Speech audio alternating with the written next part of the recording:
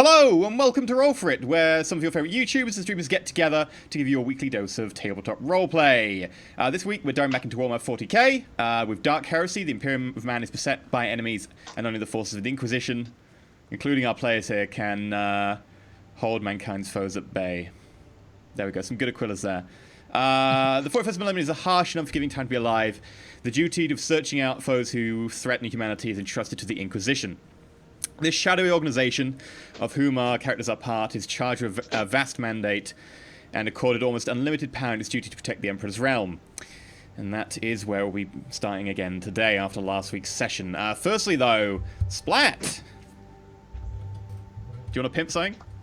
Yeah. We've got if you wanted to support the channel, we're no longer taking donations. And so the way we're trying to do this is through our Patreon now, which is patreon.com/Roll4It, where there's like different tiers that you can actually monthly support the show at, and you get cool stuff. So if you're like the $5 tier, you get access to like after show VODs where we talk about stuff and buy new gear and do fun things like that. And at the $15 tier, you get to like influence where the campaign goes by picking who we're going to fight in the future, whether it's aliens or like demons or whoever else, and we work around that. And so anyways, very, very cool thing. You should absolutely check it out. Hey, I fought Captain Plant today, and he is a badass. Do not screw with Captain Plant. Who's Captain Plant? He's the superhero that you have to fight in Tropico 5. Really? Uh-huh. Wow, I haven't played Tropico 5 in a while. I had no idea that was a feature. I didn't know either. Okay. By the way, some people have mentioned that they prefer to do tips rather than Patreon, and that is completely fine if you choose to do that way. We are perfectly happy to support in however you feel. We do have the tips still live, but we won't be pushing them as much. So feel free if you want to tip instead of doing Patreon. We're just very much glad for your support either way. And you can also use Twitch bits if you really want, and you'll get some sort of weird GIF in chat. But yeah. Bits. So last week, you went to a forge world by the name of Arnhouse. There, you managed to uncover the fact that someone was putting Mind Impulse Unit crystal type things into cybernetics that were already somewhat possessed by some sort of warp entity. You found the person responsible for this, Reclamina Glish. You then managed to kill him. You found the lithosphere, geode. I don't know what you call it, an amalgamation of crystal. But you found it, and then you destroyed it, which appeared to release whatever warp entity was inside it. You then collapsed the mine upon the remnants, and you then went through the systematic slaughter of 12,000 possible witnesses. Just to make sure... All in a day's work. Heresy, No. Let's tell it how it is. 12,000 heretics had to burn in order for the Empire to be safe. Possible it had to happen heretics. that way. If Possible we didn't burn heretics. them, they would burn us. See, the problem with calling them straight up heretics, and I have no problem with saying they're possible heretics, but we don't know. We didn't go there and check them all out.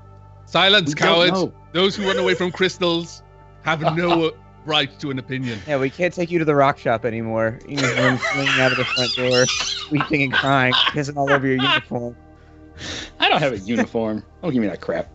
pissing Meant all to over be your funny. peasant clothing, your garb. I'm gonna take my boots. So basically, you spend effectively the next couple of months as you carefully, you do the whole paperwork section after doing the fun bit of your investigation. You stay there, you fill out some paperwork, you explain to certain Mechanicus representatives on the planet what has happened, you check out for the stench of any more heresy, of which you find no real evidence. You then go forth and, thank you very much, Chaos Dispenser, we got a big tip there. Thank you very much. And you go forth and you basically do the good old-fashioned paperwork, the legwork, and you also supervise the removal of 12,000 heretics, and also the setup of some temporary furnaces nearby, because quite frankly, getting 12,500 bodies from one place to another place is not quite as easy as just setting up one of the Mechanicus portable furnaces nearby, which you dump all the bodies into just to make sure. So that is where we come back. A couple of months later down the line, Shen Shen has a question for teacher. Don't we have any underlings who can do all the paperwork for us? We shouldn't have to do the paperwork ourselves. You No, we are the underlings. You are Yeah, the we are the Aw. underlings.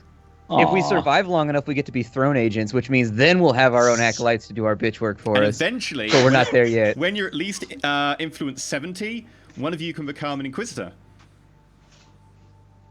That's You a have ways off, influence? though. Yeah, you have to be influence 70, the GM has to allow it, and you have to be a certain character who can sort of fulfill that role, and it makes sense in terms of the party. The party agrees, because quite frankly, I wouldn't want to foist anyone as Inquisitor. Everyone else goes, no.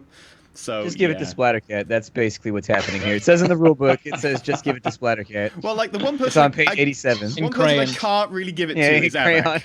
But other than that, yeah, I know you're vying for that. So yeah, that's where we come back. 2 months down the line.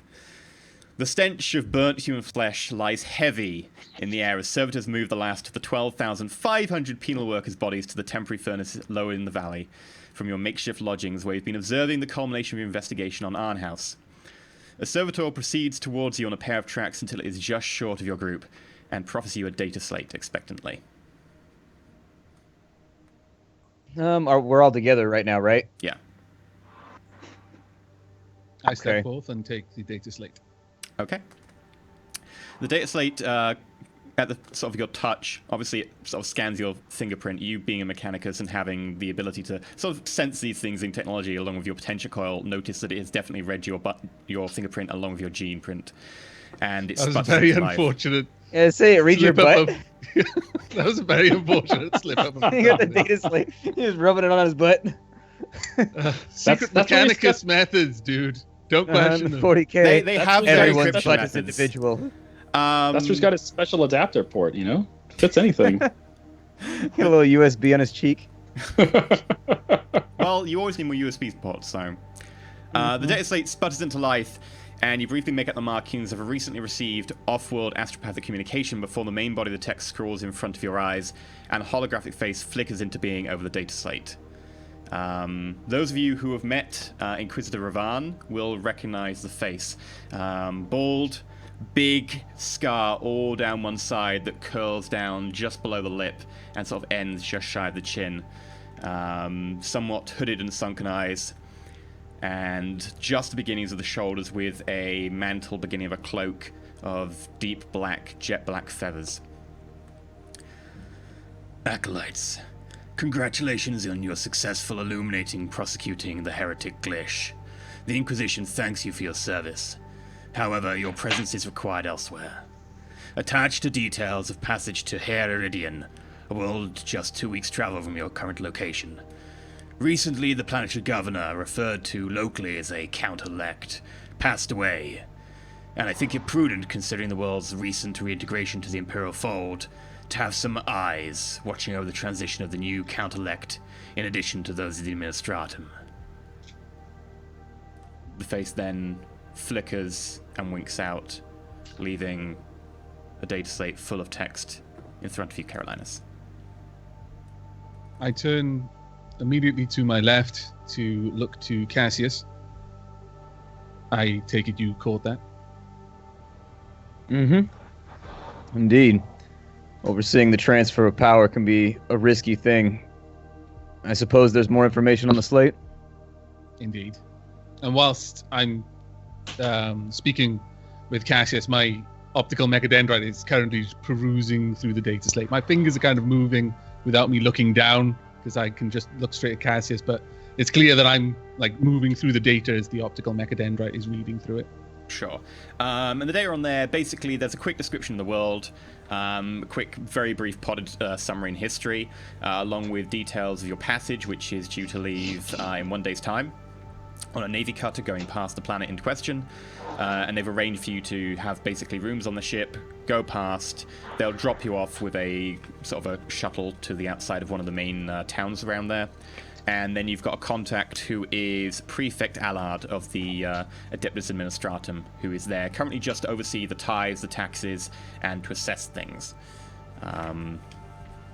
As far as that person knows, they just know that you've been told that effectively you were going there, you have unlimited power. They haven't been told in so many words that you're from the Inquisition, but they have been told that you effectively can do pretty much what you want. In terms of what your cover is going there, the only details that will be provided to you is you will be attached to the Administratum If you want to make any deeper cover or any more fancy reasons, that's up to you. Is there any... You said there's brief details about the world. Are there any details on the type of world, its populace, the city in question that we're going to be landing next to? Sure. So the world is a feudal world. It was recently rediscovered from the warp storm that's been retreating in the area. This is actually just one subsector over, so it's the same warp storm. I'll actually pull up the map so people can see what's going on at home.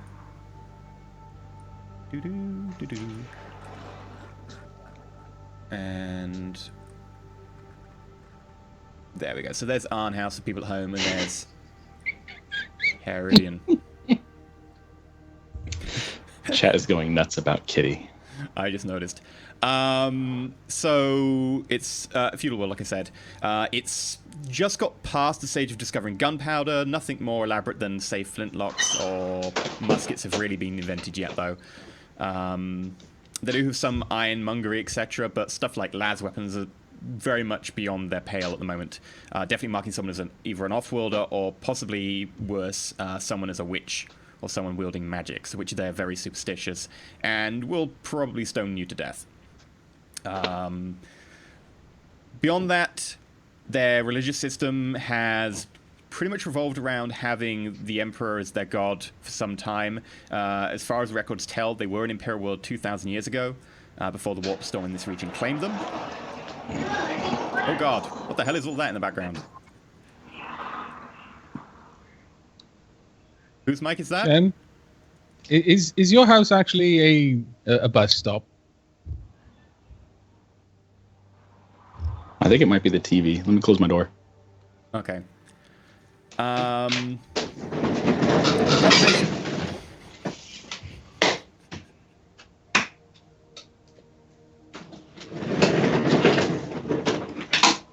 God damn it, Skype. Population of the world is currently marked at about 14 million, spread out in a number of different regions, etc., all over the world. However, most of the... How large is this world, for just an estimate of its population density? In terms of its size, it's probably best to measure it by, effectively, its gravity. Its gravity is about 1.02 G, so it's as similar to Terran gravity as you can really get. I mean, to be fair, Jupiter is much more massive than its size would imply, but... Well, yeah, but that's not a rocky body, whereas pretty much every colonized normal world will be a rocky body. Beyond that, most of the central population takes place in one town, the town of Burnham. It's more so a city now, if anything, and the population seems to congregate there, mainly because a lot of the Imperial outside influence comes down near there. There's actually effectively an old fortified castle that's been taken over by a number of the Administratum and by some of the Arbites, and from which they operate, although they don't tend to operate much outside because it's a bit of a culture shock for people living there, considering they've got a very feudal lifestyle. Okay. Turning back to Cassius, I run through some of the more mundane information, such as the population, the cities where the population congregates, that sort of stuff. I make notes of the castle. But specifically, I draw attention, I'm tapping on the data slate at this point, to the fact that it's a feudal world, and that we will, our quasi-cover is working with the Administratum. This will very much be your area of expertise. I'm neither comfortable with primitives, nor am I comfortable with the Administratum. Well, I don't much appreciate being associated with primitives. At the same time, the Administratum, I have spent a bit of time dealing with their bureaucracy, and so we might be okay there. In general, though, does it say anything about what our mission is, or is it just we'll check in once we arrive on the planet, and we'll figure it out once we talk to the Administratum? Because so far the information seems to be somewhat cryptic. Just keep an eye on things while they transition power. That's a pretty broad net to throw. Well, given the heresy that we found on this world, which only recently emerged from the same warp storm, it could be that there are concerns of similar nests of heresy already being in place on this world. Beyond that, you know as much as I. Okay. I dodge out of the way of a speeder. Whoever that was, you need to put push to talk on your mic. Shen, your It's mic's gotta the be only me. one that's lighting up. Yeah. Yeah. I turned it down to 80%. It's got to be me. I don't know how to do that. I'll figure it out. You guys keep going. Yeah, the details in terms of the mission on there are effectively that the previous count-elect, which is the count who is effectively planetary governor, who is elected by the counts of the world, died only 2 days hence. And they effectively need to all have them meet up to the count's vigil, where they then have several days of which they then elect the new count-elect, who then represents the world. To make sure this goes well, especially since this is the first Count's Vigil since they came out of the Warp Storm, you're effectively there to watch, to make sure nothing goes wrong, to make sure there's no heresies involved, make sure that the right person gets in, etc., and to report anything particularly untoward or anything particularly dodgy about the new Count-elect if something dodgy comes up that's not, heresy-worthy, just to make sure that everything goes fine, smoothly. Check upon the old Count-elect to make sure that his affairs are in order, that sort of stuff. All right, Can you well, guys hear my- me when I speak? Yes. Yeah. Yep. Well, I should think that since we're going to a world where I would assume superstition is high, we probably want to leave most of our modern weapons back wherever. I mean, if we are going to bring them, you keep them well concealed. In general, I won't be practicing any of my abilities or anything like that. That would be wise. I can only imagine that a population this primitive would regard your particular talents as witchcraft. Then I We know suppose we'll what go in. happens to witches. Indeed. All right. Well, that's fine. I'm skilled enough with a blade, but as for the rest of you, we'll have to come up with some form of cover, because if we go in blasting las weapons and firing off stubbers, I sincerely doubt it's going to go well for us, regardless of how outgunned we have our primitive foe. But either way, it seems like it's just guard duty, so I say we be on our way and just keep a low profile and things should be fine. There is a note that your contact, Prefect Allard, who's in charge of the administratum presence there, will also be able to procure any equipment you want using the funds you have at your disposal. And if you can pull any, influence here or there to be able to try and get things arranged, then he will effectively make sure that they are ready for you.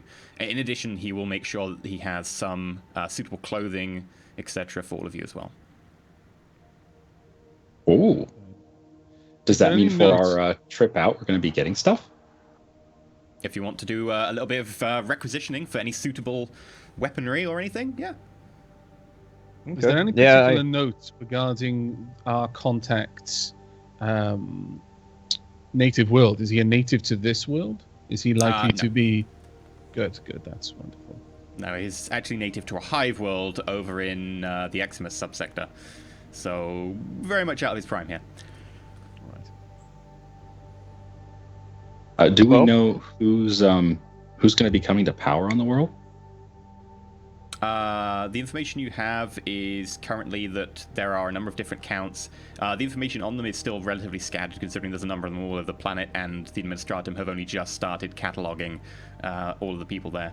However, there are a few scattered names, including Bergman, Lutold, Metz, Hess, and a few others. So we've got a number of lords vying for power. In the case of my homeworld, things like this rapidly become violent, and so we'll want to be careful who we decide to back and whose toes we step on. But there'll be plenty of time for that once we've got 2 weeks on a transport before we even remotely arrive on Iridian. So we can flesh out the details once we enter the warp. I nod Well, to that.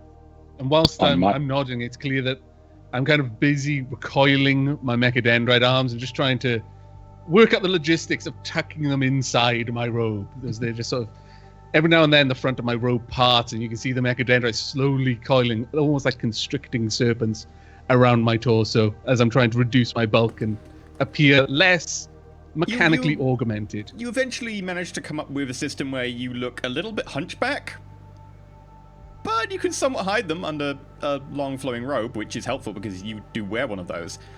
Indeed.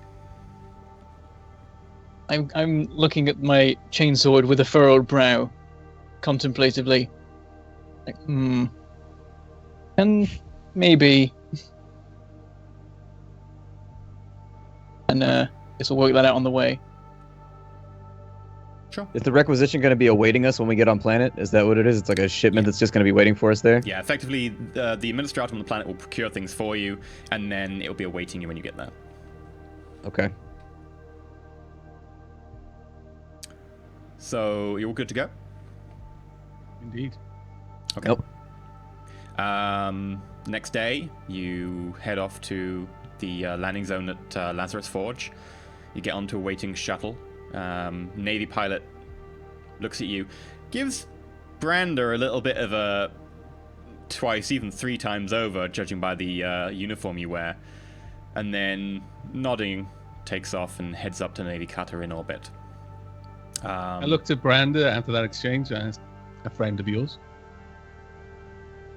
I was just confused by the uniform as to why I'm just taking transport on a ship rather than serving on one. Maybe he thinks you a deserter. If he thought him a deserter, he'd likely have shot him. That may still happen. I keep quiet. Fair enough. You get up to the cutter, and you begin moving out system, ready to take your voyage into the warp along to HAER. So, along the way, you can easily requisition, send messages via the astropath and ask for the Administratum contact to get you stuff. Is there anything you would like to get using your influence? Before I attempt to requisition anything, I request a private audience with Cassius in his quarters. Yeah, of course.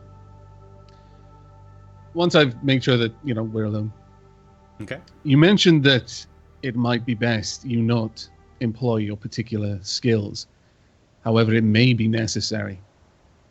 From mutterings I've overheard here and there, and some comments you've made directly, I understand you're able to alter the fidelity of a person's memories. It's true. I can take things and I can move them around. I can access their mind and look through their memories as easily as, you scan through a data slate. A disquieting but undeniably useful ability. We may have need of this. It will be difficult, I imagine, to conceal our nature from the locals, but it would be in our best interest if they don't ask such questions. Yes, we're in agreement. I think that should we have anyone find any incriminating information about us, or at least witness any actions undertaken, I can handle them. That is good. It may be more difficult for me to hide my off-world nature than others, but it seems that our companions are fond of weaponry that would be very difficult to explain on a world such as this. I think it will only be a matter of time before we're exposed, but we'll try to come up with the best that we can, maybe conceal some of the things that they're proficient with, and in the best of cases, maybe we'll fly under the radar for a little bit. And if we do not, in such a situation, how many can you affect? One at a time. This is a limited power. It's not one where I can tap into an entire group and leave them all stunned. I need time to sit down with the person and access their mind and slowly wipe everything away. So I can do several, but it's going to take me quite a bit of time. And so we would want to limit the influence. We want to limit our wake once we land on the planet because there's only so much damage control that I can do. Therefore, should we be discovered, would you say it is in the best interest of the Emperor, the Omnisire, our Inquisitor, that any witnesses be dealt with in a more final manner? I would ask the heretics back on Arnhouse how I feel about that. Anything is worthwhile so long as the Emperor is protected. I nod. And it's clear that I've said my piece and I've got the answers that I want, and I go to leave. Okay. So, requisitions, what do you want to grab? Oh boy, oh boy, oh boy, oh boy. Do you want your fuel plate? Yes. Can we do Okay. that? So what is the availability on feudal plate armor? Scarce. So -10. Okay. You are going, however, to a feudal world where that stuff is significantly more common than most of the Imperium, so it does have a +10, so they basically cancel out. So the way that, basically, if you're requisitioning something, the way a requisition roll works for you at home is you roll a stat called your influence. This stat you cannot grow using XP, it only grows narratively. Finishing the last mission, they all got +1 influence. So, there's a -10 because of the item's rarity. Feudal plate is scarce, which is a -10, but there's a +10 because it's feudal plate, this is a feudal world. So, yeah, roll your influence. Oh boy. Now you said we get 2 chances at this, or is it just 1 chance? You get 2 influence rolls per mission is the sort of homebrew rule we've got in place. Gotcha. So you can do it once, you can do it twice if you want.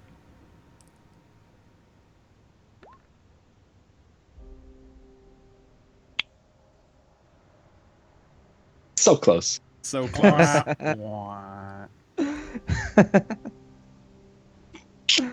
No. What the hell is that? Hacks. What? Hacks. What? What? Never No. lucky rubber ducky. Dude. That's... Lyco 28 is my it's all influence. good. You know what? We're just gonna kidnap some fool who has this shit, and we're gonna beat it out of him. We're gonna take it. That's what's gonna happen. Might be the wrong size though. That was Okay. glorious. anyone else? Anyone like to else? get anything? I'll roll for the same thing, actually. It seems suitable. What, feudal plate? Yeah. Bear in mind that does reduce your agility to 25 when wearing it. Yeah, my agility's 25, so works out for me. Okay. Yeah, I do remember Cash is not moving very far. That's a 41. You can do it, Right, man. It's yeah. a 1 in 4. No. No. Nope. 44, no. Brando, is there anything you want to get? Brando, you still there? Brando is deceptively still. Brandon may have Dum-dum? crashed. On his end, not ours. So it's Oh not just yeah, He left the landed call. on EXE. there we go. He's fine. Okay. See, this is he was a deserter. We gotta watch out. He just tried to desert us too. Man, he's Okay, just a everyone's- stream. Crashed. While we were on this call to the planet to see if they can requisition this shit, someone took out Brander. That guy caught up with him and popped him. He's gone. Telling you. Can we I'm make just that like, as canon? you're doing this, Brandon just gets in a shuttle and just flies at launch bay. Uh-oh, a that's terrible good idea for when Can cameras. half of this? Can half of this be him rolling a new character? Can we just make this canon? He just got assassinated. We showed up. It is gone. Yeah, pretty He's much. a victim of the warp. Oh yeah, all the cameras are messed up now. Yeah, basically, As soon as he Carolinus, comes back. if you want to do your requisition rolls, and if he doesn't come back by then, I'll start messing with cameras. Okay, before I do that, would Carolinus, looking at the data slate, would he be able to discern whether someone walking around with a musket, like, are they militia? Is being armed with something like a rifle, and you know, a thematically appropriate rifle, is that It considered? would be like, well, you're walking around with a rifle on a hive world. It would be like, why are you doing that? It's not necessarily always illegal, especially on like feudal world where the laws are a lot more lax. It would be a case of it's not necessarily legal unless like the local militia think it's illegal, but then you've got credentials that should be fine if you need. But you could get away with it. It would draw some attention. And also looking through the information, what kind of medical facilities and practitioners are typical on this world? Not many. I imagine they nothing have you doctors, would- they have... Nothing you would call modern medicine by any stretch No, of the of course. imagination. Come on, Avac, you've played Crusader Effectively, Kings what, too. what Carolinus is looking for is a way to be that kind of person. Like, would especially, you know, kings and nobility, that sort of thing, especially high dignitaries, have a personal physician? It was common Yeah, enough they in would have a Roman time. personal physician. They might also be able to pull enough strings if they are high enough rank that they could possibly get someone from off-world. But that would be pushing it. Most of the time, the doctors themselves do tend to be just medicine men. People would be like, right, or just pack your wound with sugar and and just like a bit of tar it Well, up to make sure it gets antiseptic. Would I be able to glean any sort of information on the kind of garb and, sort of pouches, things like that medicine men would have? Because I would like to requisition something that would allow him to disguise himself better as someone of that profession. Sure, if you pass those messages along, then the robes that you get will effectively be somewhat along those lines. There doesn't seem to be any sort of formal wear for medicine men in those of you what you know, but beyond that, Okay, what would I need okay. to roll for requisition roll for effectively the correct kind of clothing to be able to pose as a physician, a personal physician of some dignitary? It's basically just formal wear. There's no sort of set uniform, so effectively the formal wear that is suitable for someone of that status, standing, will be provided for you because you asked. Since they are providing you some wear anyway, but there's nothing set. There's no uniform. Okay. So would I just count one of my requisitions as being that, or is that? No. That's 3. They would provide clothing for 3. Well, given that, then there's nothing that I would like to requisition out of this, because everything seems like it would raise or rather reduce our subtlety. So he may as well just roll with a concealed pistol that he can use in a pinch. Sure. That, he's full of mechanical arms. If anyone really looks too close, he's busted no matter what he does. So. Okay. You get to be our hunchback, though. Sanctuary! Sanctuary! Spend the whole trip just banging on church doors. Branda, do you want to requisition anything? Hello. I would like a flintlock pistol, Okay. which I standard did or have up multi-barrel? until everything crashed. Would you like a standard flintlock or a multi-barrel flintlock? I will go for the standard. Okay, so I believe that's a +10. You should get 2 of them. That way you can have them on a brace, just like old pirates, where you just pull a gun and shoot and drop over and over again. That's the coolest. Let me just double check. Flintlock, pistol. +10, +20 on feudal, so you'll be at +30 for this test. Okay. Damn it. With +30, that's so harsh. Man, requisition rolls today are not great. Oh. I'll try again. Okay, go for it. See if we get enough. See if we get the same again. There we go. Yes, There it and you is. pass with 2 degrees of success. Which does not get you any more extra ammo. So you get effectively the flintlock pistol and the standard 2 clips, which is effectively 2 shots. Oh, jeez. Yeah. When requisitioning a weapon, you get a extra clip for every 2 degrees of success past the first. So 3rd, 5th, 7th. You got only 2 degrees of success. You didn't get any extra. Okay. Sadly. Well, Can I flintlock. request more then? If you had another requisition roll, which you don't. I never actually used my ones from last week.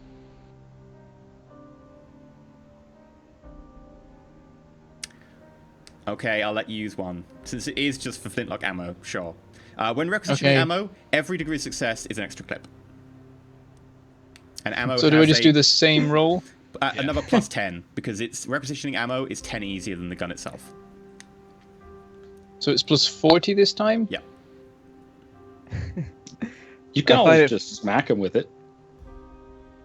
I find it funny that we're going to arrive on the planet and you'd be like, I used all of the force of the Inquisition to get you 2 bullets. Like, God damn it. Literally, you're going to get there. What are you getting? A flintlock pistol and 2 bullets. No one could get anything.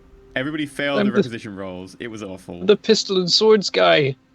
I can fire 2 shots. Requisition anything. See, here's the thing though. We have money, right? Can't we just go to a local shop once we get there and see if we can get this stuff, or does this count as our attempt? This counts as your attempt. Because when you get there, you would need to pull on your certain privileges, your effectively your stipend to be converted into local currency to be done. So this is effectively it. And I've effectively said the person will get it for you to save from having to do shopping trips in the middle of the game. If you ask Caroline No really shopping. nicely, he won't have any problem walking into a shop, murdering everyone with cyber octopus arms, and then walking see- out with the inventory shop. I'm okay with this. Dark Heresy First Edition did this a lot better. Like, you just had money, and you were like, yes, I want this thing. here is my money. Yeah. I prefer Dark Heresy First Edition for the early game. The late game, Requisition makes sense. The early game... Yeah. The late game, when you are literally so well known, people will literally just give you things. It's like, oh, Then I it need makes a lot to more buy a bolt pistol. It's like, really? I'm Lord Sector Commander. Sure. But yeah, okay, so unfortunately, your Ministrom contact tells you that most of the weaponry has been already handed out to local militia. Most of the standing armies around the place do seem to be bulking up their defenses because they're a little bit worried about infighting, so one side gets weaponry, so the other side gets weaponry, all the neighbors get weaponry, so they're a little bit short on arms and supplies currently, since that is effectively what you asked for. Well, it looks like we're stuck with what we have. However, 2 weeks later, you do make it to Heresy. The Navy catapults into orbit, and your Navy pilot takes you down. Slowly as you pass through the cloud layer, you see a world below you that is fairly reminiscent of most Terran-type worlds. There are oceans, there are good tracts of land, there are a few blots here and there where it looks like they're very browned earth, sort of just bare, scavenged desert that seems to be much more reminiscent of any sort of industrial or forge world. It looks very much older and is totally, as far as you can tell, not colonized. However, as you get lower and lower in the atmosphere onto the night side, you notice a small speck in the distance which gets larger and larger until you notice what appears to be a city. Not a city by the standards of some of you who come from much bigger worlds, or... I'm trying to think who actually came from bigger worlds. There are two of you who came from bigger worlds, certainly. One of you having come from space, the other one from another feudal world. To be fair, my ship probably had a higher population anyway. Possibly. But would a summary of this city be that it's the Imperial's footstep on this planet, and it's basically kind of up to Imperial standards? Nope. And the rest of everything around it is just not? No? Nope. Okay. As you go past the city, you notice that you can just about make out that the city is a lot more populated than you would think. The small lights here and there tend to be torches and lanterns, rather than the normal glow of city lights all over the place. And you notice an impending sheer castle brick wall in front of you, made from giant shaped boulders of stone rather than any actual masonry normally that you would associate. Nothing particularly advanced. Garrett, actually, you are familiar with this. It would be a very large but fairly typical sort of stone-built castle. As you go over the lip, you notice that the inside of this area that has got 5 walls around it is in fact a lot more modern. The insides are plasteel and concrete. There's a couple of orbital insertion craft landed here, and you pull down next to them with a throng of people going around. There's some Navy personnel. There seems to be some guards and arbites. And there is, in fact, at least one tech priest you can see in the distance with a couple of Mechandrites working on one of the landed spacecraft. The rear ramp opens with a hiss of steam, and you smell what appears to be a feudal world of quite standard proportions for Garrett. Everyone else, there is certainly a pungent smell of manure in the distance, along with the more local smells of a little bit of engine oil and coolant from the engine itself. And you step off the craft, you're in a new world. Ah. On the trip here in the 2 weeks, would Garrett have made small talk or discussed the fact that he's from a world similar to this with the rest of the group at all? Oh, yeah, I definitely would have brought this up with Cassius, because he spoke to me on the last trip out there. He at least made a freaking effort to get to know me. The rest of you guys are aloof as hell, though. But yeah, we would have had a little small talk with Cassius. Maybe discuss what my world was like. Maybe it would be something similar enough. But I've never heard of this world, so it's hard to really give any good information on it.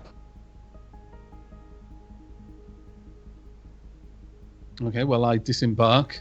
Though I seem halting, as if I'm waiting for Cassius to take the lead. Cassius steps out, not having had a low stick in quite a bit, lights up real fast before stepping down the ramp, and has a look around. I'm going to use an inquiry to see if I can figure out who was our contact on the planet. Who are we looking for? Prefect Allard. Prefect Allard. Okay. I'm going to use inquiry to see if I can figure out the location of Prefect Allard. Sure. Are there any pluses or minuses?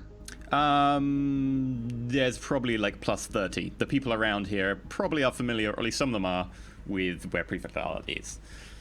Okay. Yeah, so that's 3 degrees of success. Quite quickly, you go and you ask around, and a couple of native personnel point you to some of the Arbites, and the Arbites say, yeah, the Administratum section is that wall over there. And you find that the walls are actually very thick buttresses, so thick in the fact that they have rooms in them. One entire face of the Pentagon is in fact made up of Administratum officials, and you walk in and you go through effectively these concrete blast doors, and then you start seeing cognites, rows of them, banks of scribes and data slates just working through material. There are lecterns filled with bits of old parchment, wax seals next to people who are trying to furiously type it into the actual cognites themselves so that they can process information. This is what it looks like when Administratum officials have to take tithes from a planet that has not really got past the Quillen ink. You ask around a bit more, and you eventually find your way up to one of the offices, which is marked on the outside as belonging to Prefect Allard of the Adeptus Administratum. Okay. Is the door open? It is closed. I knock on it several times. Come in. I slide the door open and hold it for my companions to go through. Okay. And as you all file in, you notice that the man behind the desk is wearing what appears to be sort of greyish robe with banding along one side that seems to indicate some sort of rank or formality. Along with this, the man seems to be pretty much roughly middle-aged, about 40-ish as far as you can tell. You don't know about any Juve treatments the guy's had. Sort of browning hair that seems to be sort of losing at the front. Seems a little bit weathered, and you would guess from the sunken eyes like he hasn't much sleep recently. Are you the visitors I sent to expect? I step forward and I go, "Indeed I am, Prefect Allard," and I give him kind of a low bow. Whilst they're conversing, is the desk the prefect has, does it have like paperwork or any kind of work on it? It is covered in a combination of parchment, some more modern sort of papier sort of dossier stuff, along with data slates, and then the desk itself actually has an inbuilt cognite unit that you can see one screen is sort of propped open on the side. While I stand back, would I be able to specifically train my attention on the desk, just looking for any indication of just any interesting information, like things that are going wrong that aren't just record keeping? Sure. Okay, yeah, you can study this for a little while, looking at effectively every single word that is visible to you, and we'll come to that in a minute once you manage to process that information. Sorry, I don't actually have any of your names. Of course. You may address me. I'm Cassius. This is Carolinus. This is Garrett. And this is Brander, I say, pointing to each person in the group. We've been sent on behalf of the We've been sent on behalf of the Administratum to assist you as you go through this power transition. We've heard that you've lost a local planetary governor or something of the sort, and our job is just to facilitate and lubricate the process of moving from one to the next. Yeah, the count-elect. Although I was to understand that we were perfectly sufficiently equipped at the moment to be able to do that. They're flying in some more officials from off-world. What position do you have within the Administratum? What is your training? My training is simply as a diplomat. I'm mostly here to speak and just make sure that communication is smooth in between parties. As for the remainder of my group, some of them are warriors, and as you can see here, we also have a tech priest with us to assist with any technological issues you may have, but I'm not sure. Make a deceive roll at +10. Sure. Go, face, go! As he mentions that, and actually addresses me as a tech priest, my robes kind of unfurl and the mechadendrites just uncoil. And it's as if I'm relieved to not have to have this bulk just wrapped around me. I make room for them. I'm going to go ahead and shuffle. I'm going to fate that one. Okay, first fate point of the night is already out the door. It's my job. I mean, you know. Okay, how many degrees of success is that for? What's that? You can automatically succeed on... Oh, doesn't apply to deceive checks? No, it's charm, interrogate, intimidate, and command. Okay. that I can so you have to roll automatically again. pass. Okay. Which is kind of funny because I don't even have command as a skill, and yet I can automatically pass at it using my special ability. That's Try pretty this convenient. again. So the reroll also fails. Not in the 3 cards. worse. He side-eyes you a bit, but sort of shakes his head and goes, I mean, your credentials check out, so who am I to argue? Sure. Am I to assume you're in my chain of command? Am I meant to give you orders, or are you meant to freewheel, or am I meant to report to you? As far as I understand, there is no real chain of command here. Instead, we're supposed to be working in tandem in order to make everything go smoothly. I will defer to you, however, as you have experience on this planet, and feel free to send us where you think you need us in order to get this done properly. Okay. Well, quite frankly, still going okay at the moment. The actual vigil of the counts is not scheduled for another, I don't know, 2 weeks, so quite frankly, there's not much to do at the moment. I mean, if you want to pop over to the old Count-Elect's house, they're currently going through all the belongings, currently sending off most of them, pawning them off. You could check out there, see how people are getting on. I believe a couple of the prospective Count-Elects have come by to give their condolences, etc. I mean, those who have travelled from further away, of course, they have to come by some of the local beasts. I believe mostly horses of some description. Has the body of the Count-Elect been examined for any foul play as of yet? Or has it been determined all be on the level? As far as I know, I believe that the Medici around here have given it a proper, modern autopsy, or at least a cursory autopsy. It appears the guy just died from exhaustion, as far as I can tell. Nothing really suspicious. No knife wounds, no poisons detected in the system, no gunshots, etc. Modern or primitive. Seems to be Did just the Count a shot have gave out eventually. Did the Count have any enemies or anyone that would have liked to have succeeded him? Was his position contested hotly, or was he just largely accepted as the authority figure around here? You must be new to this. Yeah, well, being planetary governor, I mean, they can call it Count-Elect whatever they want. There's always going to be people wanting the position of you. Especially when, you know, the Imperium's just made contact again, and they've got a lot riding on this. The position of Count-Elect on a planet such as this, with contact with the Imperium, holds a lot more power than it does on most worlds. You'll forgive my ignorance. Unfortunately, I travel to many worlds, and sometimes the customs are strange, and some are more unruly and less likely to be ruled than others, so I simply wanted to solidify my understanding. Yeah, of course. And the way he says of course, he's just like, yeah, you know, whatever. Kind of like, not offhand, like, to be, like, rude, but he doesn't really fully believe you, but he understands that, you know, you've got good credentials. Yeah, well, if you want to check there, I can provide you a map. And he sort of rifles through the papers in front of you and pulls out a heavy parchment. That seems to have been done in some quite fancy but primitive calligraphy. Garrett, you would think this was a quite nice map. Quite well done. The rest of you will be like, what is this? Like parchment? What? Is this a pirate treasure? Yeah, pretty much. So yeah, it dumps that in front of you. And he also then produces a sack nearby. I believe this is the stuff that you were asked some of my acolytes to get. I've been leaving it in my room for the moment, but if you want to take it off my hands, there should be some robes in there. I believe one of you asked for some robes belonging to, suitable for a medic man or something. Some in there. The rest of it is somewhat middle class. And I believe there is also a flintlock in there. One of the few remaining in the city.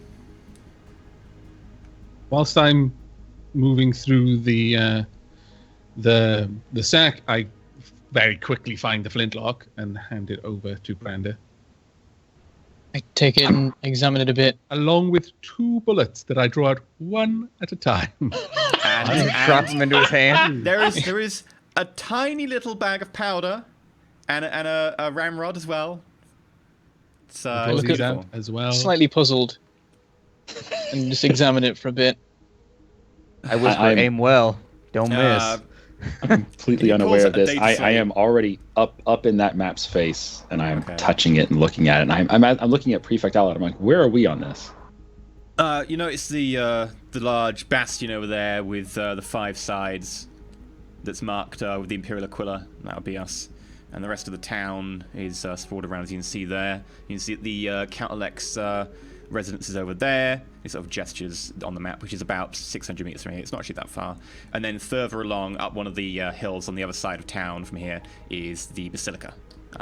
It is quite an impressive construct of cut stone, although most of you would be like, that's actually pretty small by Imperial standards for especially some of our worlds.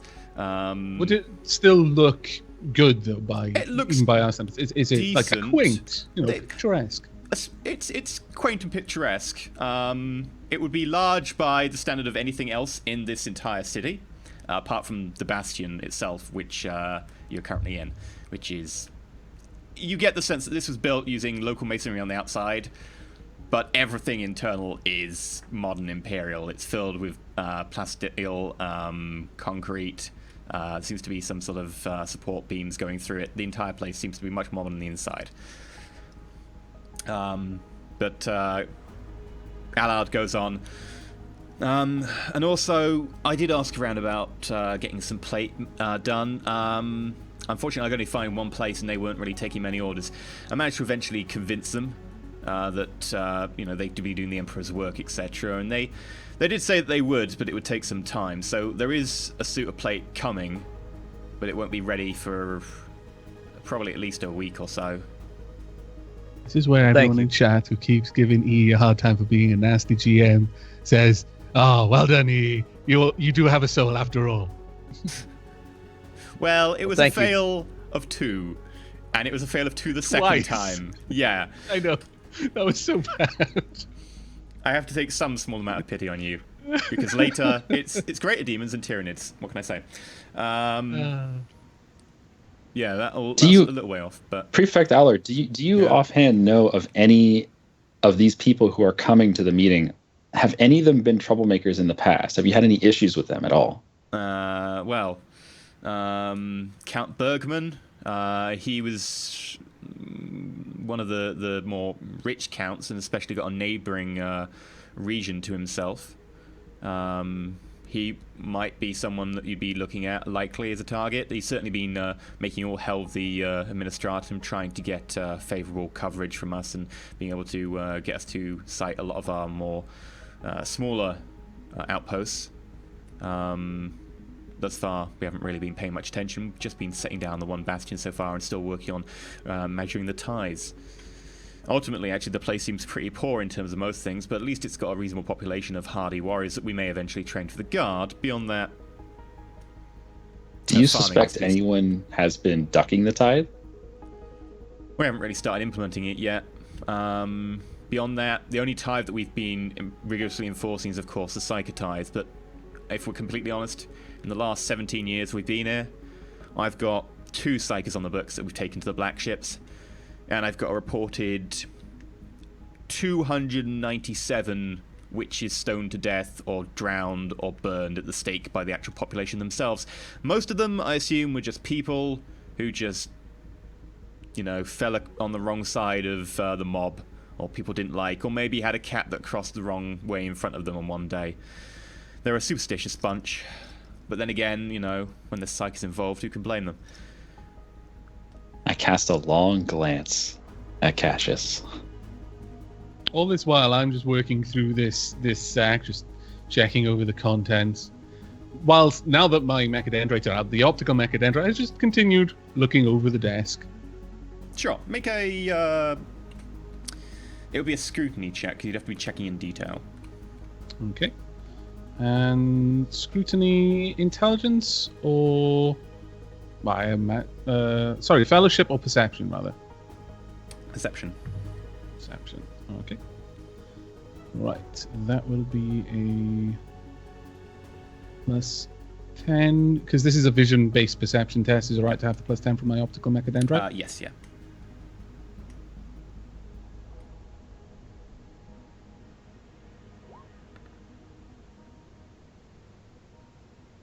34 Nice. 35. Yeah, you do manage to pick up some basic local knowledge. Couple of bits of information here or there. Certainly some background information on the world itself, which seems to be very much in detail about the amounts of grain that they could possibly ship, the amounts of people that they could possibly ship.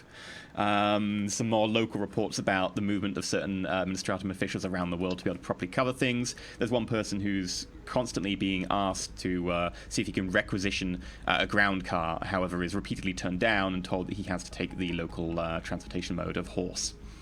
Beyond that, nothing particularly in detail catches your eye, but it may come in useful later. I'll let you know. Okay. Right, well, if there's anything else, would you want accommodation here in the Bastion, or would you want accommodation down in the town? I've arranged to have an inn, have some bunks in case you wanted that. I should think the Bastion would be best. Right, the Bastion is. We've got some rooms available in the administratum quarters.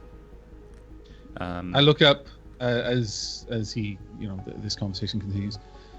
If it would be possible, for the sake of posterity and our records, might I have a look at the corpse? Sure. You'll have to go down and ask in town. I believe it is currently on display in the Basilica. The autopsy having already been performed, but should you be able to convince them to give you an extra try? I mean, you can say that the administratum signed off on it, and I'll write you something to that effect. And he quickly pulls out a pot of ink and a quill. This quill is actually made of metal and has some more technological features to it. It does seem to function and write, calligraphically speaking, like a normal quill, as he quickly writes out something that none of you can read, because I don't believe any of you have High Gothic. No. He Which pulls is out a quill, surprising. and it's got a laser in it. Because we have ourselves a noble, and he still doesn't have High Gothic. Yeah, that really seems like an oversight on the part of the game. Like, how would a nobleman not have High Gothic? Like, it just Parents doesn't didn't make love you sense. enough to educate you. Yeah, your parents stairs. didn't love you enough to spend your XP at character creation on High Gothic. And then he pulls out a wax seal and some wax, puts the wax on, stamps the wax seal, which you notice is the seal of the administratum, with an intertwined. Wax on, wax off. The wax stays on, and then hands it to you. That should get you access, and should brook no argument with them if you want to be able to have access to the body. It just says that effectively we need to have another look for the sake of measuring the tithes, etc., to ensure the purity of the nobility here. Although in more flowery language, so they don't get annoyed that we're questioning their blood. Anything more I can do for you? I nod as I receive the parchment gratefully. Thank you for your assistance. We greatly appreciate it. If anything else should come up, be aware we are your servants and we are at your call, so let us know if anything else pertinent comes up and we'll take care of it. Sure. We'll see you when next we meet. Do you have a Vox speed or something I can contact you on? I do. I give him my microbeat information. Yeah, and he takes it and he enters it into his desk and... Alright, awesome. If I need to contact you, I can get you any time with this, so it should be fine. We've got a very powerful high gain transmitter in here, so you should be good. Fantastic. I look forward to it. We'll start our investigation on the morrow. Okay. I'll have one of my scribes show you. Bernard? Yeah, come over here. And one of the little scribes runs forwards. It looks like he's probably only about 16 or so. Hi, yeah, can I help you? You want... Yeah, okay, I'll show him to the... Oh, follow me to your bunks. And he sort of runs off up some of the stairs nearby, which go slowly up spiraling, and then shows you to 2 rooms, each of which have 2 beds bunked in them. Do we pass anything like an armory on the way?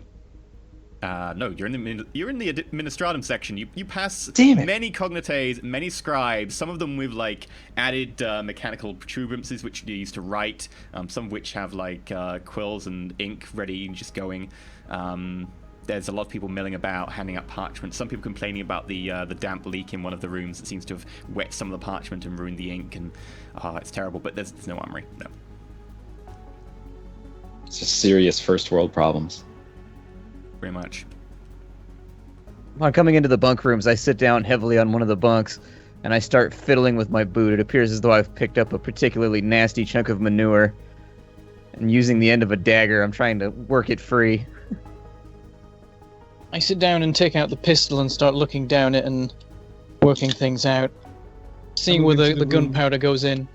I move Okay. into the room with Cassius and immediately start to properly look through the robes and various vestments that I've been given. Okay. Could I have a description of them so I know what my character's going to look like? So when your dressed? robes are effectively a red trimmed with silver around the edges, and then there's a small symbol of the Medicae, which is a somewhat bastardized form of the one used in the Imperium generally. It appears that the population used the one 2 millennia ago before they got caught in a warp storm, and it is somewhat devolved from there. It's sort of a winged protuberance with like two intertwined snakes going up. Okay. Is there anything else? Any kind of I think, like, as I said, like a tool belt or perhaps there's a book or anything pouch like that? with sort of pouches off to the side that you can wear slung over your waist. In addition, each of you has a rucksack that you can use to store whatever you want. Along with that, there is a variety of different type of hemp sacks and sackcloths and rolls that you can use to hide anything up to and including like chainsaws and rifles in, if you wish. However, if you do choose to retrieve something from that, it wouldn't exactly count as readied. Just bear that in mind. Would just OOC question: would I be able to conceal my las pistol at all? Because it's supposedly in a holster on his belt. Yeah, the robes you have are suitable enough that you could conceal it inside the robes. You would, however, not be counted as ready to draw it because it would be. Where is it? There we go. Pull it out. It's not designed to do that, and you don't really have a holster set for that. But yes, you can conceal that. Okay, well, I spend a bit of time removing my Adeptus Mechanicus robes and then wearing the Medicae robes, and with specific focus on trying to work my mechadendrites around my body as best I can in a way that would appear, using like my Medicae knowledge, that would genuinely appear that I've just got a hunch on one of my shoulders. So I'm coiling them in a very specific way rather than just wrapping them around myself. I've also got my hand cannon that is beneath the robes, but I make a point of drawing them close in order to try and conceal and draw the belt around. Make a deceive check at plus 20. Okay. Is this fellowship or intelligence? It would be fellowship, unfortunately. Okay. Pretty sure it'd be fellowship. Yes, it would be.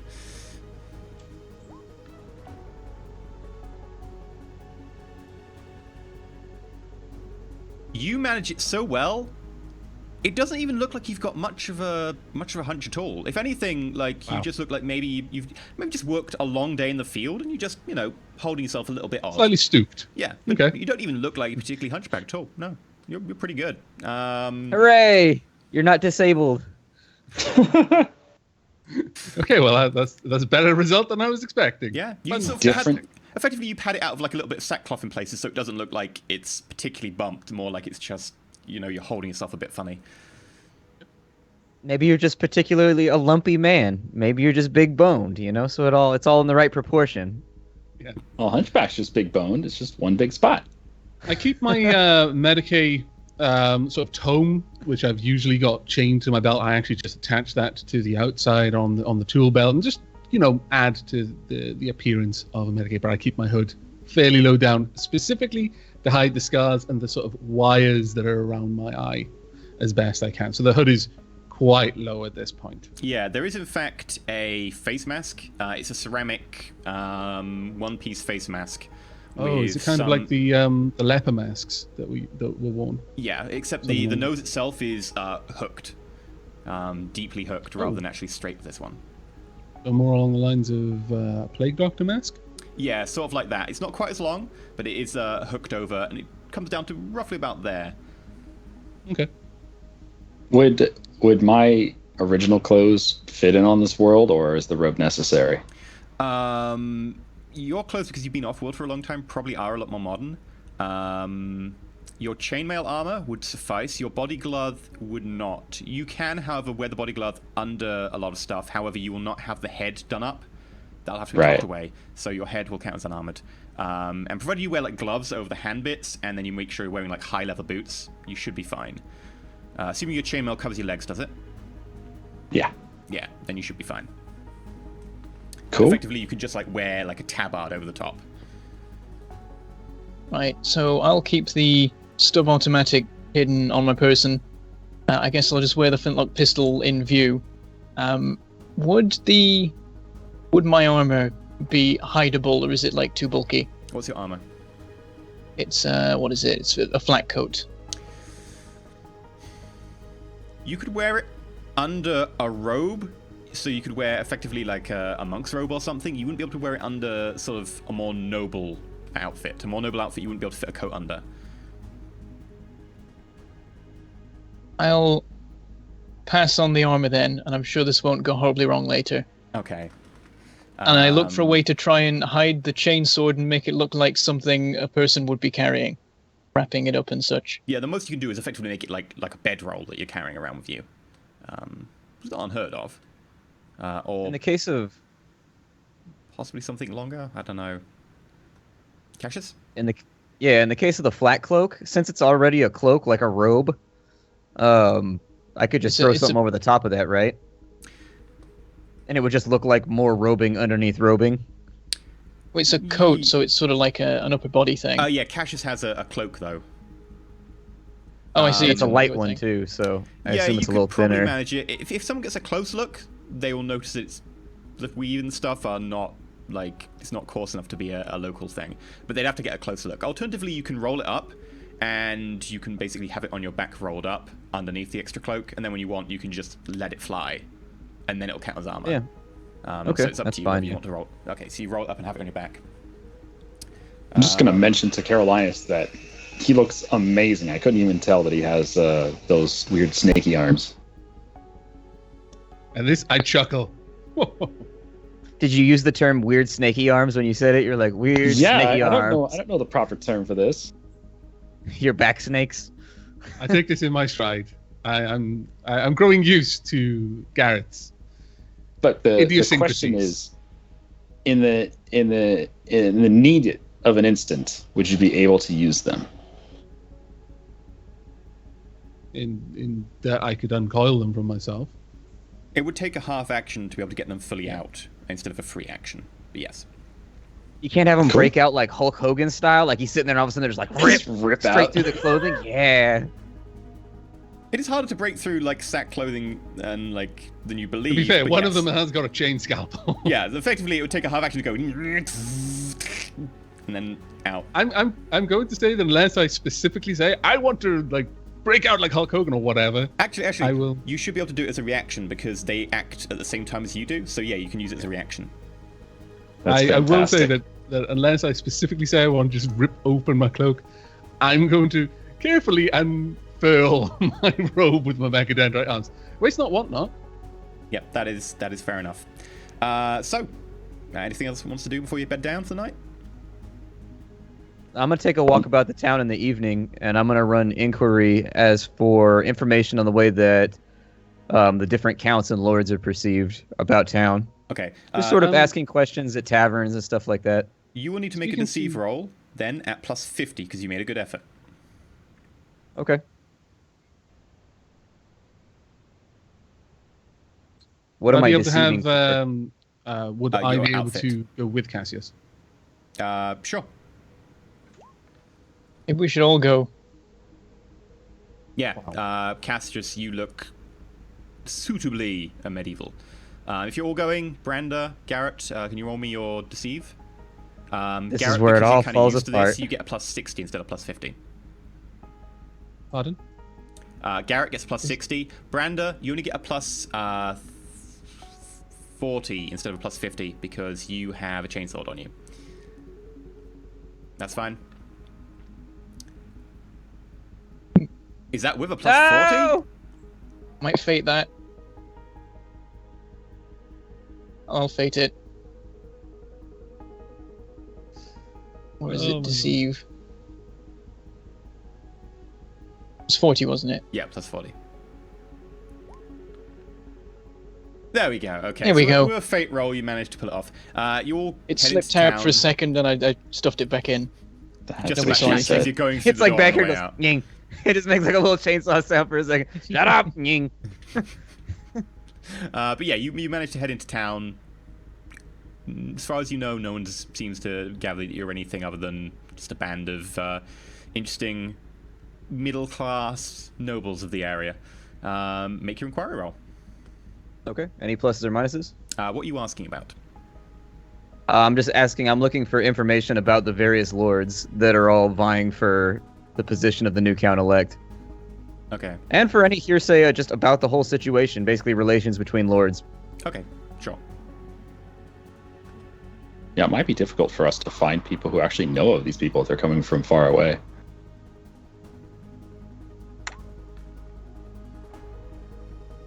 Okay, yeah, so you got 2 degrees successor.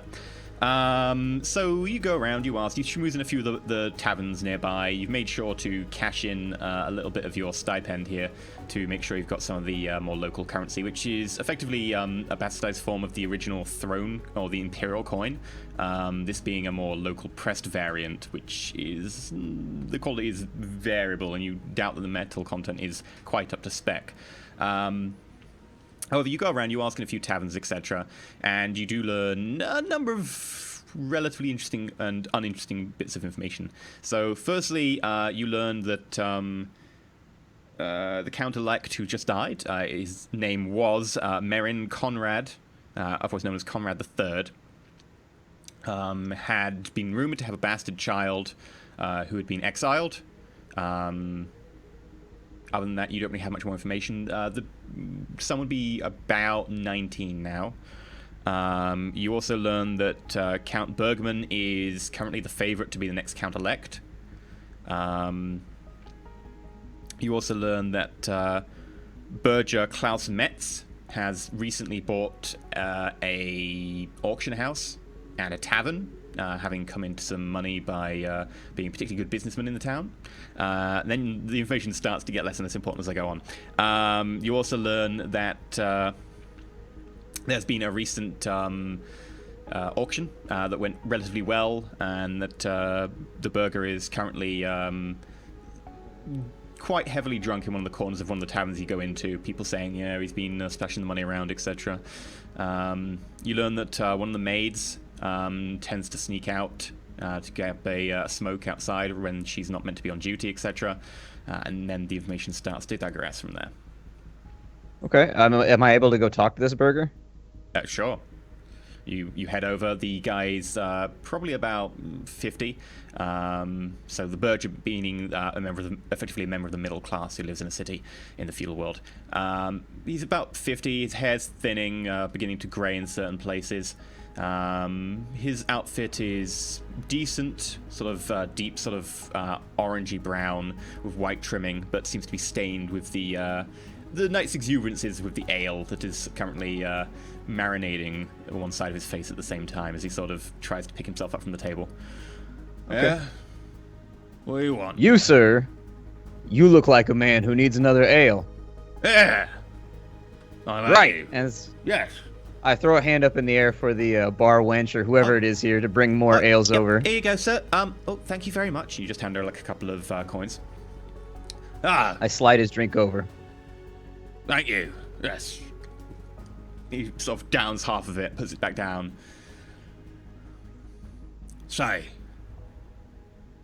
you've got an interesting face. I haven't seen this face around here. Can I interest you in something? Something's a wide definition. What is it you have to offer? Well, I've an inn. If you want to have a room. I've also got an auction house and a mine. I mean, if you're in the mood for ore, I've got some of the best silver ore on this side of Valos.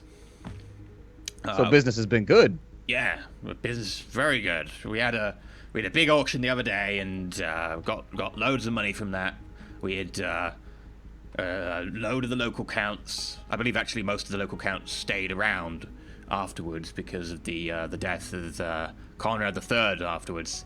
I raise my drink slightly and I go, Yes, he was a good man. Patron of my establishments. It's a shame he's gone. But, so, seeing as you've had good fortune, what was it that you sold that brought on such a good fortune? Oh, well, Well, we got a silver deal with the Ministorum for most of the ore that comes out of here for some of their silver shipments off-world. Although I'm not exactly sure what they're doing with it. The place up the hill, the big bastion, taking most of our silver, which is fine by me. They pay good.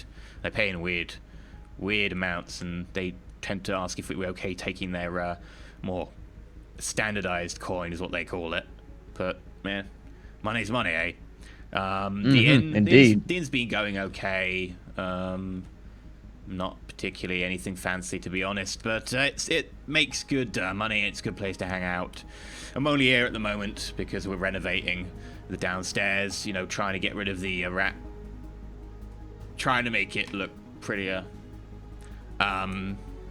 And yeah, the auction we had recently, we had a big exhibit of local artist talent. We had paintings, we had marble sculptures, we had some of these finely crafted doohickeys that one of the local mechanists make. There was like even this box that you crank something and it plays like this weird tune. It was quite something.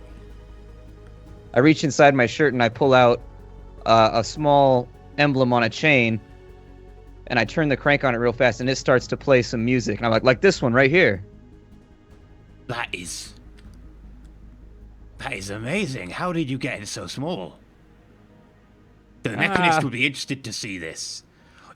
I will pay you. I will pay you 20 silver for that. It's a family heirloom. Some things, you have to have honor for your ancestors, and unfortunately, very true. 30 family silver. heirloom. It's not for sale, my friend. It's not for sale. How about another ale? Drive though? a hard bargain. 40 silver. No silver, but I'll get you an ale just to salve the burn of the fact that I can't sell. How about that? I will accept. All right, and I raise my hand again for another ale. You know, which I then slide over to he's him. now he is eyeing that. Even it's now it's under your shirt. He's. Yes, thank you. He sort of downs the remains of his own one, gets a new one, downs half of that immediately, puts it back on the table. Yes. You said something about a metal doohickey. Yes. Do you know what its origin was or where it came from? The mechanist makes them. He takes some of the local ores. Some of the ores, I believe, are in the realm controlled by Duchess Ludold. She's currently in town, actually, and Who bought the doohickey? I believe that it was Bergman. Yes. Although to be fair, Does the machinist take new orders? I should be interested in seeing what it was. Yeah, I imagine he would. Yes. I mean, Duchess Lutold herself actually is her what's the word? Sponsor, patron, person who has the relationship of paying them and providing their lodgings. Anyway, so she is a patron of his works. So should I contact the Duchess first if I wanted to procure his work, or should I just go contact him directly? I think you'd be okay to contact directly. I don't see there being a problem with that. Yeah, this should be fine. You know where I should find him? Well, you'd have to travel a good 2 days northwest of here until you get to Altum. I believe that is where he is currently established. I don't believe the Duchess brought him in her entourage. I procured them for the auction via messenger. I didn't actually get the mechanist in personally. But his products are well renowned, and if you want me to ask and acquire something for you, I can do so for a very small, modest fee.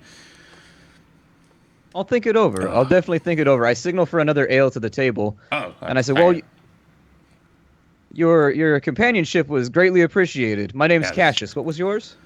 Yeah, I extend a hand out. Mine. I'm Klaus Metz. Well, Klaus, I must excuse myself for now because I have other business of the evening, but... You haven't drank the ale, have you? No. You're leaving a drinking companion without finishing your drink? I'm sorry, is that to your offense, I should finish it then, right? Yes. And so I finished the drink real fast. You're not from round here, are you? Are you in town for the funeral? I am indeed. I am indeed. Must be one of those southerners. They've got me running errands for the administratum, unfortunately. Just paperwork and things of that nature. Yes. Ministratum. And he just falls face first. I stand up and sort of brushing, at least attempting to brush the stink of the tavern off of my clothing. I kind of slap him on his shoulder as I walk out. Hail. Yeah, and you walk out back to your waiting compatriots. Well, I'm not sure if that was a positive interaction or not. It's hard to tell in between the burps and the hiccups whether or not anything he says is true or of value, but it would appear as though there's some kind of auction house around here that deals in mechanical objects and other flights of fancy that would probably be commonplace on our worlds, but for over here it appears to be something I become spectacular. noticeably more animated, whereas up to this point I've more or less been standing still. There's a countess who apparently has a machinist under her employ who creates some of these things, and he described a strange item, a mechanical item, which was sold to Bergman, who, as you know, is the current Count-elect's successor. He didn't say anything as to what the machine was or anything like that, but it's something to keep in mind. Foul play. I almost guarantee foul play. In all honesty, I come from a world where intrigues like these are very, very commonplace, and anytime someone dies who has a successor who seeks power, you need a thorough investigation to make sure that there's been no foul play. I would nearly guarantee it, regardless of what these surgeons have said. A group at a nearby table look like they're off-duty guards by the look of it, although their colours don't really match many of the others you've seen around. One of them pricks his ear at a couple of the words you've been saying, not really managing to catch a full conversation because you're making sure you're talking in hushed tones, so you're not particularly overheard. He goes, "Sorry, I heard you talking about the mechanist, and something about you wanting to procure an item or whatever." Indeed. Do you know how I can get into contact with him? I mean, he's not in town at the moment. I mean, if you, well-to-do fellas such as yourself and such, he sort of looks you up and down, noting by the sort of cut of your dress. Well, if you fancied, I guess you could get an audience with Duchess Luthold. She doesn't actually have much to do at the moment until the funeral. Just making sure that the Count's affairs are in order and so on, making sure that, things are going by the by. Yeah, you can talk to her if you want. I'm sure she'd be sure to put you in contact with the Mechanist. Yeah, good man. Do you know where I can find her? And I hold up 2 silver coins. Yeah, thank you. Yeah, she's just over the road, actually, in the more upscale tavern. She's got, I think, the entire top section booked out as our rooms. You can't miss it. It's the Count's End, which is somewhat unfortunate at the moment, actually. I'm actually one of her personal guards. We're actually, he's gestured around to the boys. All of us are actually a guard retinue. Most of us have got the night off.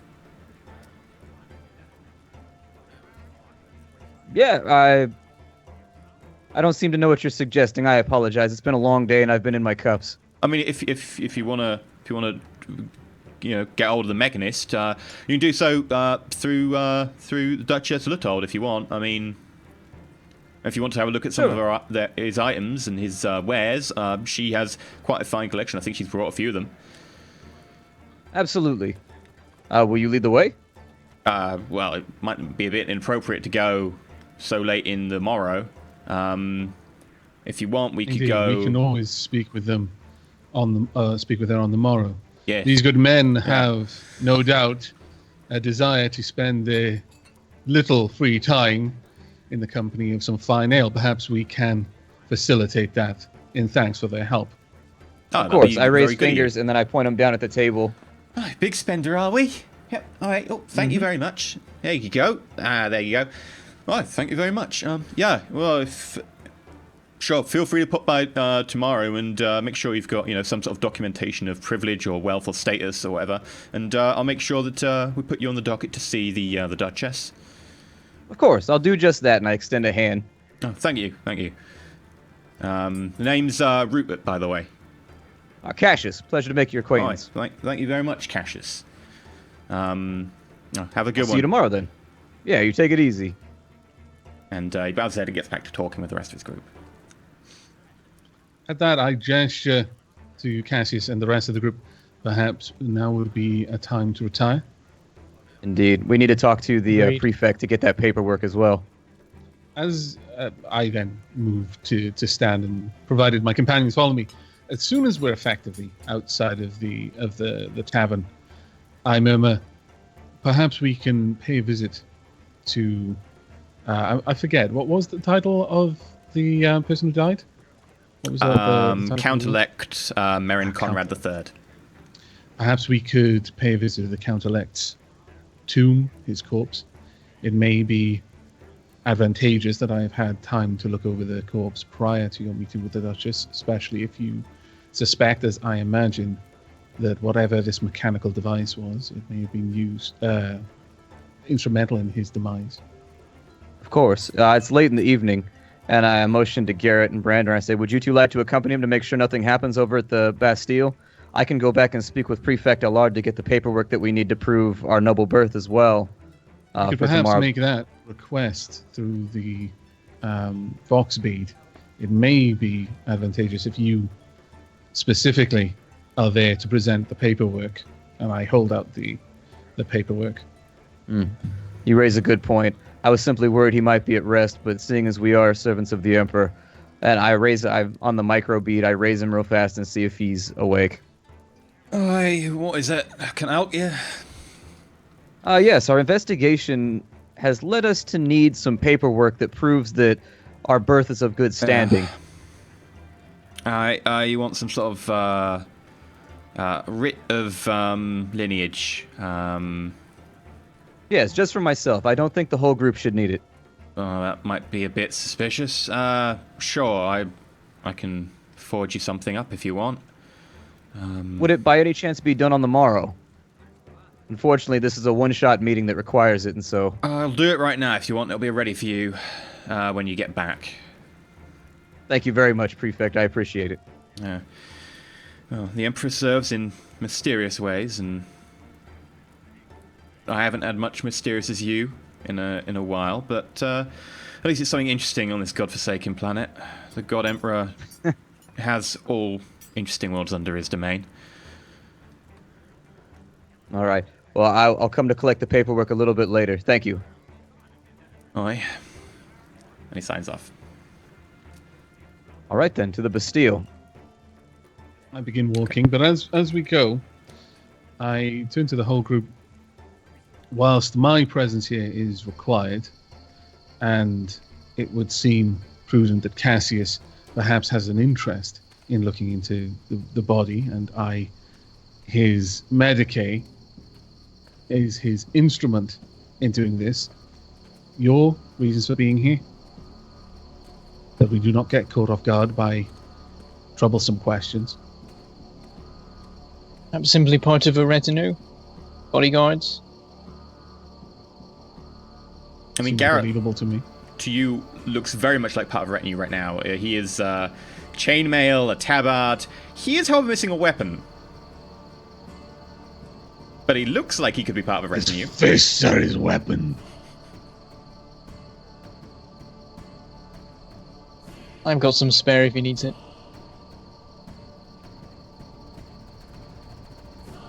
Cassius, are we in agreement as to the deception?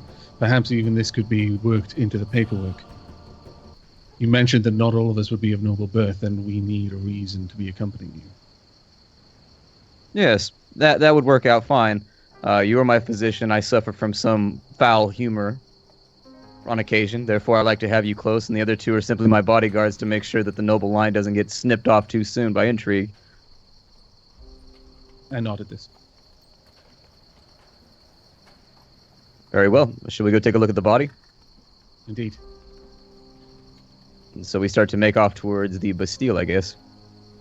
Okay, so after a little bit of walking, passing through parts of town that well-to-do people probably wouldn't pass through, but you didn't really know which directions, which are the high roads, which are the nice roads, and which are the more slummy areas. You do at one point pass through an area that seems a little bit more downtrodden. You start to see people sort of sitting in the street, wearing little more than sacks. A lot of people obviously malnourished, swollen stomachs and gaunt faces. Flesh obviously having sunk after their bodies have started to metabolize their muscles. Nothing that a lot of you haven't seen before, however. And after a little bit of time, you do start finding your way out. However, I would all like you to make a intimidation check as people around you do start to like take note of your status and your obvious signs of wealth. And so just to be able to make yourselves look intimidating, like you're not to be picked on. Okay, I have to use fate because I don't have the skill, and at a -40 I'd be rolling zeros or whatever, or -20 or whatever. It will be an average across the group, so you could just accept a failure if you want. Are there any modifiers given our group? Or anything like that? Are there any modifiers? It'd be a +20. And are you using weapon skill or strength? It would be strength. I do not cut a very intimidating figure right now. Well, I mean, you've got a hunchback. Yeah. A concealed hunchback, but a hunchback. Yeah, I'm going to cash in a fate to take a success on mine with a bonus equal to my fellowship, which is 4. Okay, so 4 degrees success for you. Garrett failed by 1, then 3, so 0. Branda passed with 2, and Caroline has failed by 4. So that's a 2 degrees of failure overall. About you, you notice that a few people are starting to move in around you, noticing that you seem to be a little bit lost. I loosen my blade in its sheath. We may want to pick up our pace. Let's do so. And as you begin to do so, couple of figures appear in front of you, and it looked like they were going to walk past you until they stopped and turned to look at you. One of them producing a short blade of some description, looks almost like a long knife, wearing very strung out, tattered brown sort of hemp tunic. Looks like you stumbled into the wrong part of town. Looks like you may want to us? check your words. Check my words. My blade slowly slides out of the sheath.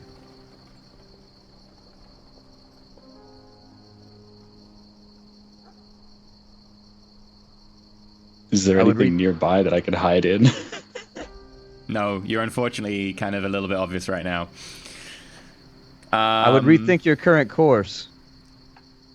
I step forward and put a hand on the pistol. Cassius, make an intimidation check with +10 for Branda helping you. Okay, I auto pass it with my fate. Okay, that's a lot of fate you're chucking, but Yeah, as you know, if you got it, flaunt it. and then die later. Okay. Yep. Yeah. Enough the effort. Let him go, boys. We'll get the next lot to come through. Just watch where you tread. And you as well. Have a nice evening. And I turn on a boot heel and turn back towards my path. And you pass unmolested by the group. As you look behind you, you notice there were 5 individuals who now clumped around. And it seems that the individual you talk to is now about to get the shit kicked out of him, let's be completely honest. You make your way up towards the basilica, the large stone cathedral sitting on top of a hill. And as you get closer, you start to hear chanting coming from within. You get Is to the there door. anyone standing at the door that's like Nope. stopping entry or anything? The doors are propped open. Okay, I enter. You enter, and as you enter, you notice that inside is lit with hundreds, if not thousands, of candles. Arrayed on each side, every pew has a candle. Down the center, there are candles lighting the path towards a group of what appear to be priests chanting, and then around what appears to be a central body propped up on top of a marble plinth, which appears to be the count-elect of Conrad III. I'm going to step to the side of the door, and I'm going to do a Psyniscience check inside the church. Okay, sure. Man, they really went all out for this guy. Yeah. This never works, but I'm going to try. Wow. That would be Oh, yay! 4 degrees success. Yeah, so you do a science check. There is nothing noticeably out of the ordinary in here. It appears to be a place where there are people emotional sometimes, reverent sometimes, calm the other times. It's a bit of a mix of all different types of emotions. Beyond that, nothing particularly untoward here. No spikes in the warp or anything. The place seems to be a divine and thoughtful place of devotion. While Cassius is doing that, can I make an awareness check, just a general check Sure. of the situation inside the is it Basilica? Is it pronounced Yes, that way? Basilica. Basilica. Oh, I'm sorry. I said Bastille, didn't I? The Basilica. Okay.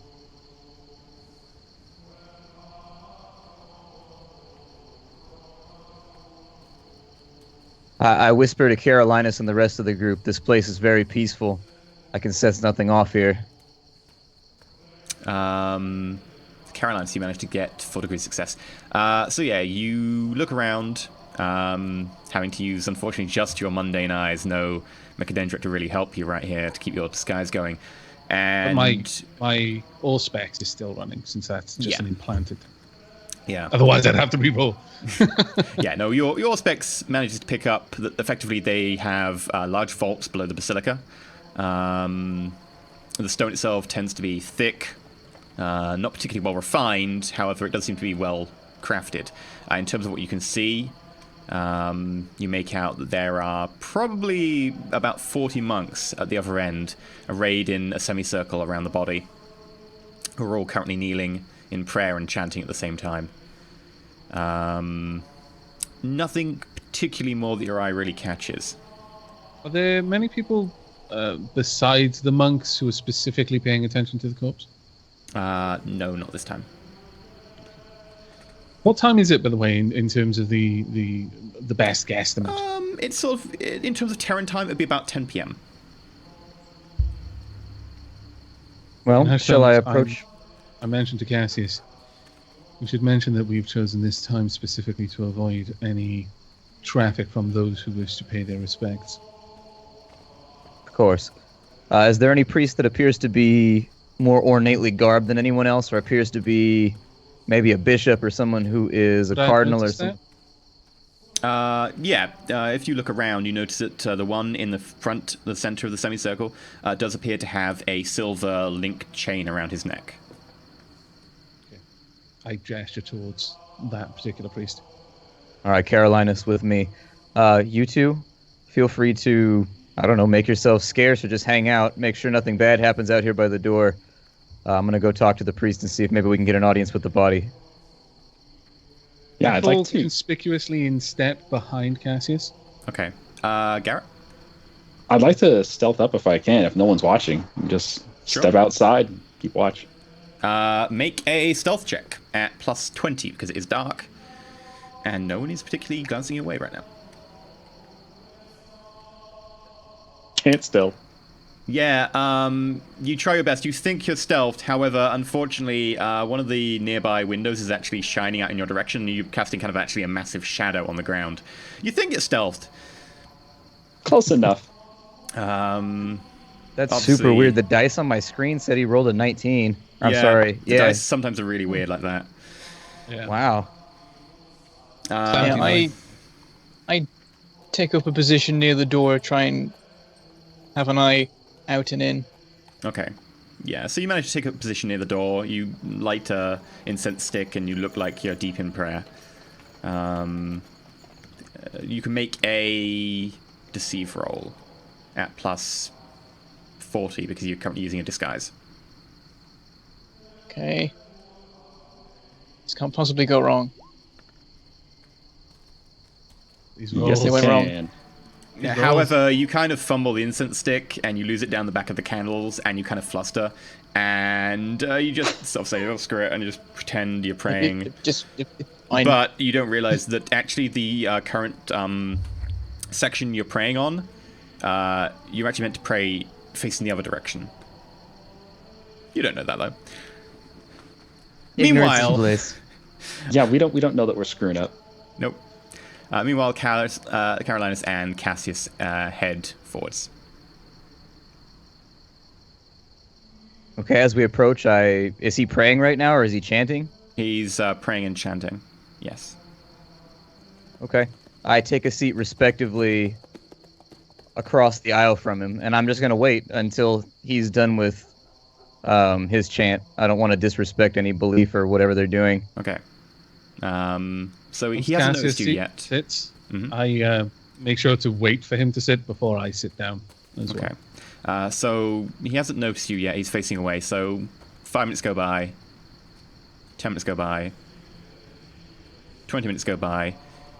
And he rises to his feet, looks round, and you notice that he's bald except for a small sort of semicircle of white hair and a little bit of white stubble coming in on his chin. He turns around, Okay, so mild surprise, and seeing you and goes, "Yes, how can I help you?" Father, there's some unfortunate business that I need to bother you about this evening. Can we speak in private? Yes, follow me. And he takes you off to a little alcove side room with sort of this intricate trellis window that's done in enameled wood. Little frescoes painted on the inside. There we go. This should be quiet enough for you. What is it you have to confess?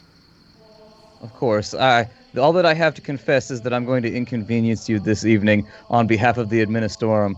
I hand him the paperwork that was given to me, Oh. and I say, unfortunately, Father, we need to reinspect the body. There's been some paperwork that has been unfortunately damaged by water, and we need to redo the work that has already been done just to ensure that everything is taken care of in this most horrible of times. Well, there is no denying the seal, and the signature is authentic. It is unfortunate, but if the, God Emperor wills it, then that is how it is. I will have the body moved to the preparation room in the vaults below for you, and then I will call you when it is ready, if you would mind waiting. Thank you for your cooperation, Father. May the God Emperor be with you in your time of need. Yes. And then I excuse myself. And with you, my child. Most of the monks continue praying. 5 of them break off and lift the body onto this old-fashioned gurney. Wooden wheels, casters moving it. And they lift it up and manage to take it out. A short time later, the monk comes back. If you wouldn't mind following me. Of course. I hold up my hand to my companions and signal that we're going elsewhere. I stand up at this point and fall in line again. Okay. I'll follow along. Okay, you get up from the back and you start following along. Garrett, unfortunately, cannot see you because he's outside. You would have to signal. It's nice out here. How's the weather? Can I see him where I am? It's dry, clear sky. Actually, remarkably clear sky. You haven't been on a world with this clear a sky in quite a while. You cannot see him from where you are, unfortunately. He's somewhat blocked by a 2-foot thick stone wall. He's got his Vox speed, hasn't he? Yes. And I just quietly say, follow us, going further in. Have fun. You're not coming? I'm just going to watch the stars. Let me know when you're done. I don't need to see another corpse today. If you're sure. Shout as if anything happens. Will do. While we're following the monk back, I'd like to ask him what the findings of the last autopsy were, or if he's privy to that information, or even better, if he's as the medicus that did the work, if we could speak with him. I do not know the medicus who did the work. You would have to ask at the Imperial compound. As for what happened, I was led to understand that he just reached his time.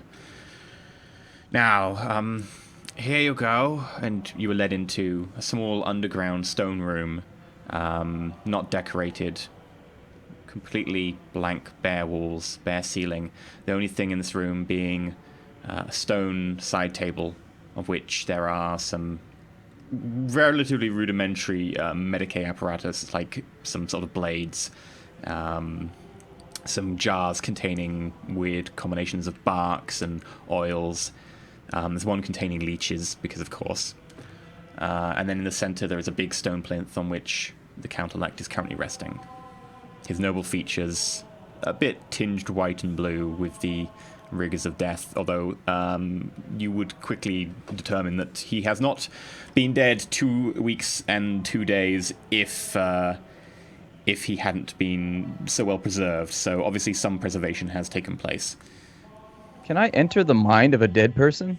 No. As a psychic? I was going to say, I have no idea what the rules would be on that. Like, there'd obviously be some decay and, like, some loss, but, like, can you pick through the wreckage? Like, I have no idea. It doesn't mention that in the spell.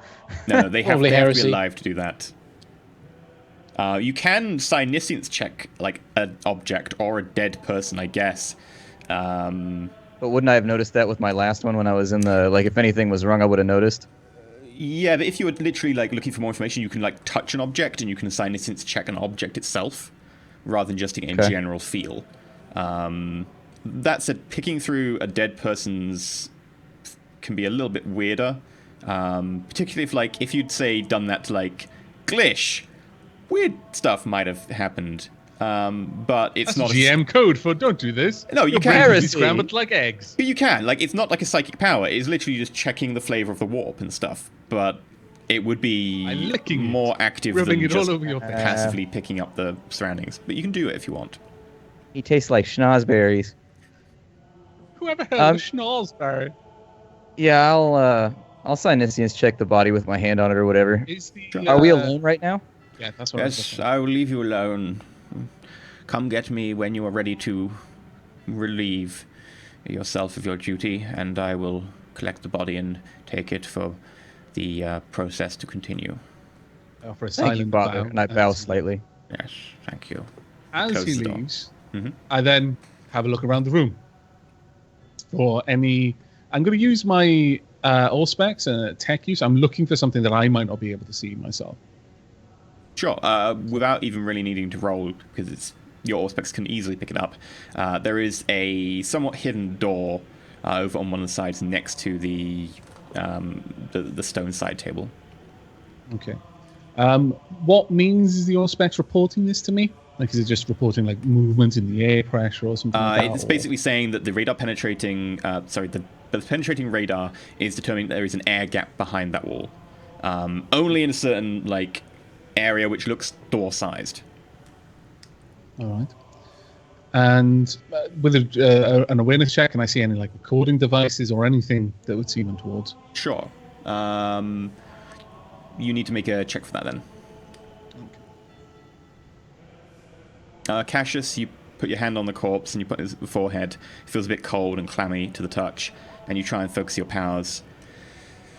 It's hard to determine in a place like this where the warp is so calm anyway, and it looks like a lot of funeral protection has taken place, and that the body's being prepared and so on.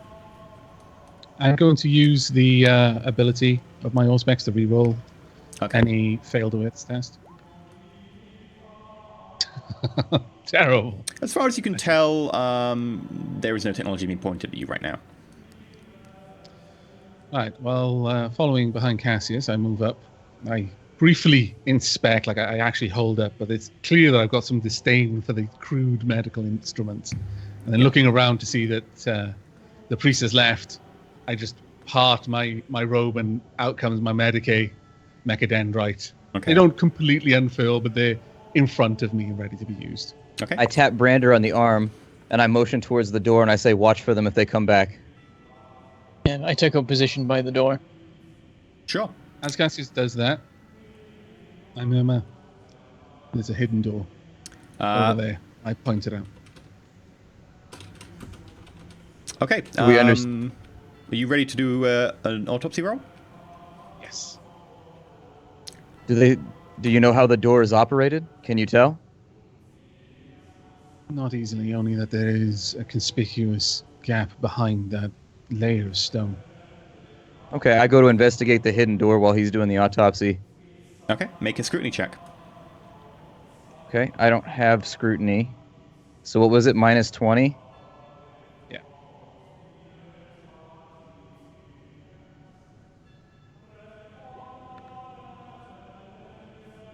As far as you can tell, it's just a wall. You're not even sure what Carolinus is pointing out. Unfortunately, Carolinus, my eyes are not as strong as yours. You may have to figure this one out when you're done with the body. Very well. And given, obviously the importance of the body, I'm going to take my time with this, and I'm going to try to be unintrusive with my investigation as much as I can. I'm going to carefully remove the clothing, etc., and things like that. Yeah. Okay. So you open up the clothing carefully, undoing buttons, etc. Sure. Roll your Medicae. Okay. And that would be plus 10 because of my medical mechadendrite as well.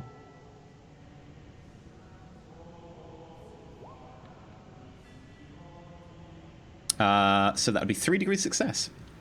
So going over the body, you notice lines where the body's obviously been opened up and explored a little bit before, although it looks like the autopsy was not completely thorough. Mostly because as you open it up, you notice that there is nothing particularly untoward. An external observation of the body seems to provide no notable reason for cause of death. You open up the body and start rooting around, and half an hour goes by. You can make sure you inspect most of the major organs from what you can, only opening up, the external cuts where you need to. At this point, I'm almost letting my mechadendrites work their way in, just slowly, slightly less than keyhole surgery, because they're not quite that small. Yeah.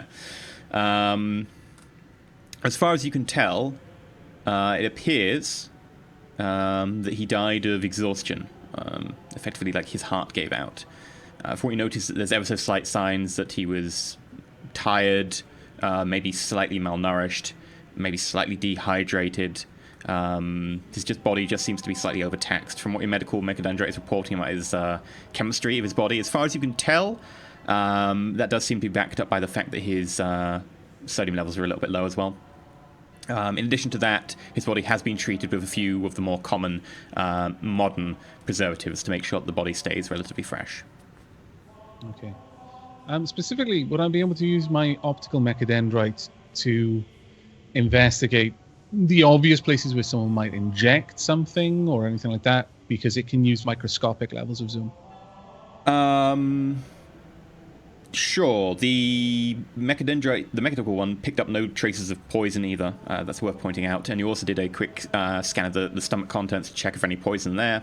Nothing you could really notice. But you're allowed to do a check of the normal sites for injection around the neck, crook of the arm. Okay. What role should I use, given that I'm not using my medical one for this? I'm basically looking. You'd use the optical mechadendrite roll. Okay. Which would be awareness perception? Mm-hmm.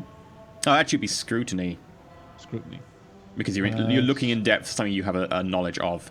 So it'd be a scrutiny. But you'd get the bonus of the mechadendrite. Okay. Let's check those bonuses. Yeah, plus 10 on perception-based tests. 27. Yep, 2 degrees of success. You look, as far as you can tell, no signs of any injection site. There is an old scar that's healing. Was beginning to disappear and be reabsorbed into the body.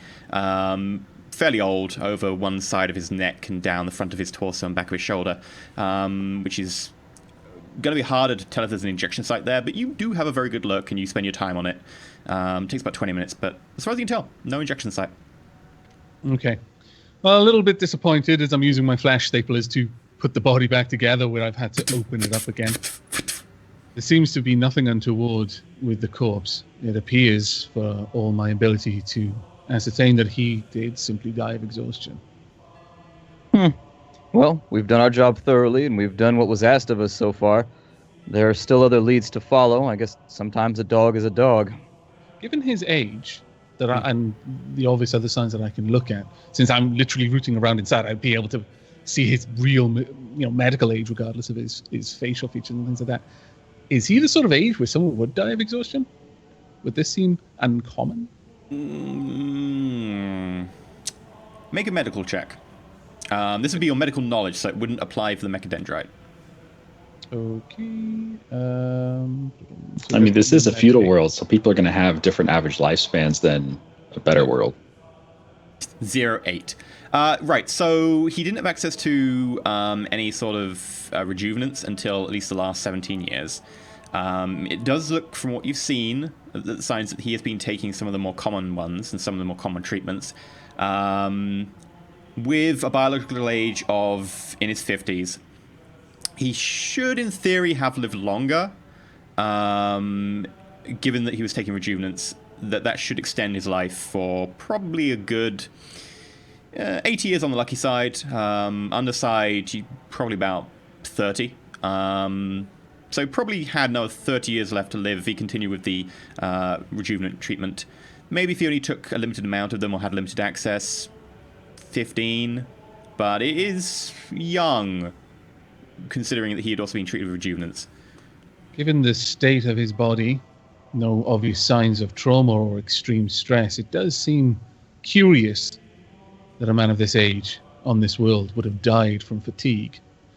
I can't attest to the kinds of lifestyles that nobles on a world such as this would enjoy, but I feel safe in ruling out any obvious manual labor, which would explain the young age.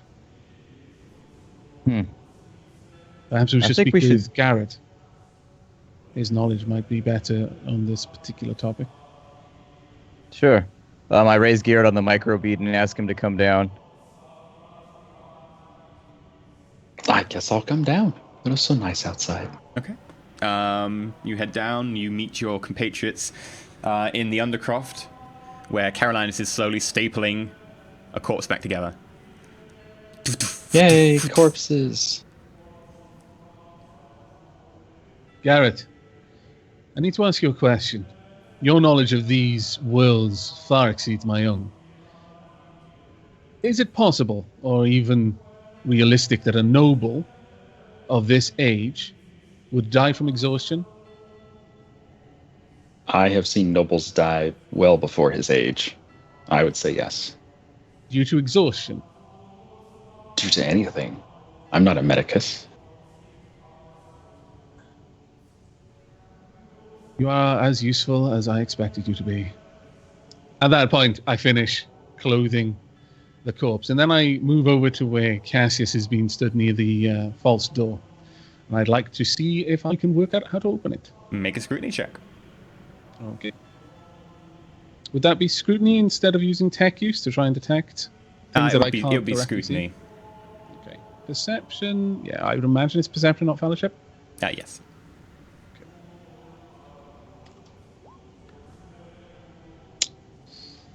I'll No re-roll that signs. since Oh, okay. it's a perception roll.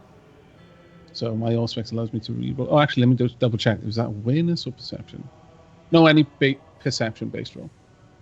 So As far as you can tell, no signs of anything past this wall. In fact, it looks like a wall to you. Maybe your Auspex was giving you a ghost reading. okay. It seems that my radar may have reported a false positive. I would not be so swift to doubt its readings, however, but I cannot work out how to open this door. It may not even be possible from this side. Perhaps further prayers of the machine spirit are required. In any case, we've concluded our investigation here.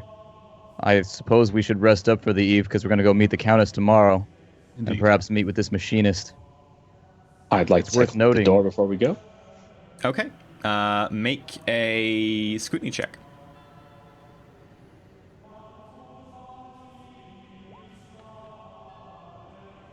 Man, the rolls are just not popping today.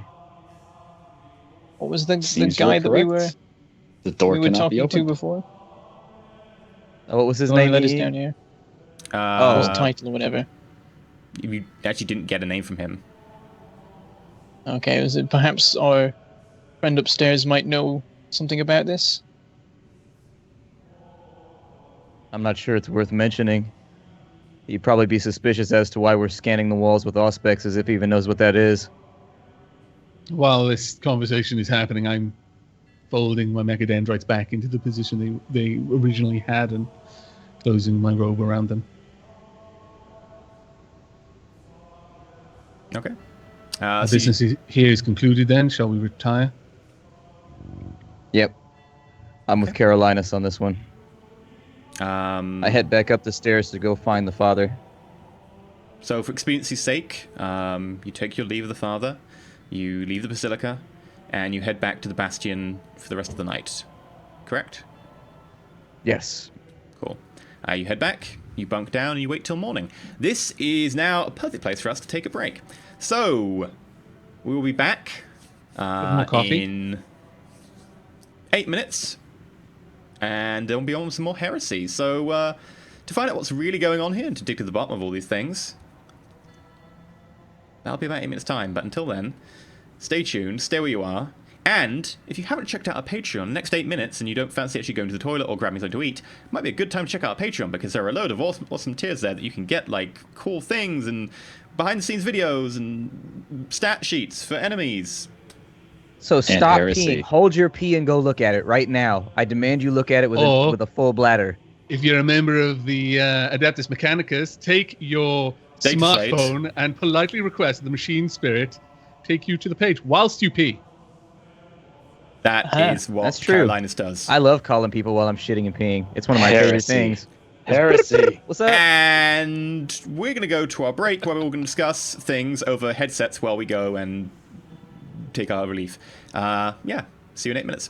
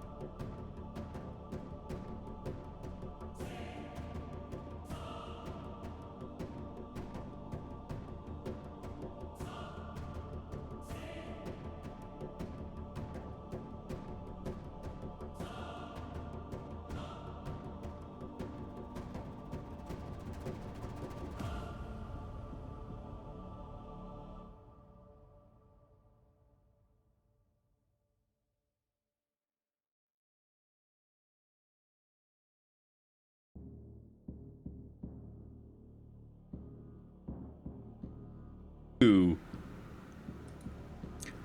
and welcome back to Roll4It with your favourite YouTubers and streamers playing some roleplay. Today, of course, we're doing Dark Heresy in the Warhammer 40k universe. May the Emperor protect. Our band of acolytes is working with the Inquisition. They've currently popped to a planet called HAER, which is a feudal world, so they're currently trying to blend in the medieval setting. And in doing so, they are investigating the death and the succession and the re-election of the planetary governor, known locally as a count-elect. The team have just gone back to the Imperial Bastion and have spent the night there. And upon waking up, they're headed into town to... I believe you're going to a meeting of some sort, weren't you? Yes. As we walk through the streets, I turn to Carolinus. And I say, as to your question last night about whether or not nobles die from exhaustion, my family is of the nobility. And I can virtually assure you that neither my family nor any of their consorts in the other noble families are known for doing strenuous work if they can help it. They might work hard with a quill, but they're not going to break their backs and die in the way that you're mentioning he did. I have my suspicions. There's some sort of something is off here. Indeed, that is my concern. However, whatever it might be, it is not of a nature that I can detect. Beyond the effects, which are to produce a corpse of a man, they seem whatever method they use to invoke such an effect is too subtle for me to detect, or too normal for it to occur to me. Well, I do have information from the auctioneer that Bergman bought that machine from whoever it is, so I say we charge that down now. We did get our paperwork correct from the prefect? Yeah, you did. Okay. So we know that Duchess Loothold is at the Count's End. Did you want to go to her immediately? I say yes as I attempt to extract my boot from a particularly nasty patch of mud. That's not mud, my friend. Damn it. So your papers proclaiming to be Cassius Caligo the 12th of Valos, which is a small realm to the south of here. Okay. So yeah, you head over to the Count's End. You notice two guards stationed outside, one of whom looks very familiar. Alright, you come back from last night, have you? I raise my hand in greeting. Indeed we have. Is the Duchess available? Well, she is right now. I mean, have you got your papers with you? I do indeed. I pull out the paperwork that the administratum gave me and hand them over. Thank you very much. Deeds and ability. That seems in order. Okay, yeah, that's all good. I'll pop inside and see if the Duchess is available. He Thank you. heads on in. The other one sort of stands there looking at you. Sword held at his side. Eyes fixed on you. What's the weather like? It's currently clear. Quite sunny. Nice and warm. Actually, some of you are much warmer than others, considering how much you're wearing laid over each other. But overall, not bad. Some fire animals running around your feet, etc. outside. How does this warm day find you? I say, addressing the other guard. Well, it's not bad. It's fine. It's a bit warm to have be wearing all this plate mail in, but you know, you get the idea. It's the job, you see. I wipe my brow and I go, I understand that completely. Do you have to stand out here all day? Hey, well, we take it in turns and get to pop inside and sit in the bar for the rest of the day. I mean, don't get to drink any ale or anything, but at least it's a way to watch the insides. No, you can't have it all, I guess. Oh, yeah, that's true. It's a decent job anyway, and the Countess is pretty nice. Sorry, the Duchess. It's pretty nice, actually, so... you're suddenly cut short by a shout from upstairs. Guards! Quick! The Duchess is down! Wait, sorry. And he runs inside. Suddenly there's a commotion inside, and the sound of many feet, armored, running upstairs. I look to Carolinus and the rest of the group. Should we make ourselves scarce, or should we assist with this? I think we should assist. We've already made ourselves to be friends of the guards. They shouldn't have a problem. I say we help. It is conspicuous that the night following our request for an audience, the Duchess should be inconvenienced in some manner, requiring her entire guard rush off. I'm concerned they might think we were a diversion for the front door guards. While That is something my else concern as happened. Though my curiosity burns, I do not believe that we should immediately march in. Perhaps if we linger near, you could proffer my services as a medicus should it be necessary. Well, I suggest you call for Rupert. He could at least tell us whether he wants us to stay or not. I nod to I that. lean inside the door. Go, Rupert, shall I send up my medicus? You've got a medicus with you? Aye. Hey, send him up, quick. All right, Carolinus, let's go.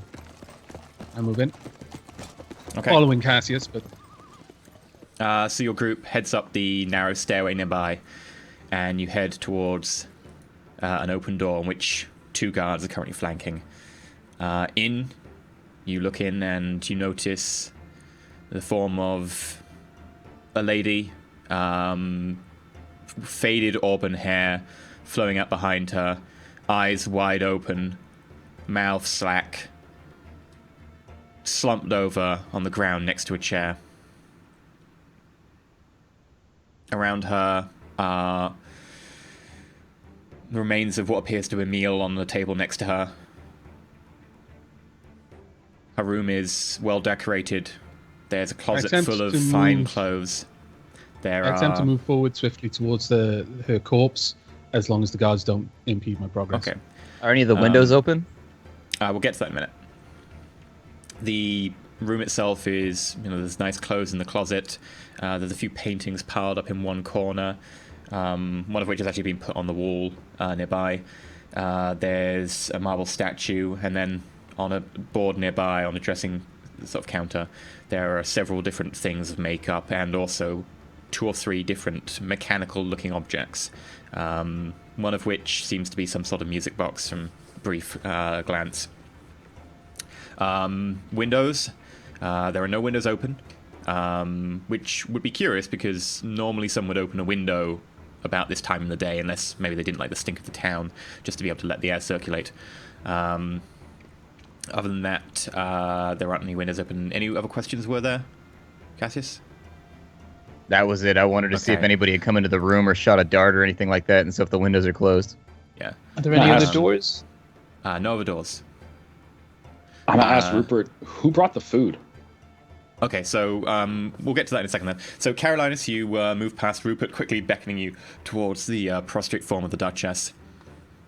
Okay. I kneel, and the very first thing I do is check for signs of life. Okay, so that would just be a normal Medicaid roll at plus 30. Actually, it's really easy for someone like you. Screw it, say plus 60. Garrett, you asked him who brought the food. Who brought the food? I believe that was... I think that was James over there. James. Hey, she wanted the food yesterday for dinner. There was some broth, some meat, and I believe some bread she wanted. Did you make it? I grabbed it from the kitchen myself. I mean, the broth, you'll have to ask one of the cooks, but I believe we're currently rounding them up for questioning, just in case. Yeah. Bring the cooks. We've got to question everybody. Very well. Okay, I got 49 with a target of 112. Yeah, she is dead. She has expired. It looks like she is dead probably about 7 hours. Maybe as little as 5. I lean back slightly on my haunches where I've been... Because she was on the floor, was she not? Yeah. Or was she over it? Yeah. She was on the floor. It seems the Duchess has been dead these past several hours. Has no one been to inspect her? No one with any duties that would have brought them this way? Normally it's our responsibility to, assume our duty and protect the door and so on. And if she was to come down and want to, direct us or talk to us, it was odd that she hadn't been down already, but we weren't going to knock on until probably another hour had gone past. Sometimes she does like to stay up here and, enjoy the scene, the view. Does she always have her window closed? on such a hot day as this, I chime in. I mean, I'd expected to have it open by now. That's true. I motion towards the objects. What are those objects over there on the table? Oh, those are the some of the mechanists' little things, tricks and what have you. She was a bit of a fan of the mechanist's work. She was actually a purveyor of all kinds of arts. You notice that she's also got sculpture and some paintings that she recently got at the auction. Okay, Can I now investigate the corpse in terms of looking for any sign of external sign of what might have killed her? Sure. Make a Medicaid roll. Your McKendrite can help for this because it can do like superficial scanning, etc. It doesn't necessarily have to do a full autopsy. However, you will get more limited information because this is just external. Okay.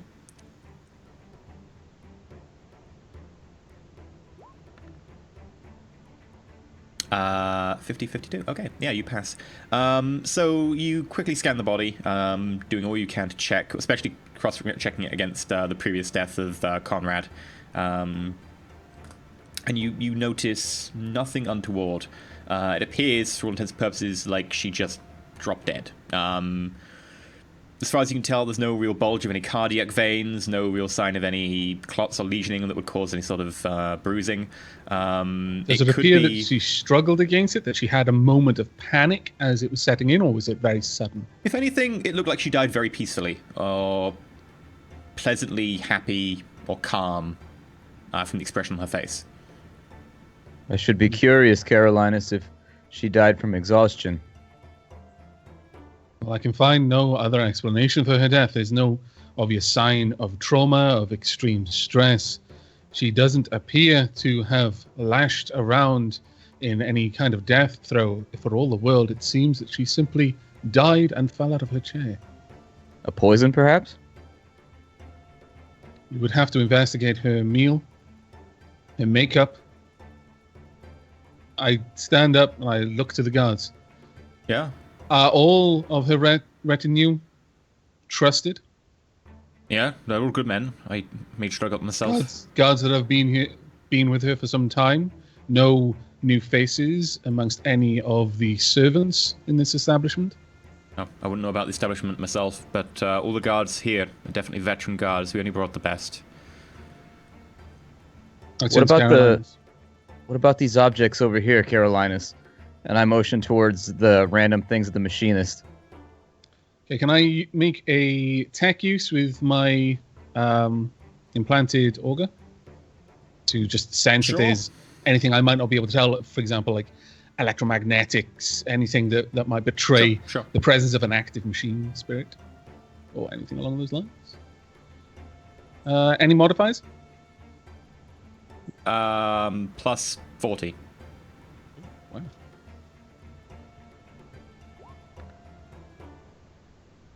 Wow. As far as you lucky. can tell, they just appear to be very simple clockwork mechanisms, one of which seems to be some sort of music box, and another one seems to be some sort of wind up and someone rides basically this horse as it sort of gallops. The third one of which seems to be some sort of rotating mechanism that rotates a big disc, which seems to play out some sort of shadows from a lit candle. I touch each object and I make a Psyniscience check. Okay.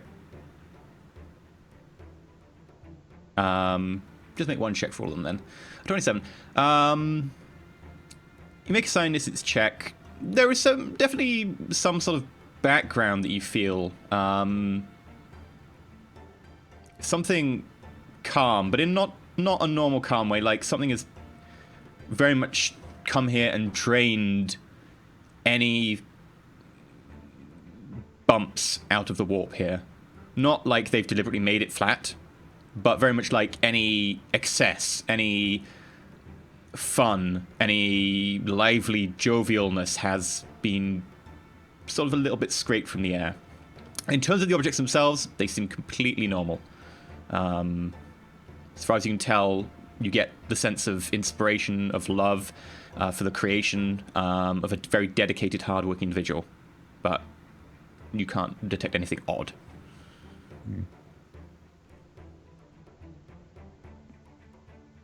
I keep the information to myself while looking a tad concerned and crossing my arms and looking at the body of the Duchess. Guardsman, Maybe do any of you know when the Duchess yes. acquired these items? I gesture towards the mechanical items. She's had one of them at least 10 years. That was there when I got here. Which one was that? The music box. That's the oldest one. I joined her retinue just over 10 years ago, and she's had that all the time. The other two, I think she picked up one of them about 5 years ago, and the other one is maybe a few months past, earlier this year. Which one was the most recent? That would be the one that does all the shadows and stuff with the candle. I pick it up and I kind of just roll it around my hand and just have a look at it. Kind of make an awareness check of the device. It would be just more to of a see. scrutiny check. Scrutiny. Sort of figure out things, how it works, etc., rather than just, oh look, it has writing. Okay. As far as you can tell, it really is just a normal sort of shadow puppet theatre clockwork mechanism of some kind. And where did she acquire these curiosities from? The Mechanist, back home. Turning to Cassius, I murmur, I can detect no foul play with this device, but it seems curious that the name of this mechanist has come up twice so recently, and in both cases, at least tangentially connected to the death of a noble man or woman. I nod, and then turning over to the guardsman, I say, we're going to need a meeting with the machinist. That's what we came here to get in the first place, is we needed to speak with him, and even more so now, under the circumstances. Make a command check. Okay. I don't have command, so I'm going to burn my last fate to pass that one. Okay. Well, I mean, you obviously know what you're doing, and your deeds of writ are good, and... Well, I know you didn't come in here last night, because we were watching it, and no one's passed in or out in that time, so... If you think there's something foul at play, fair enough. I'll send for the machinist and have him ridden over straight away. That said, it'll still be... You know, we send the messenger, and then he gets back over here. It'll probably take 2 or 3 weeks. we may Maybe not a have bit that less. much time. Other The lives auctioneer may be in mentioned danger. we could meet with the machinist within 2 days if it was a hard ride. Do you know where we could acquire horses and go get him? Oh, you could, but that'd be a bit more of a push. I mean, if you want us to like drop everything and just make sure, you know, we send the messenger immediately and we just get the mechanist here as soon as possible, we could do it in like 5 round trip and back and so on. I have your word on that? I'll send off James immediately if you want. Okay. Thank you for your assistance. James, hey, can you go fetch the mechanist? Hey, all the way back? Yes. Okay. I apologize for you. I apologize for your dark time. It would appear that you're going to be in need of new employment. Are we still with the rest Let of us the know. family? The heir What's will that? take the rest of the family. The heir will take over. We will have the same employment. Don't worry about that. All right. If you have need of a medicus for an autopsy or of anything of the sort, please don't hesitate to call on us. We desperately needed to speak with the Duchess, and this has got us very, very much concerned. I will take note of that. And where are you staying? We're staying over at the Administratum. You're part of the Administratum. We're their guests for right now. We're acting on their behalf. In the Bastion itself. Indeed. Make a deceive roll.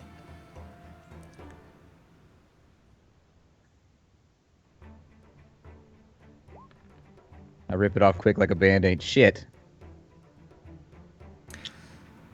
Okay. Very well. I'll do Rupert. so.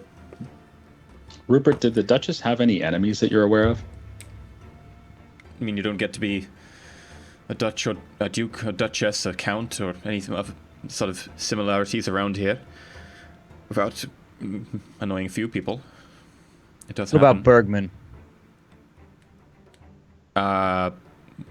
Well, actually, he's a bit of a pushy one, actually. He's been trying to get the mining rights for a number of the... I mean, I very much doubt he was behind this. I mean, we had the place guarded the entire time, but if you wanted to go talk to him, I wouldn't blame you. He's actually over in town, just over the other side. You've got your noble deeds of, writ and etc. You can go get an audience with him if you wanted. Were the Duchess and Bergman on good terms, or were they on poor terms? I would say it was tense. Well, thank you, Rupert. I appreciate your input. We'll go speak with Bergman immediately. If you could keep that on the quiet, we would very much appreciate it. Before we leave, do you happen to know why the Duchess and Bergman were in opposition with one another? He was trying to get the mining rights, especially with the Imperium for the export of a number of resources. And, our country has quite a few different mines of a number of different viable minerals. Unfortunately, they managed to snag the silver deposits. And no small fact due to a number of mining strikes that had happened in our feudal estates. Some would say that those were facilitated by Bergman. Not, of course, above my pay to be able to judge those of noble blood, but it does seem to be likely. And how long has this situation been going on for? A better part of 5 years. Very well. Is not the drunk from the tavern last night, Burger Metz? Is he not an owner of a silver mine as well? I believe so, actually. He owns one of the silver mines over in Bergman's holdings, yes.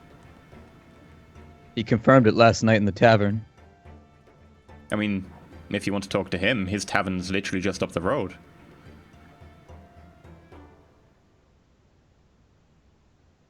We will think on this on the road. No, well, if you want to talk to him, his lodging is actually just over to the side of his tavern. You can't miss it. All right, thanks. Feel free to call on us if you have a need. I will do at the Bastion. You're an interesting fellow, Cassius. Well, I've had worse things said about me. Very well. Thank you for your help, and thank you to your Medicus friend. I nod my head. I head back down the stairs and out. Okay. You head back into the street. So what's our course of action, everyone? I'm at a bit of a loss here. We may Maybe want worth to it. ask Burger Metz how he came into possession of that silver mine he was so proud of. If there's been some conflict between the nobles in the area over control of these mines, he could either be someone involved in this murder, or he could be the next to fall victim to this murder.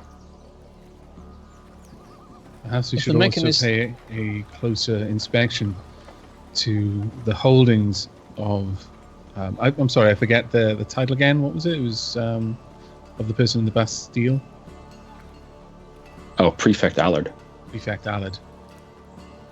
No, Prefect Allard is our guy. He's our contact back at the Administratum. The guy that's dead is the Count-elect. Oh, Basilica. I apologize. Yeah, the Count. Perhaps we should look specifically into the holdings of the Count prior to this. There's clearly a connection here somewhere, but what it is, I couldn't guess at the moment. We're But missing I am a string. suspicious of these particular curios that draw back to the Mechanist. Yeah, the Just if other people have these items that the Mechanist has been creating, we should perhaps do something about that before anyone else falls foul of them, if they are responsible for this. Metz confirmed that he's been distributing the artifacts. It's possible that he may just be an unwitting accomplice to Bergman.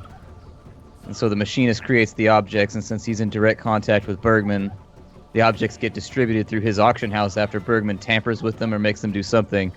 I was hesitant to say inside the building, but there's an odd air in there. It's not right. Something is very strange inside that room with the Duchess. As you say this, you notice a small crowd is forming at the top of the street. Let us head back to the administratum for now. Yeah, Is let's the crowd in excuse the direction ourselves. of the administratum? No, it's in the other direction. How far down the street is it? It's next to the pub that belongs to Burger Klaus Metz. I Oh, reach no. up and I tap Cassius on the shoulder. Perhaps we should investigate what that ruckus is before we go anywhere else. I Isn't that agree. the inn? It is indeed. That's where I met up with Metz last night and we were drinking. I'd like to go stealthy if I can. Sure. I'm going to use inquiry on the crowd. Sure. Okay. Roll inquiry check. You pop up the crowd. You start asking around the edges, seeing what's going on. Do I get any bonuses? Yeah, you get plus 20. Question on the oh, nice roll. Question on the Woo! stealth roll. If I have 2 pips in skill on stealth, is that supposed to be a Plus 10. positive effect? Plus 10. Okay, because that's not happening when I roll. It's just it rolls 40, which is agility. It should be That's rolling. why it doesn't on mine either. That's why I've just been adding the numbers. Like I make the notification for Really? simple or for proficient, and then I just add it to the number itself so that it's included in the Okay. roll. I swear it was when I did my test on the sheet. I'll have to test the sheets later. But yeah, for the moment, just add then a plus 10. Yep.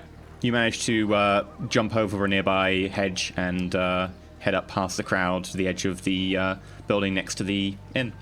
Cassius, you quickly ask around, and very quickly, oh, it's terrible. I hear that the burger, yes, no, the owns the auction house, you see, no, yeah, no, very, oh, you're going, Diane, okay, yes, no, he got found dead this morning. It was terrible. Did you hear if there were any objects laying around, any strange music boxes or curiosities? No, I didn't hear anything about any music boxes. I mean, I haven't heard anything about any music boxes. Strange. Did he die just curiosity. now? How long has he been dead for? Oh, it seems he died last night at some time. They only discovered him a few hours ago. Frack. All right, thank you for your help. I appreciate it. It's a shame he was a proper patron of the arts, that one. I excuse myself from the conversation and head back to the group. What did you learn, Is he- Cassius? What was that? What did you learn? Metz is dead. Sometime in the night after we finished drinking with him. After I finished drinking with him, more specifically. How long? They said that he might have been dead for... I mean, he died last night. That's all that the crowd said. But they found him just now. If I could investigate the body, I could perhaps place the time a little bit more accurately. It could be that both he and the Duchess died around the same time, and if so, that would heap even more suspicion on this particular triangle of deaths. They're all Things are- connected. Bergman is looking more and more guilty by the evening, just by being the last one standing. I'd like People to Keep slip dying in into this the way. We want tavern if I anyone to could. talk to. Indeed. I'd like So to slip far. into the tavern if I could. The tavern or his house, which is next to the town, which is what the crowd is around. Well, where did he die? His house, which is next to the tavern. Okay. House then. Yeah. Okay. You quickly sidle up to one of the windows and you look in through the ground floor, and you notice that he has a number of bookshelves and bits of parchment lying around. You can easily try and shimmy up the side of the broken stones to try and get in through the top floor, which is presumably the bedroom. Okay. How do we do that? You'll need to make an acrobatics check. This will be at plus 20. It's actually fairly easy to get up this. It's a very broken, loose stone.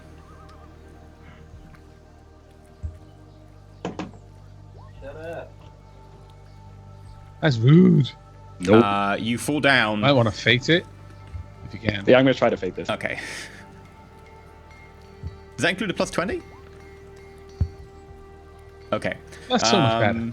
Without There it much is. effort, you manage to climb up to the top and pry a window open. And in through that, you can see what appears to be a study bedroom.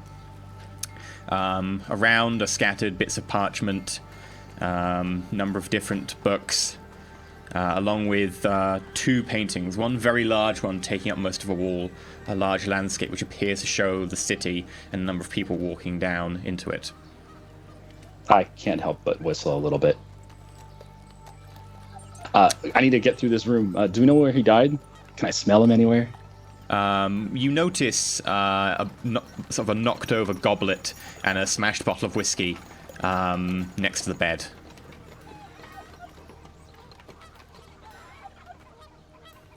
Is the whiskey bottle been dropped, or does it look like it's been...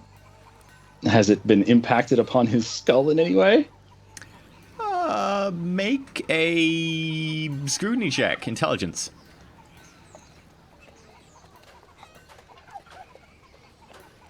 I'm beginning to think patron of the arts is like a code word for he already did in this quest. Anybody described as the patron of the arts dead already. Scrutiny is either fellowship or perception. Well, okay, roll it as if it was intelligence then. So roll intelligence and then add whatever you've got for scrutiny.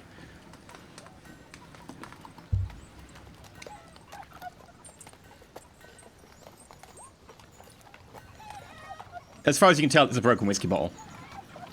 There doesn't appear to be any blood that you can see. Can I rifle through his pockets and see if he has any... his body's not there. Wonderful... Oh, the body's not there. No. I'm sorry. Okay, so there's no blood. There's a broken whiskey bottle. In my microbead, I say, Garrett, anything? I haven't found the body. I haven't seen any blood. I have seen a broken whiskey bottle. Can you make a... Is there like sleight of hand or something? That's a... Yeah. Yep. Yeah. Agility. Can you make a sleight of hand then, please?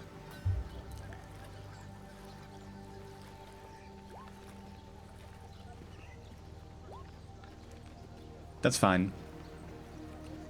Target 5. Oh. That was Cassius. Are you talking to yourself, dearie? Is something wrong in your head? Yeah, I'm sorry. With Met's dead now and everything, this night has just impacted me, and I'm just working my way through my thoughts. I just don't know what we're gonna do out here with such prominent men being killed within such quick succession. I know a number of local artists are probably out of job for work for sure. I mean, that auction house, they did quite a lot of work through there, and who's gonna be able to buy their goods now? What a horrible time to be alive. Trying times indeed. Yeah, it's a real shame. Garrett. Can I check the rest of his house? Sure. You have a look over the balcony to downstairs, and you notice there are people moving around downstairs. It would be very tough to stealth down there. At the fact that Cassius has been approached by a member of the crowd for his talking to his microbead, I move out to my lord. Perhaps the heat is troubling for you at the moment. Perhaps we should step away. Yeah, let's find an Eve. I think it might be impacting my mood. At which point, as you say this, you notice the crowd begin to part, and some sort of stretcher is brought out, covered in a sheet. As soon as I'm gonna hop out the window then. As soon as we've stepped away a little bit, I murmur to Cassius, ask Gareth if he can see any curiosities mechanical in nature. I beat over to Garrett. Are there any mechanical curiosities inside the building? Garrett, make me a willpower check. Corruption!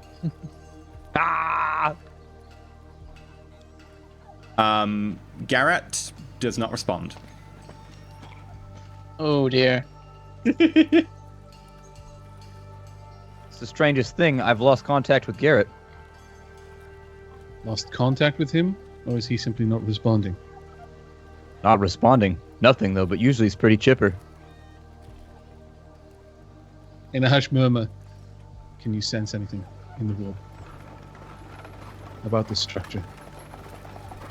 And while he does that, I'm going to make attack use on my auger to sense something that I can't sense. As the stretcher goes by, I do Psyniscience, I guess. At the stretcher, or you're going to lean out and touch the body? I'm not going to touch it. That'd be way too suspicious. Yeah, it would be pretty odd.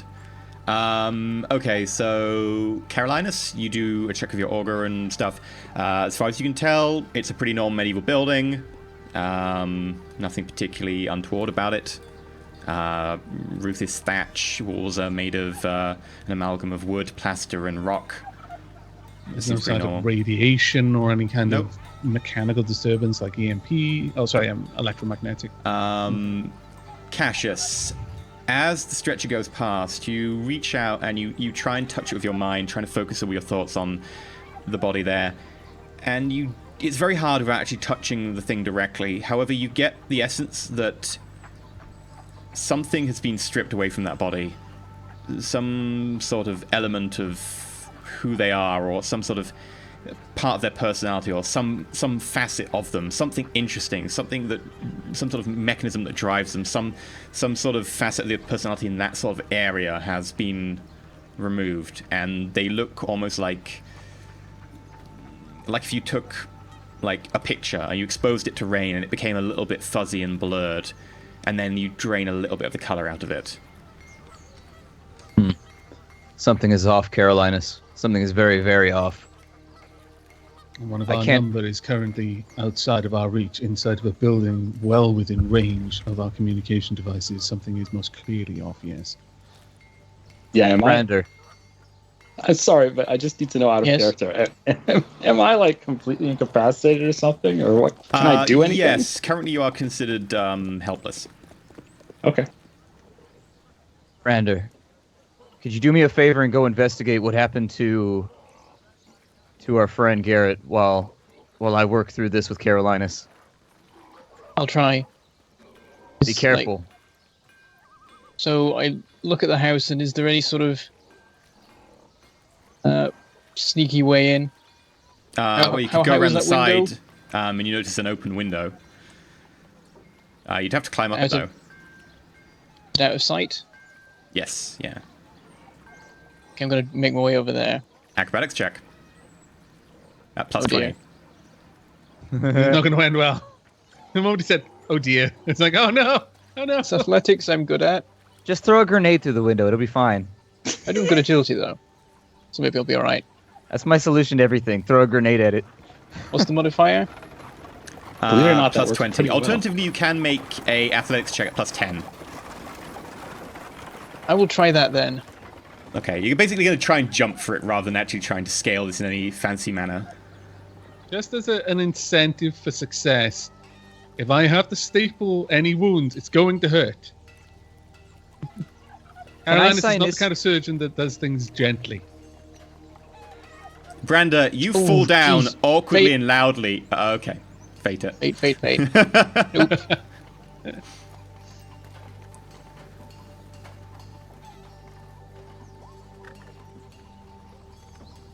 You fall down. It's pretty painful, but you get back up. It doesn't seem like anyone has noticed. I'm going to turn a critical fail into a nearly critical fail. By the way, looking through the ground window now that you're right in front of it, there doesn't actually appear to be anyone in the bottom floor now. As he's doing that, Cassius, can you negotiate means by which I can inspect the body? I would assume that by going through the prefect, we would be able to get access to the bodies of both the Countess or the Duchess and Metz. The sooner the better. Brando. Okay. So I can just climb in through like the ground floor window without any problem, I guess. If you leave it open, or smash it. Alright, I'll try levering it open. Okay, make a sleight of hand check. Modifiers? Your hands. Plus 20. It's not particularly secure.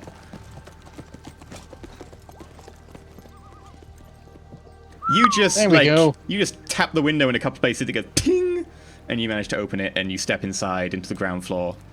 Call me the window whisperer. Our Navy pilot has had some interesting dealings in his life. Sometimes you don't get that good at opening closed windows from the outside unless. He's a Navy burglar. That was his title. He was B7. So, Brandon, do you head upstairs? Yeah, I'll make my way to wherever Garrett is. You don't know where Gary is. You know he's in the building. Oh. I guess I know he's upstairs, do I? You know he went in upstairs, so... Yeah, I'll make my way up the stairs. Okay. You go upstairs, searching. and you quite quickly see him. He is standing, gazing into the middle distance, in the middle of the room. Okay, I'm not going to step into the room. I'm going to go Garrett and see if I can get a reaction. Yeah, Garrett, Screams you internally. suddenly realise that you sort of phased, you phased out for a moment. You're back. Huh? What? Brander? What's going on? What were you doing? What were you looking at? I don't know. I couldn't. I don't know. Let's get out of here. Yeah, let's go before anything else weird happens. All right, I'm hopping out the window. I'll go back down the stairs. It's like, Okay. I need to be out of here right now, out the window. Oh, I'm out. Brander, That's make a not willpower feel check good. at plus 40. Willpower.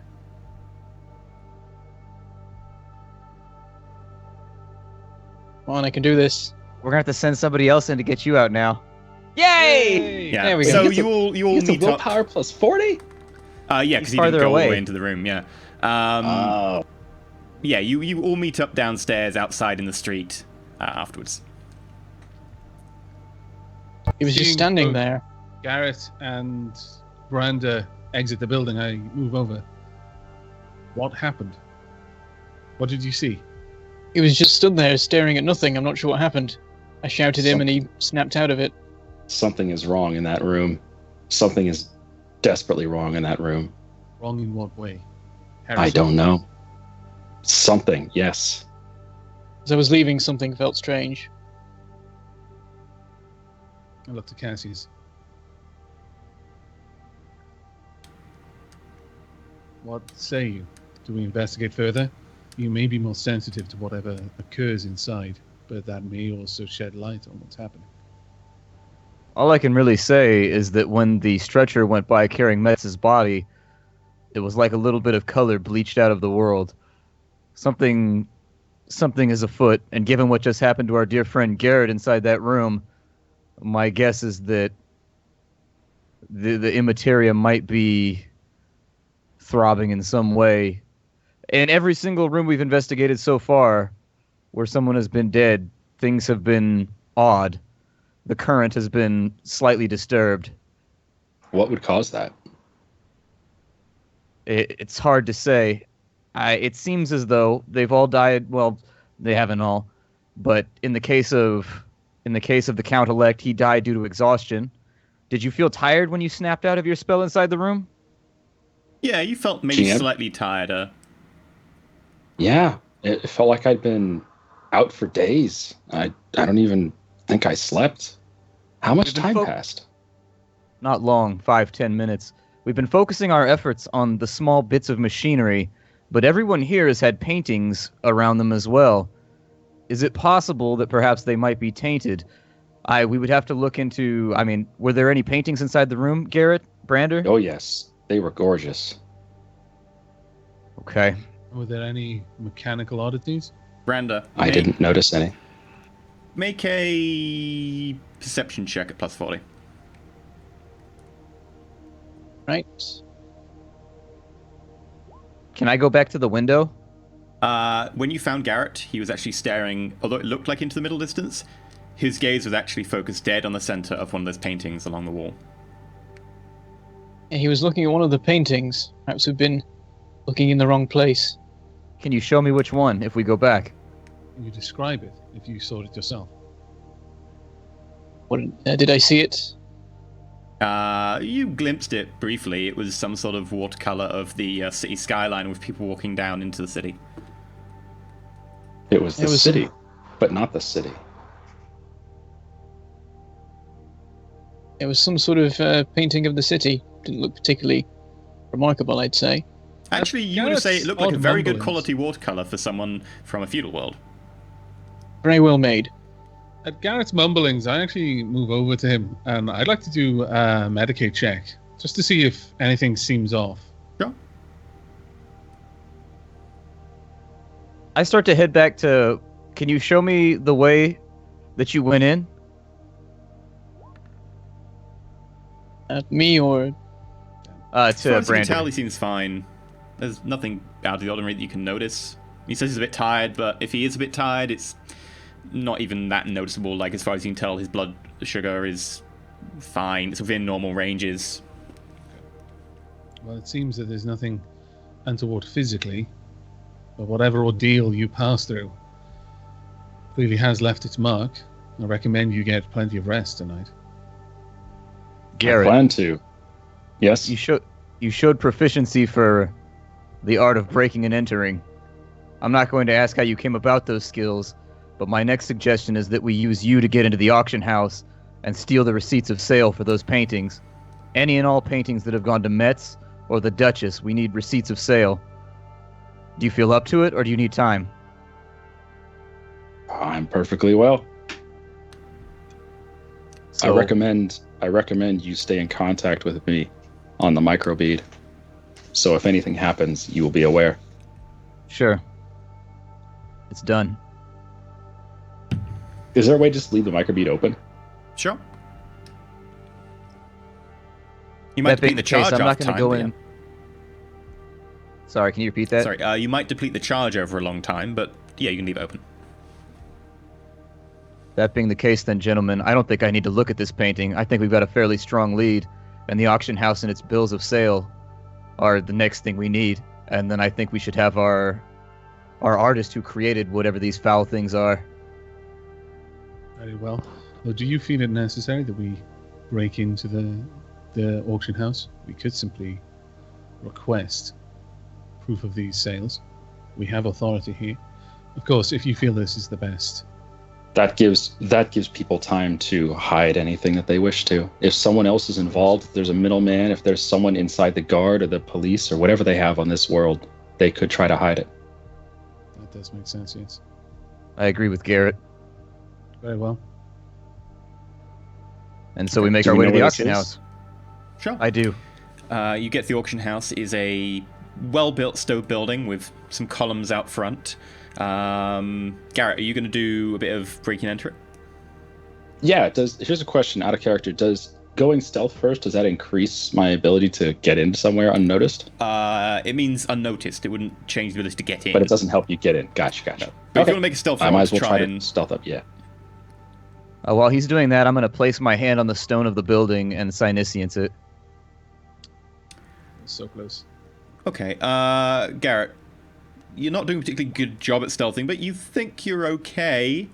Cassius, you dig Yeah. really, really deep, 4 degrees success, and you try and focus on the building, knowing exactly what you're looking for. You can't really detect anything. However, when you focus a little bit, when you go for that level of detail where you think you might sort of lose a little bit of edge, you see the colors run slightly, and you sort of blink, and then they're back to where they were. You're pushing to get that level of detail. You could just be imagining it, but it could be some sort of leftover imprint. I look to Garrett and I say, be careful in there. There's no guarantee we'll be able to get to you if anything happens, and something is off about this place, so be very, very wary. Escape first, if you have to. Well, that's I going plan on. to I'm keep my going eyes. to use my auger as well, just to survey the area, looking for anything that I can't see myself. Garrett, so if you want to do You a... tell Cassius. Yeah, sorry, go ahead. Yeah, if you want to do a sleight of hand check to going through the back door, it looks the most likely to be a decent point of entry. Caroline, see Any you modifiers? scan. Yeah, it'd be a plus 20. It's not particularly well secured door. Caroline, there doesn't seem to be anything odd about this place at all, as far as you can tell. Target was 60, 55. With some effort and a few minutes of jiggling the door handle and moving around a bit of bent wire that you've managed to procure, there's a... and the door opens up inwards, straight So into stealthy. a little bit of a corridor, of which is quite easily a back office. I look to the Okay. rest of the group while we wait on Garrett, and I ask, should we go with him? I do I'll not watch the believe door. that it is particularly safe for him to be alone, given what has already transpired. I'm just going to mention don't- over the microweed, I'm in. I Okay. bead back. We're coming with you. And then I tell the other two, perhaps you two should follow him, and I'll watch the door and attempt to explain away any looky-loos that come around. So what do I see in this back office here? I'm looking for files of sales. Okay. Records of sales. I completely forgot that there's a security skill. Thank you for reminding me, chat. Security would be for breaking into places. Oh, well. Gotcha. We'll use that in future. Yeah, so you look around and you notice that there are bits of parchment here and there and other bits and bobs. Can I tell what's written on the parchment, or is it all just Portuguese? It is actually mostly in Low Gothic. There are some bits in High Gothic you just cannot read. However, go ahead and make a scrutiny perception check. While that's going on, Brander and I are moving towards the door that is, I presume, being left slightly ajar. Yep. And I gesture for him. You first. However, All right. by the time you do that, Garrett, you've already found, quite easily actually, surprisingly, a stack of papers that pertain to recent sales. You flick through and you find all the ones pertaining to paintings, and you also find, also at the same time, a letter. It's a contract of a down payment to the artist who produced these paintings, to also produce a number more for an upcoming auction. The artist's name is Bernard. And he's currently using the lodgings at the inn owned by Burger Klaus Metz. He uses the upper floor, which is currently leased to him as part of his patronage. I'm going to mention this over the microbead that I think we found our guy. His name's Bernard, and he's staying at Metz's inn. I want to check him out before he tries to skip town. And he currently has a letter commissioning more paintings, so his job is not done. In terms of paintings, one was sold to Count Conrad III about 3 weeks ago. 3 weeks ago, actually, by this stage. A few more were sold at an auction recently, which was to Duchess Luttold. Count Bergman and Burger Klaus Metz also has one, which he took as part of the down payment for the patronage. In addition, Sounds like we have what we need. a full dozen more are ordered for the next auction, and they are currently being awaited, according to any of the files you can find. Do the files mention if they've been completed or not? As far as you can tell, there is an order for them. There looks like there's a couple of letters that reference how the progress is going, etc., and promising to officials and people of noble stature who are coming to the region soon that, yes, paintings by the great artist Bernard will be available, etc. People have heard far and wide about the, brilliance of his colouring, of how brilliant the lines are, etc., how the paintings almost speak to you in terms of emotion. This is our man. I am 100% sure of it. We need to get to this Bernard tonight. As he says that, Brander and I are actually walking into the room. Yep. And so catching the end of the conversation, are there any other paintings by this Bernard in this facility? Were there any others unsold? All of them are sold at the auction. The only 4 that I have record of sale went to the dead Count Conrad III, the dead Duchess Luthold, the dead Klaus Metz, and the probably soon-to-be dead Bergman. Very well. Nice job, Garrett. I like to think of myself as the one who does the inquiries around here, but I believe you've cracked this thing wide open. My suggestion would be that we go back to the Administorum and we enlist the help of the Arbites to bring this Bernard to us, rather than us trying to chase him down, at which point we will make our case and make our arrest. Very well. Shall we do anything to the auction house tonight? Or leave it alone for now? Given I would the cursed paintings, if we are willing to call them that have passed through this place, I feel that this entire building might be tainted. As we're having this discussion over the microbead, Cassius, you're watching the door. Make an awareness check at plus 40.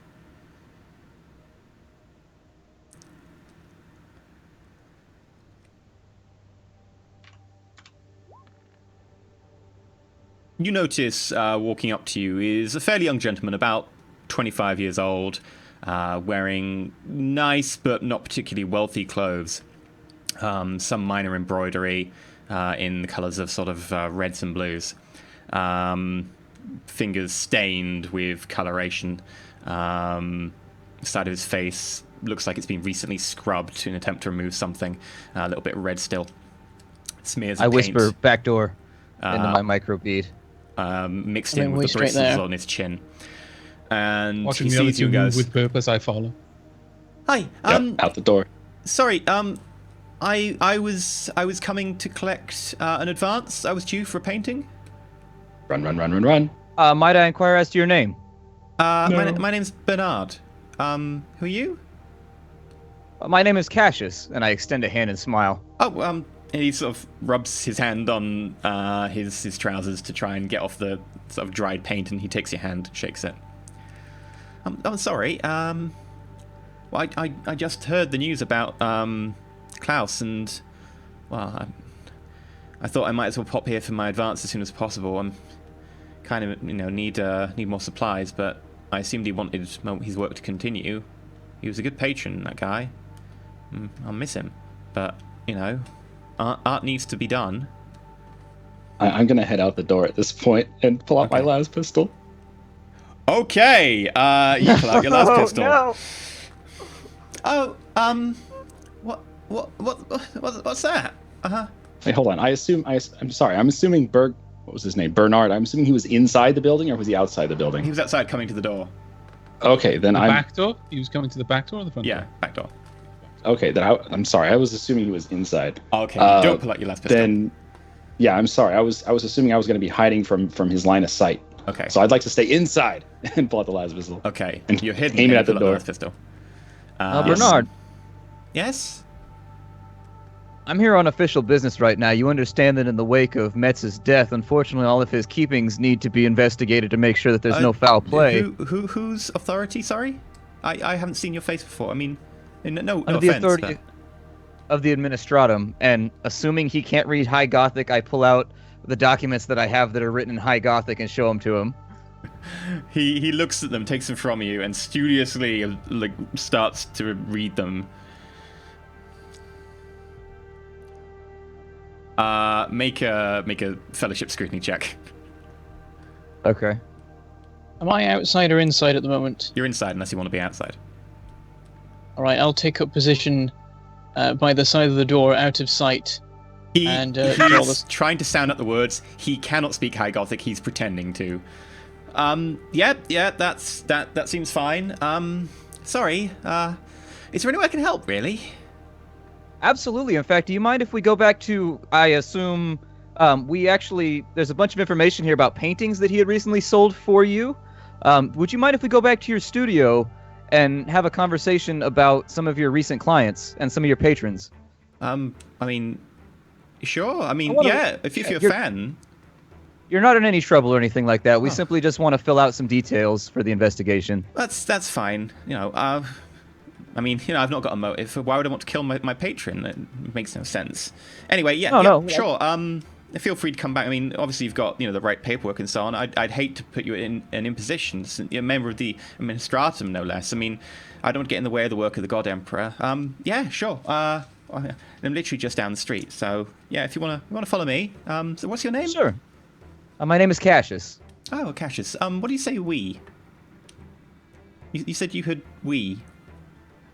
Did you have other What was people? that? Do you have anyone else with Oh, you? yes, indeed. I have the rest of my investigative team here with me. Do you mind if we all come along? No. I mean, I'll have to get some extra cups, but you sure? And I'm assuming since the microbeat has been open, everybody else can hear this at this point. Yeah.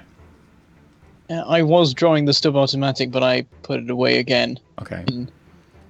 Close and I'm step standing out. impassively. You just want to go Hulk Hogan with your mechadendrites. He just wants to have that moment where he goes, "Wah!" and they raip out, and he's blazing guns at everybody. Later. That comes later. So notices the rest of you and goes, "Oh, hi. Yeah, sure. Follow me. Yeah, it's okay. We'll go back to mine, and yeah, I've got some tea somewhere. I'm sure it'll be sufficient." Absolutely. Starts to walk you back, sort of small talk about the town and what's going on, etc., and how much it's such a shame that Klaus passed on. He was such a good supporter of the art scene around here, etc. He talks about some of the sculptors, etc., who also sold their goods.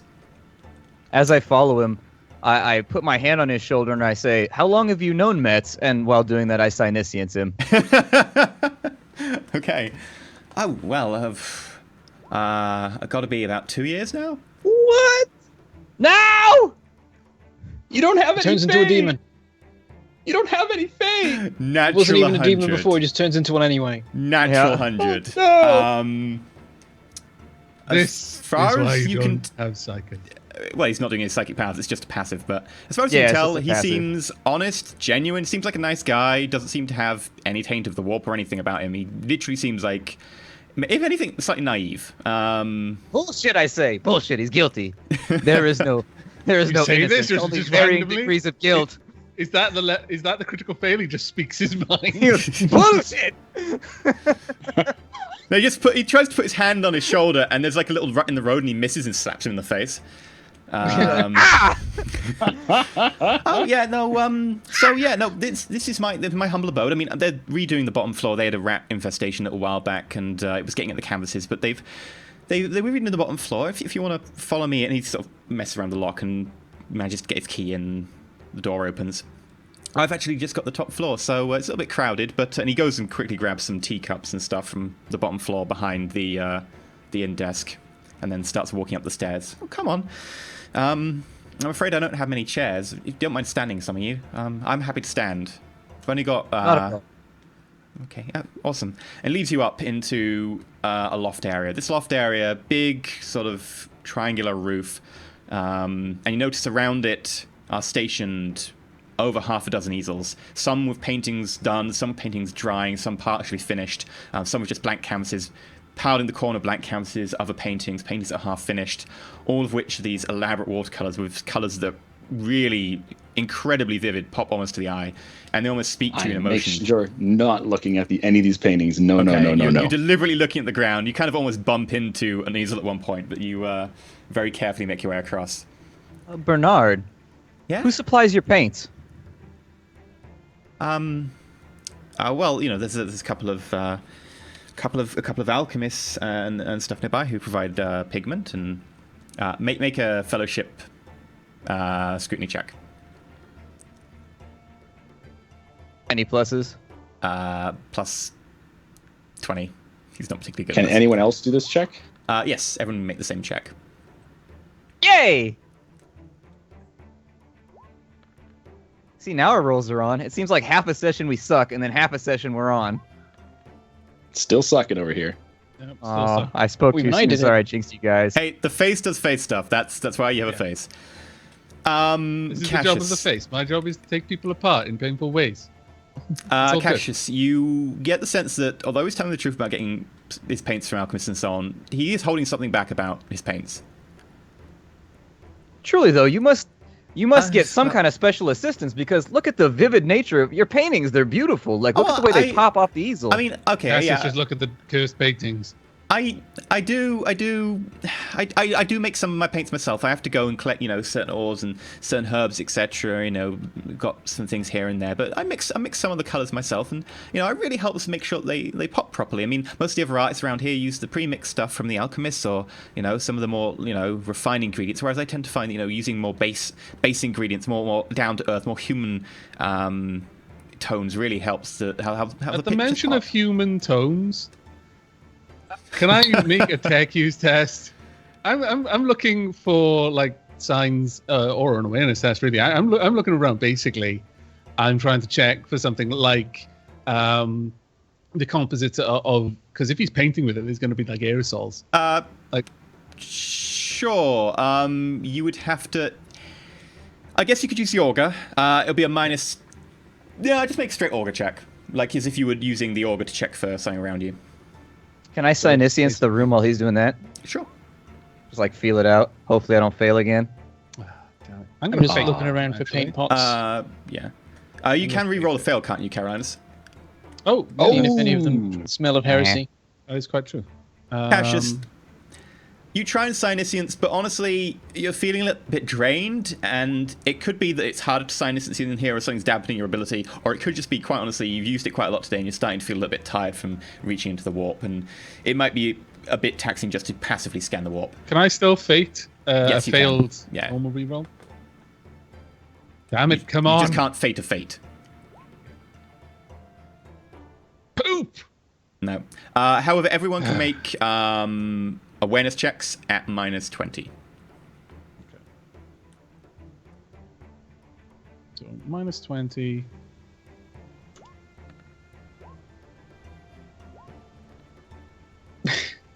My target's -9, so Okay, I'm gonna reroll that one. I managed to unnotice things that I previously knew. This hook is crap. Okay. Damn it, The there's too machine much- god is. The machine spirit's not with you.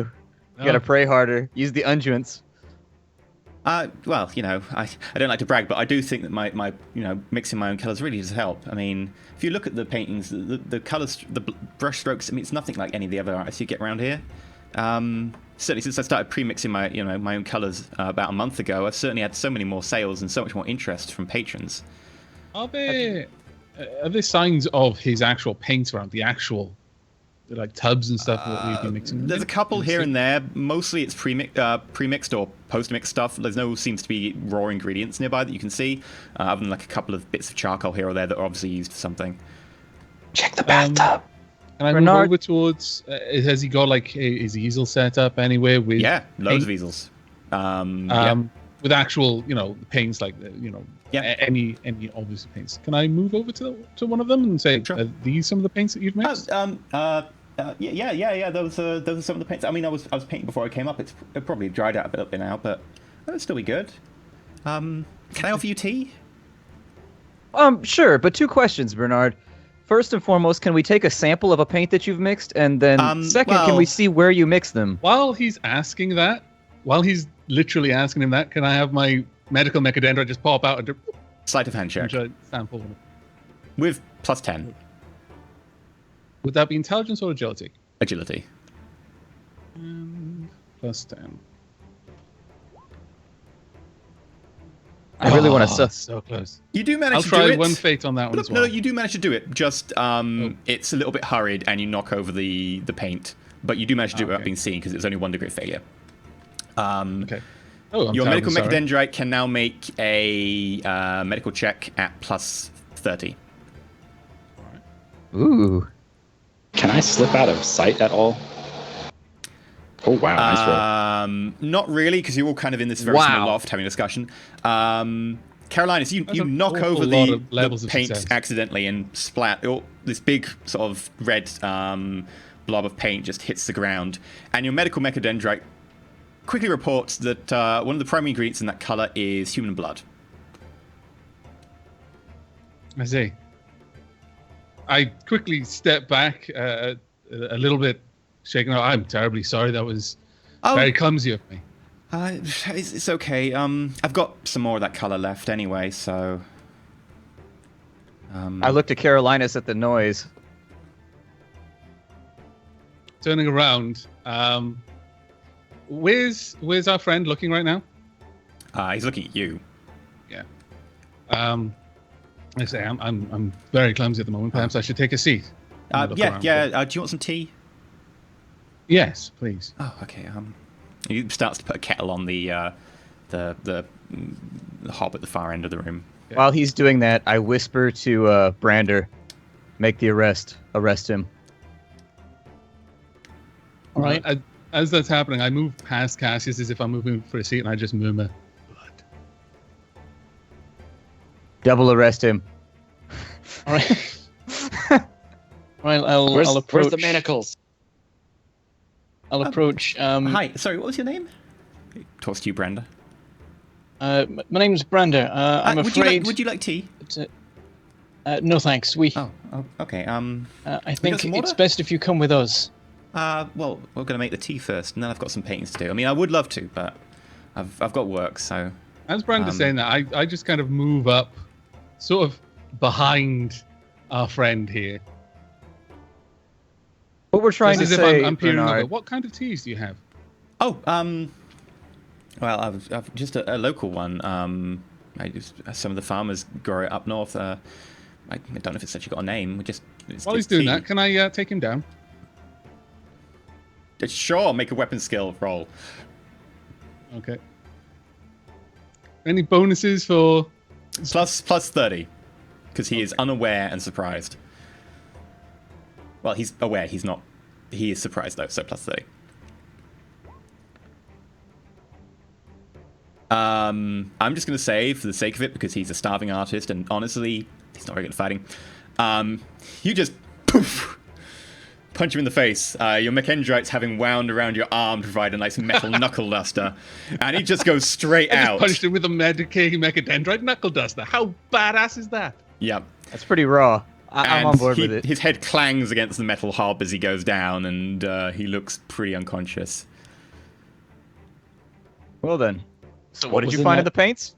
Yeah, what was in the paint? Human blood. Jesus. Well, I don't say Jesus. I say God Emperor. While he's been knocked down, can I test him to check if the blood is his? Sure. It comes back. It is not. I Not would like you Grander. all to make awareness checks. Sorry? Say it Awareness again. checks, everyone. What checks? Awareness. Sorry. Skype is like muting you all the time. My God.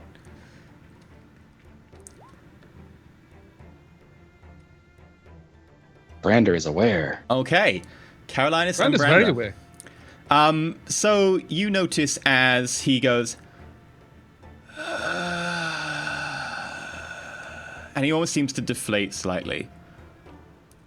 I And his Sinisian. chest stops moving. Make a Sinusence check. While Do I you get any concentrate, pluses? are you touching his body to Sinusence, or are you just the air? I'll touch him, sure. Or are you touching a painting? While he's doing I'll that, touch the artist. Okay. can I check for life signs since I'm like practically holding him on Sure. the floor at the moment? Yeah. However, actually, no, Caroline, you're a little bit busy right now. I'll tell you in a second. Oh, okay. Fair enough. So what was the Sinisians? Do I get any pluses or minuses? No, just a plain Sinusence. Damn. It's pushing it a bit far. In fact, it's almost like you're not sure. It's just almost like his body's refusing to work with you on this one. However, Brander and Caroline, you both catch out the corner of your eye movement, and you look at one of the paintings, and it feels like something's missing. You catch a moment out the corner of your eye again. You turn around to another one of the paintings in the other easel to the side, and you're not sure. And then you turn around again, and another of the easel's paint starts to fall off of it. Water starts to run off of it into colours, and these pigments start to form into a puddle on the floor. What is this heresy? And then it forms up and killed the merges. This is happening while you're kind of perceiving this. You don't have a chance. Into a humanoid figure. And it's kind of 2D to the way you look at it. It's form made up of pigment blotches that move and swirl. Almost like looking at a gas, but it's actually some sort of very airy like liquid as it all sort of moves and forms to show different colors that hue and change constantly, flowing over each other like some sort of very light oil.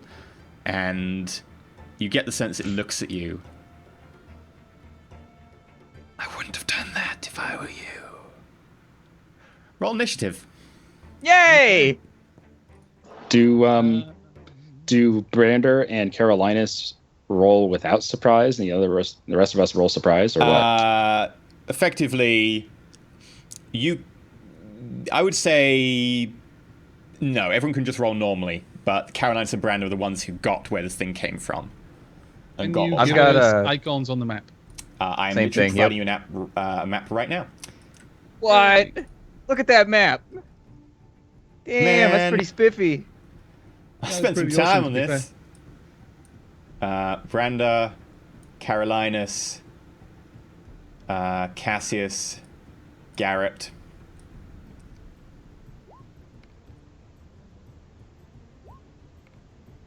And then let me open up. Oh, was there a we modifier go. of that? Is there a bonus or Ooh. something? What initiative? Yeah. It's your agility bonus. Oh, so we roll a d10 plus our agility bonus, yeah? Mm-hmm. Yeah. Okay, so that would be 13 for me then. I got 10. I've got gardening. The tracker's not up for some reason. Yeah, I just realized that. There it is. I did rubbish. You had I 3 got out of good 10. initiative. I'm happy for myself right now. I'm the guy who saw this coming. Maybe you should try to be oblivious more. You might just blend your way through things like I do more often. Yep. Then you just blame it on talent. You'd be like, oh, it was all talent. I totally meant to do it that way. I just want to be like Cephas Cain. I don't ever know if it's Cephas Cain or Caiaphas Cain. Caiaphas It was Cain sounds Cyphus. better. I don't know. Has anybody actually heard the author say it? See, I never know how to pronounce his name. Caiaphas Cain is, has alliteration. Is the name of our enemy like Paint Blob or what? No. I don't have a Unknown. name. We're not on first name terms yet. Yep, Can sadly. you add Yeah. 3 to my initiative tracker because I rolled it without adding You can the... add it to yours, I think. Oh, can I? How? Oh, how useful. Thank you. There we go. Ooh, actually, I believe I have... Oh, yeah.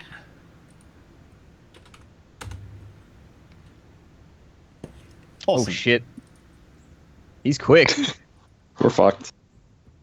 We're gonna die. Right, there we go. Back to the map. Ta-da! Welcome to our lovely map for today.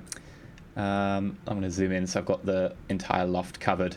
Now, anyone within 2 meters of the north or south edge of this building effectively will be at negatives because it's kind of a steep roof and you have to kind of be bent over.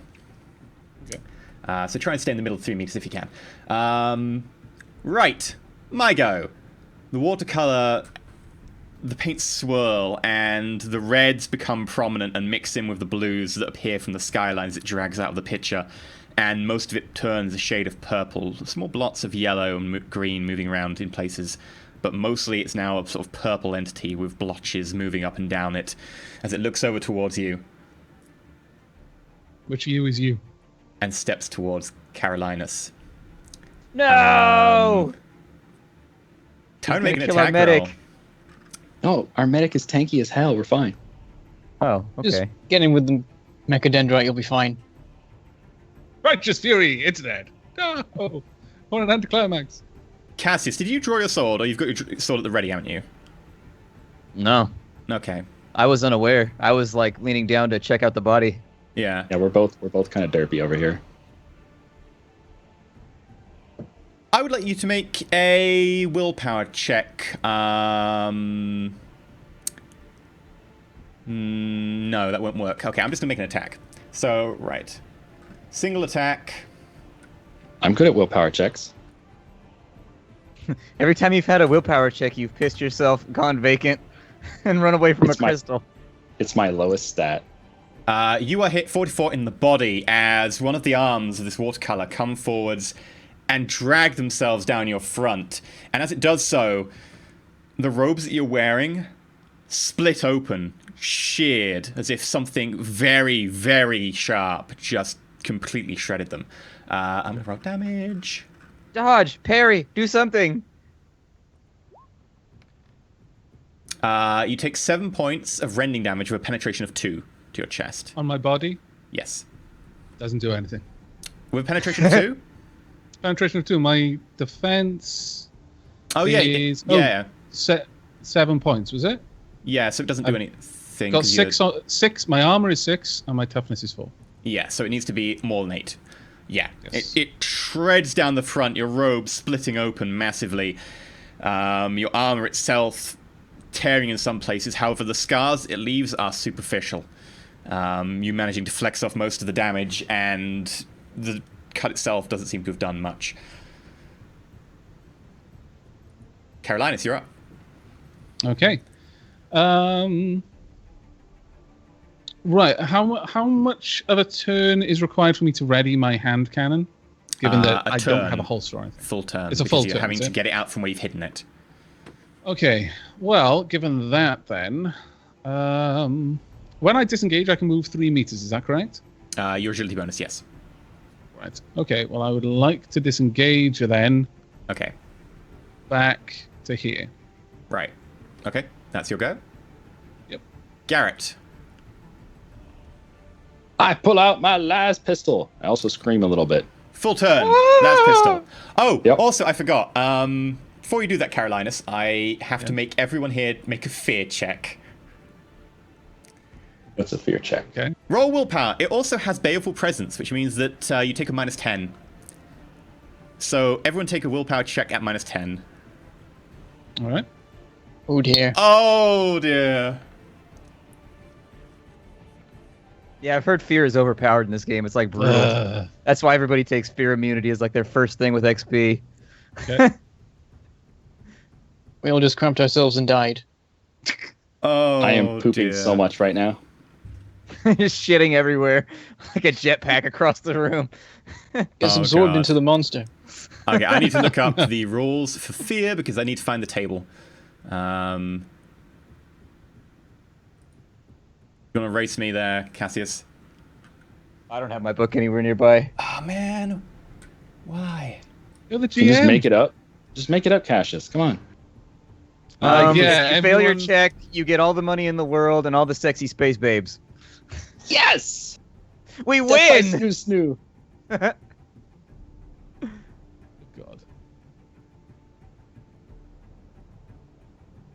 The body is willing, but the flesh is spongy and bruised. Okay, where's fear? Fear. Hallucination. Bolt weapons. No. Why are you using the word fear all over the place? Stop using the word fear all over the place. Oh no, It's a I lost book connection about to dark chat. heresy. What made you think that fear wasn't going to be a 285. common word? 285 285. is what chat says. Did anyone else lose connection to chat? Or it's just me? Fear. Just you. Ha ha ha ha ha. Thank you.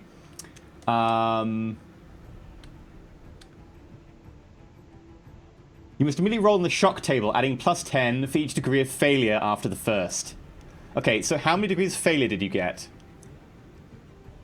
6. 3. I got 6. 5. Okay. So -1 from that, because it's every degree of failure after the first. And then I want you to roll a d100 plus 10 times that number. So if you've got 4 degrees of failure, d100 plus 40. So it's whatever your degrees of failure were, -1, then times that by 10 and add d100. I've got 93. Okay, so everyone else, roll your numbers, etc., add them together, and let me know after we've gone through. So firstly, it's going to be Carolinus, 93. Panic grips the character. He must flee the source of his fear, if able, as fast as he can, and if prevented from doing so, can only take half actions and is at -20 to all tests. Once away from the danger, he must successfully snap out of it to regain control. Okay. The only way for you 89. to directly flee is to effectively run into the corner. So your entire turn will be moving into that corner. Okay. 89. Flee. Your turn will be to run over there. Garrett, 77. The character is frozen by terror. He can take no action until he recovers himself. After snapping out of it, he makes all tests with a -10 penalty for the rest of the encounter. Ouch. I'm 67. 67. Likewise, you're frozen in terror. He can take no action until he recovers himself. After snapping out, he makes a -10 for the rest of the encounter. Okay. Wow. I This imagine is pretty this- OP. In my head, this is like a Monty Python sort of thing. So someone turns around, Jesus Christ! And everyone just scatters. Fear is brutal in this game. I would direct everyone to get the fear immunity talent as soon as possible. But the problem is there's two tiers. There's normal, and then there's, like, weird stuff. I'm fairly certain that flesh-rending watercolors count as weird stuff. He's just made out of Yeah. paint. He doesn't scare me with his phthalo blue bullshit. Oh, Get he that scares noise. you. Oh, he scares you. Scares all of us. It's like a Bob Yeah. Ross elemental. What's he gonna do? Hug me to death? Right, He's gonna make so happy that makes accidents it... all over your body. Garrett, you get to make a willpower check. Yeah, but it's -10 because of fear, and it's -10 again because of that penalty there. So I'm literally rolling to get under 2. A 5 or less always succeeds. Oh, okay. And a 95 always fails. Come on, buddy. Critical 1. We believe in you. Nope. Target of 2. Oh my Tell god. me. I don't know what we're gonna do here. Cassius, know what you I'm run gonna to do. the I'm gonna run corner. away. Brenda, you make a willpower check at -10. How can you run though if you fail willpower checks? Nope. Oh, It goes now. It looks at Brenda, and Cassius, you don't get to roll snap out of it this turn. You have to roll until you're far away as possible, and then next turn you can. Your far as possible is to get to the Okay. corner. It looks at Brenda. Your talent is mine. I would like you to make a willpower check at -10. right.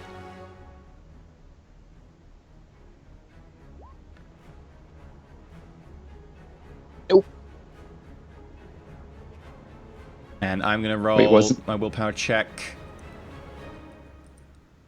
with plus... I believe I get plus 20 to this. Guy's like, no, let me go. Smell of poop and fear. That Target number's 245. wrong. How What? did? What? Plus 20. Let's try that again. That's a Oh, little bit I better. failed. That sucks. You okay? It Didn't know. moves forwards until it's on the table. I didn't know watercolors could poop themselves, but Into combat with both there of you you. Right, that makes it Carolina's... Carolina's, you're at -10 to make a willpower check.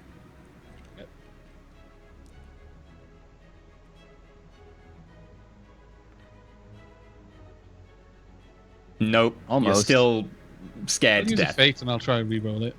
Okay.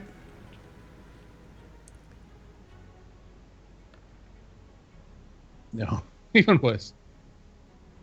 Okay.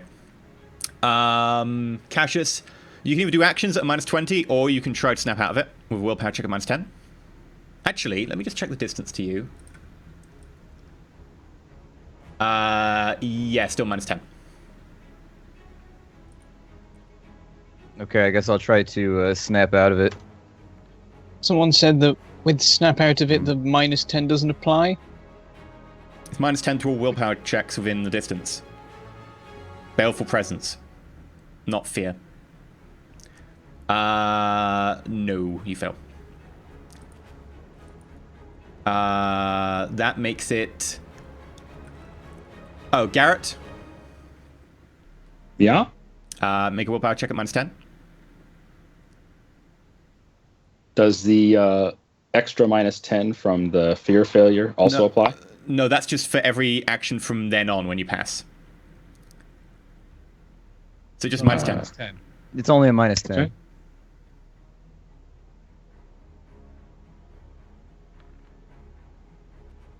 Nope. Branda? -10. Yep. Yep.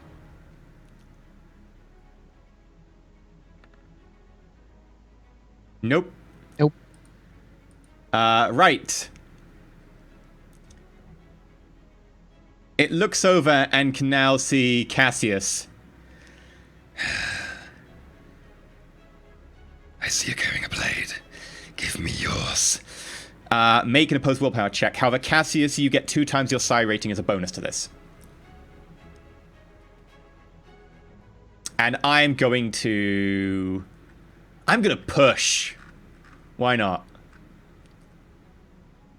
I'm going to push massively.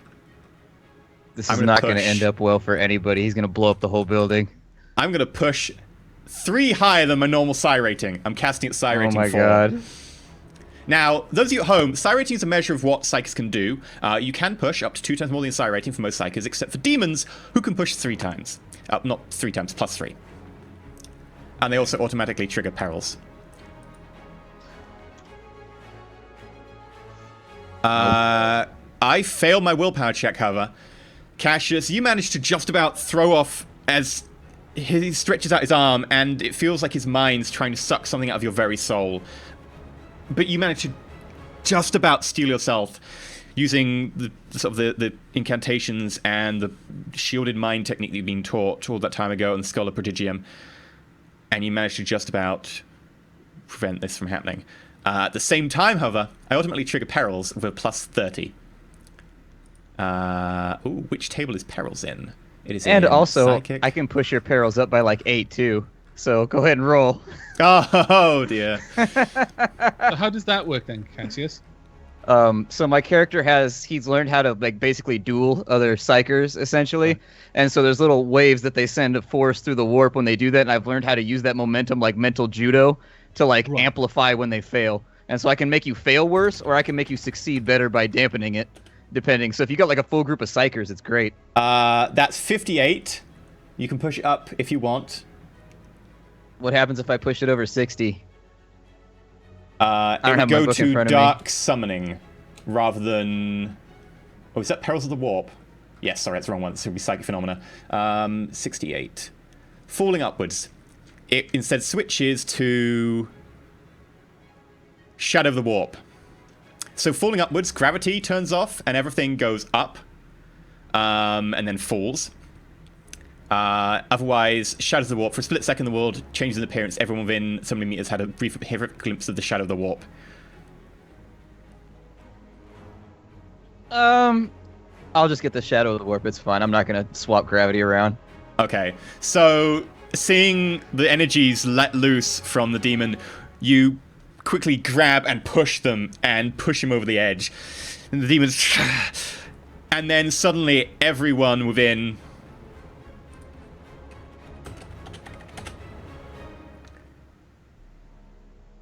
4 meters.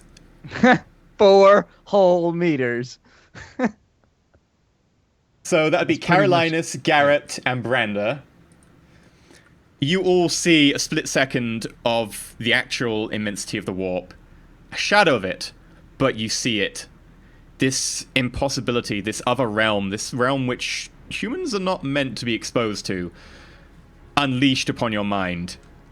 I would like you all to make willpower checks at -10, but also -10 for baleful presence, so -20. Oh no. What have you done to your companions? Oh, I did it. What? Well You done, did it. Branda. Well, I bloody actually done. made a willpower check. I'll use a fate, and I'll re-roll that. Really? Because this feels like it Really? needs to You need to reroll below a 10. I'm sure fate will become important in other places, but it's up to you. be... Okay, no, I won't. All right, I'll hold on to it. Branda, you managed to just about divert your attention away from it. So many times you've been traveling through the warp in your naval days that you've managed to just about chant out some of the catechisms, some of the psalms to the Emperor, and pull your gaze away. However, Carolinus and Garrett, I both want you to roll a d5. Okay.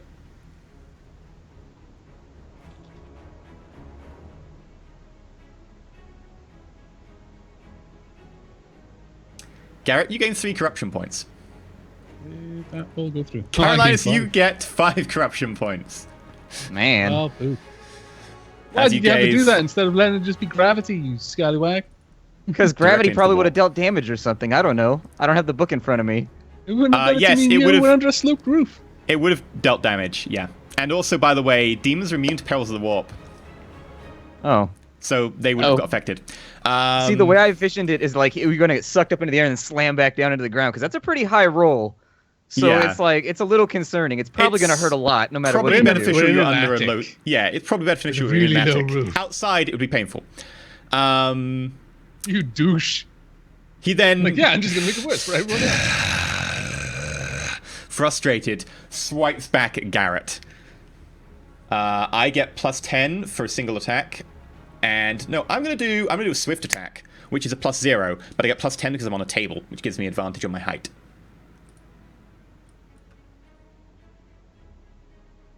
That's the other point. Physical damage can be healed. 71, which is your leg. That's 5 degrees of success, which with swift attack gives me 2 hits. So I get your leg, and then I believe the next hit location is body.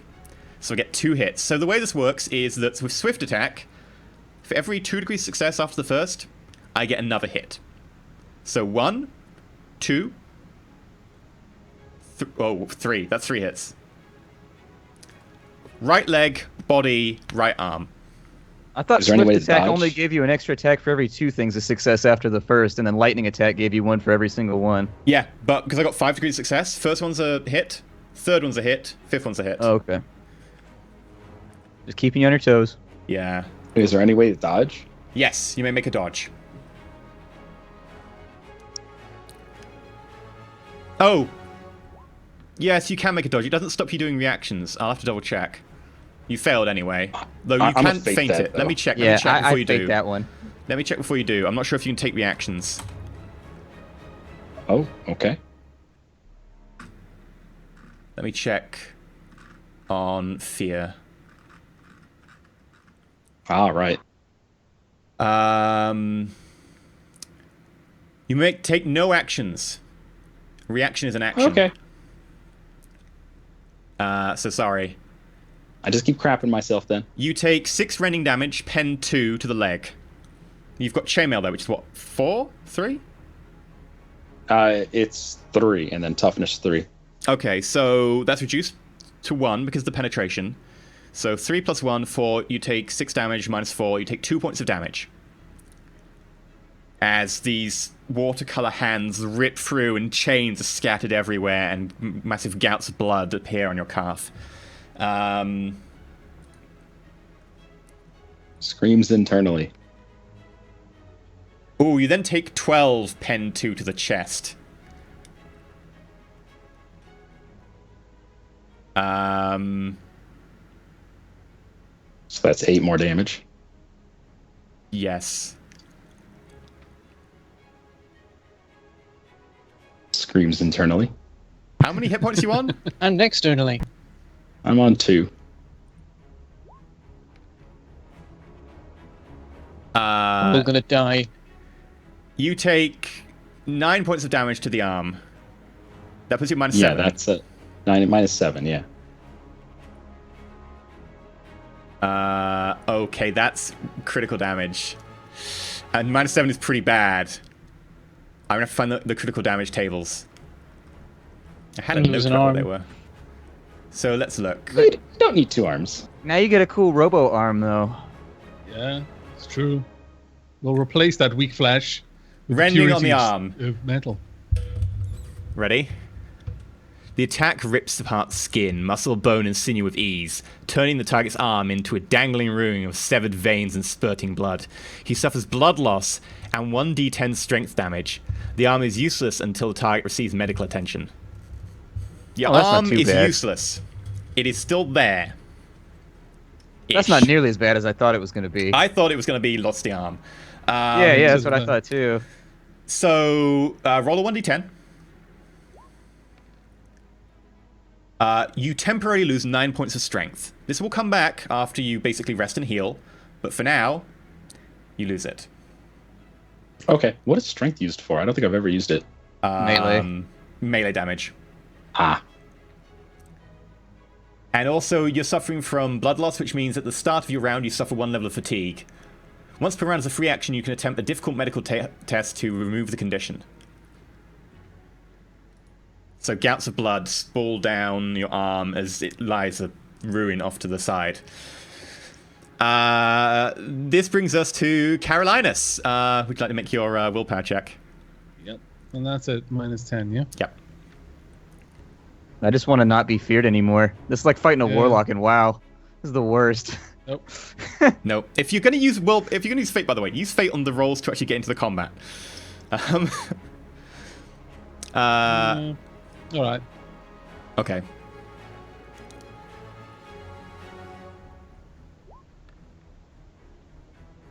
Nope. Damn. Garrett. For a start, you take a point of fatigue. There is a box on your sheet for this. It is down near the wounds and the armor and stuff.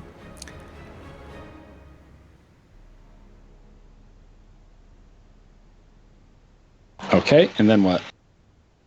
Nothing for now. Basically, when your fatigue exceeds a characteristic bonus, that characteristic counts as half.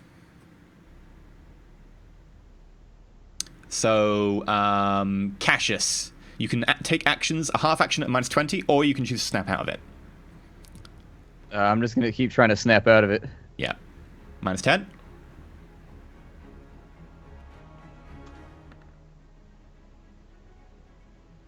You've not got any fate left, have you? Nah. Most of us aren't going to snap out of this anyways. I mean, our willpower is so low as a party that... Yeah. Branda? I mean, I have a rough chance, but everybody else kind of hosed. It's one of my dump stats. I'm regretting it. Oh, it wasn't. I knew even I one of would. mine, but we're all very new characters, so.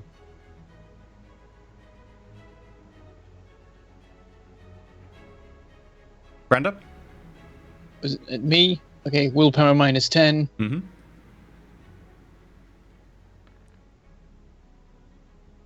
Nope. Do you want to fate it? I've only got one left.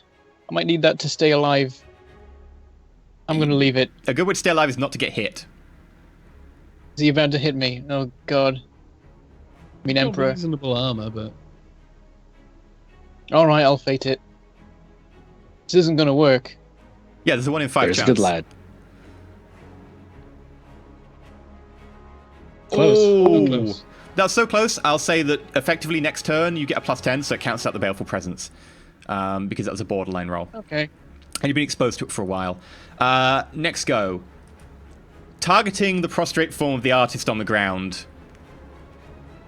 Time's up. He makes his attack. He's going to use Swift Attack. He gets a +40 because target is helpless.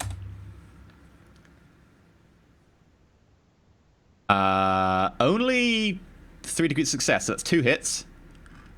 To the head, because it's 0-5.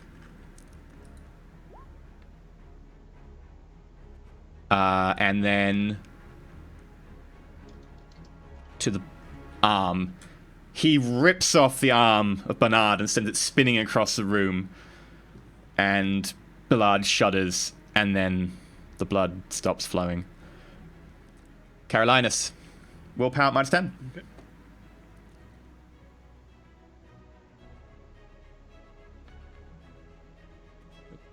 Garrett, Yes. willpower -10. Oh, I thought last turn you didn't let me roll. Okay. Oh, did I not let you roll last turn? I asked what else, and you said nothing. Oh, roll for last turn, and then roll for this turn.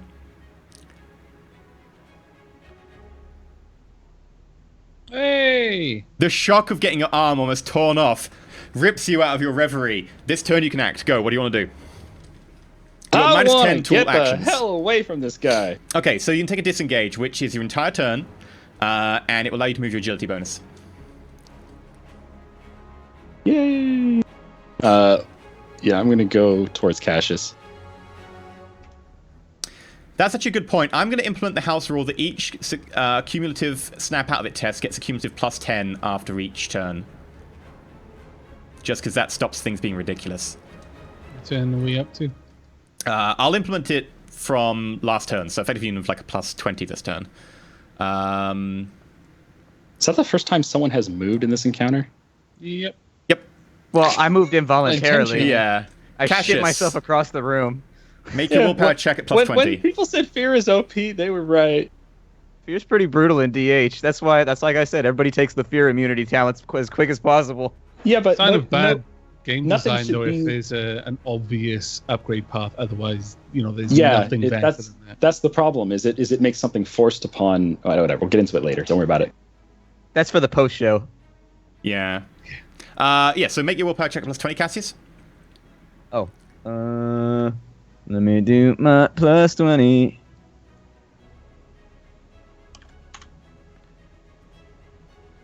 You're out of it. Nice. Brenda. Yay! +20 willpower. That's 20. Oh yeah, because it's not the -10. Yeah. So I get a turn now, or is that my entire turn That's your snapping entire out? turn snapping out. Okay. So it's me. My willpower Oh, it was- 20 then. How did what was it? Shen move if its entire turn was meant to be just snapping out? Because he snapped at last Because- turn, but I didn't give him a turn last turn because he skipped. So yeah, roll. You've snapped out of it. Nice. There we go. That makes it my go.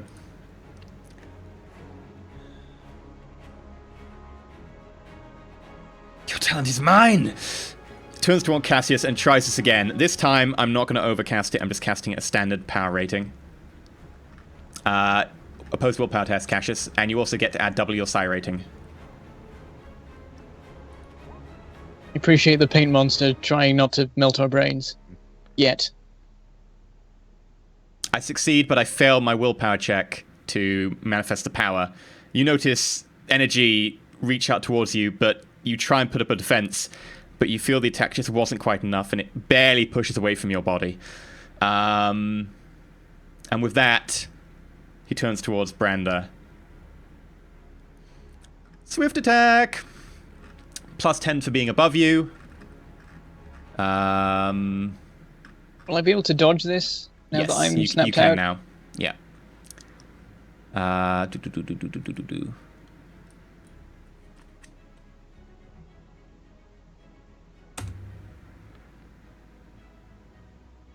That will be 3 degrees success, so it hits you twice. In the 93, which is the left leg, then body. I'll try dodging. Okay. Modifiers? None. Yeah, would they? Oh, minus 10. Sorry. Because... Which you How do still you pass pass? by 3 degrees success, so you ignore both of the attacks. Well done. Not That's bad. the one thing I can do. Sorry, Brandon Yay. and Garrett, bear in mind that both of you have got minus 10s for the entire rest of the encounter. But yeah, you managed to just about dodge as one arm comes in, and then the second arm comes across, and you manage to take a step back, narrowly missing you. One of the buttons on your coat. Ting! Carolinus, you're up. Okay.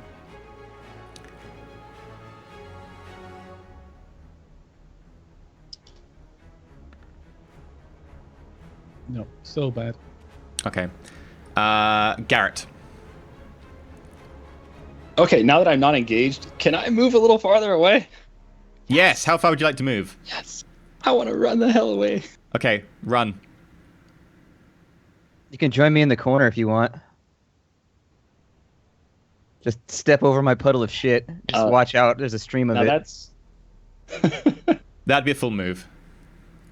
I was going to ask. Let's see, that's half move before... Yeah, that's a full move. You got it. Yeah. Cassius. Oh, Oh, by the way, you take another point of fatigue damage every turn, so that's actually like 2 more points I think you've taken. Yeah, I'm at 3 now. Yeah. Your stats are starting to degrade. I'm going to attempt to reach into the warp and cast Smite at him. Okay. This is probably a terrible plan, but I'm going to try. Nothing is a terrible plan. Do it. All right, so we're casting Smite. It's going to be at Psi rating 2. I've got plus 10 for my Psi focus. Okay. And is the warp stronger or weaker here? It is stronger, but tapping into the mess here might cause perils. Okay. It would be effectively you'd be able to push at a higher level. Nice. Oh, well done. Oh, what does that mean? Okay. You hit? Yeah, I hit him for 1d10 penetration 4. And so my damage roll, I can't believe that actually worked. Wow. I was expecting to destroy the Okay, entire so party Cassius, right there. what just happened? All right.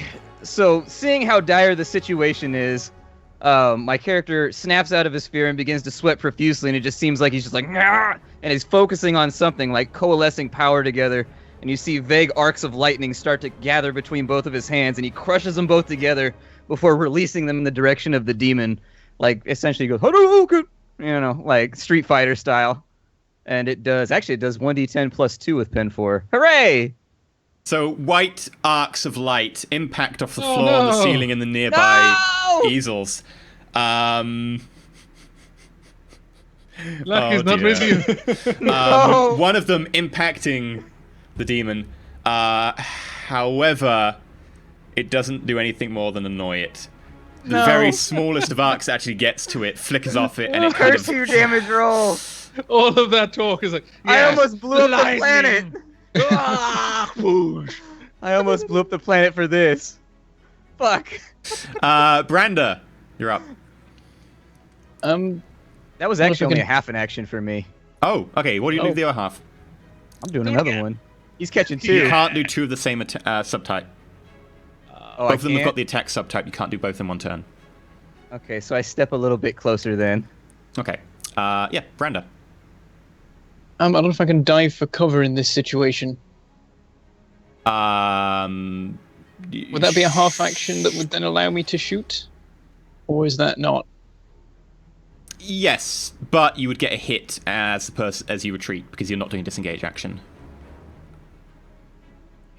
Oh, do I have to disengage to get away from him? Or you get hit. Up to you. Or you can draw the chainsword. Do it. I've got to press you. What are you going to do? Alright, I'm going to draw the chainsword. I'm going to grab the... Full through action. the cloth thing, I'll grab it, Wait, rev it, wait. and have it tear through the cloth coverings. Is that a half action? I've got quick No, draw. it's a full... Oh, quick draw. Then it is a half action for you. Yes. Slice this Alright. fool! Slice him! Then I'll make an attack on him. Okay, Using using my mighty powers. single That's attack something plus awesome. 10. Foul beast. Yeah, remember your minus 10. Okay, so just a Oh, and a minus 10, so yeah, nothing just... else on No, plus 10 because it's a single attack, so they cancel out.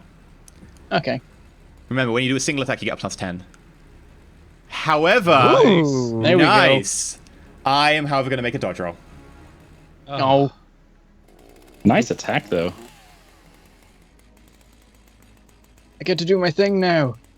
However, Yes, he didn't dodge. unable to dodge into you. Yeah, sure. 80. That would be the right leg. Make your attack. What damage do you I do? have to roll for damage twice, don't I? Mm-hmm. Fuck! 8, pen 2. Which I Oh, believe... rolls 2 and picks Terrible. the highest one. Right. As your blade passes into the watercolor, it catches a little bit on bits of color and flecks of paint flick off and hit the ground nearby, slightly sizzling as they do so and leaving colored scars in the woodwork. It does a little bit of damage. You notice the paint trying to reform, and there is a little bit of a gap where you can just see through on the leg. However, it didn't manage to do as much damage as you thought. Unfortunately, being a demon and its very nature, it's kind of resilient. But you did do some damage. I'm back in. Pretty nasty. It's go. Perhaps yours will do. And, Brenda, I want you to make a willpower check. Damn Is it. this minus 10 as well? Yes. Why did I ask? And this is where it all goes Baleful wrong presence. again. What You is like the that kid? what is the range on Baleful Presence? 10 meters. However, you fail. I also fail. Again, just unable to really focus its mind on you. You feel something wash across your soul, but you don't feel any other effect. I'll take that. Hey, everyone Then, needs a good incredibly soul washing now and frustrated, it's going to do a swift attack on you. Can it use its power and attack Yes. in the same turn? Oh, foul tricks won't work on me, beast. So it gets plus 10 for being on a table. Is swift attack a half action? All attacks are half action. However, completely fails to get you as it seems to be relying more on that leg that you took a chunk out of, and it's kind of falling and like bits of color are now running down it. It didn't cause any damage this turn. I think I have to make a warp instability check. Ah, That's fine. Right. Whose turn is it now? mine, I believe, but you just... Ah, there we are. That's fine. Carolinus. Let me just expand that, okay? Right. Snap out of So it, now buddy. it's Plus 30 at this point, is that right? It should be plus 40 by now. Oh, that's okay. Oh wow. God No. damn it. See, the thing is, if this rule had been in at the beginning, I would have passed it ages ago, like 2 or 3 different tests with like 7 or so above what I needed at the time. It's like, oh, So if he's cowering in fear, what are his mechadendrites doing? They're kind of like just curled up, like protectively around him, kind of protect the curled up face! across him. Protect the face! I played rugby enough. Yeah, so that would make it Garrett's turn. I pull out my las pistol, full action, and I take another fatigue. Yes, you do. By the way, you can spend a fate point to remove all fatigue. So whenever you need to start doing stuff, might want to do that. Okay. That makes it Cassius. Can I look around to see if there's any paint thinner around? Sure, that'll be a half action. Yeah, you glance around with half action. Make a perception roll. Paint thinner. This heretic's version of holy water. Yeah! You don't notice any paint thinner. However, you do notice right next to your leg, actually, at the end of the bed, there is a jar of some very red liquid, which at first glance looks like a large container of blood. How did we not notice this? Is I it feel like that would bat- make it worse. Is it How do you bat not notice this? demon It's actually removal behind spray? the curtain. Pardon? Is it bat demon removal spray? It looks like blood, and it's a big container of it. And blood? it looks Tastes like like the blood. jar Maybe it is is blood. Does it taste like blood? next to a few mixing pallets, which are also I stained feel with red. like blood just make it worse because it's already a demon. Like, don't they like blood? Yeah, probably. I don't know. You're the person who tangles with the It's a wall. watercolor, so the Yeah. paint thinner is mostly water, but you've got half action left.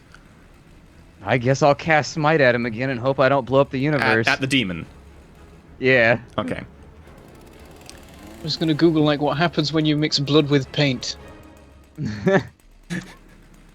Makes it red. Wow. You just Yeah. can't gather the energy around here. It just sparking off you, and you can't quite get the energy you want. At least it's not doubles. That's what you guys got to watch out for. A I want to be 99, doubles, man. an 88, a Branda, you're up. 77. Oh, it's me. I will aim an attack with the chainsword. Aim, single attacks, it's plus 20. But minus So 10. minus 10, so plus 10. Minus 10, yeah, so plus 10.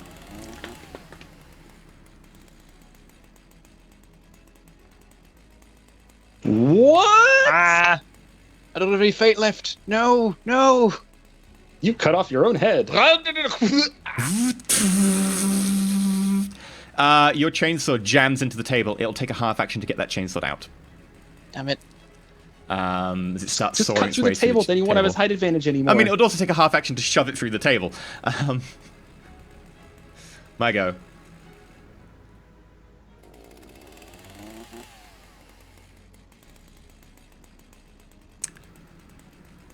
I'm going...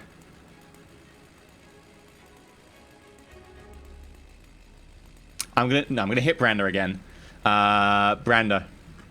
Aim, swift attack. So that gives me a plus 20. Oh dear lord. Roll high. High. I'll get my dodge roll ready. Oh, so However, lucky. you managed to just about duck under the furious blows. I Holding imagine out there, that Branda. He's trying to jiggle his chainsaw out of the table. He's making a very unstable footing. Carolinas, plus 50. Roll for your willpower.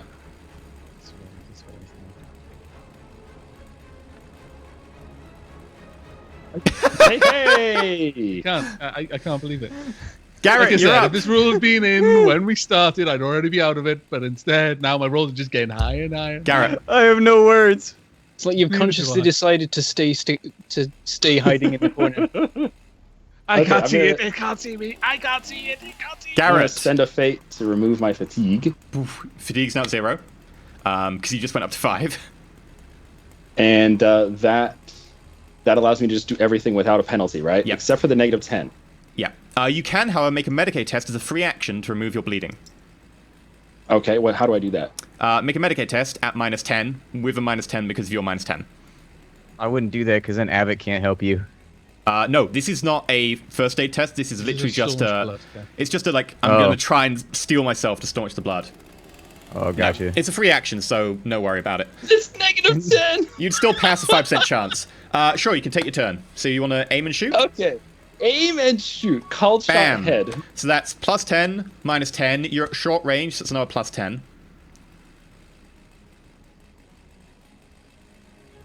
Why did we get into this line of work? This is the worst job ever. I could have been a rice farmer. This is bullshit. Should have stayed in the Navy. Yeah. At least then you'd have other people dying all around you. We putting together titans on a forge world. That's a hit. Oh, that was so lucky. Roll for damage. What's funny is on my screen it had a 0, but then the other die knocked it over to a 60. The laser blast hits it in the back of the head. And the paint starts to reform around it, but there is still a gaping hole where you can see the other side of the room through the side of its head. However, not quite as effective as a normal laser blast to the back of someone's head would be, it being made of watercolor. Cassius. Okay, I step forward again with my movement.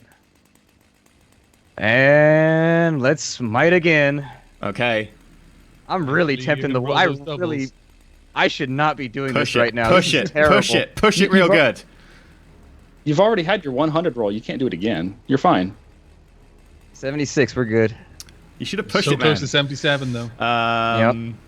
Yeah, so sadly, lightning arcs, but you don't manage to grab the power. The problem is you're trying to grab the power in here, and you're wary that if you try and pull too much, you might pull some of the unstable, ruinous power that is in here.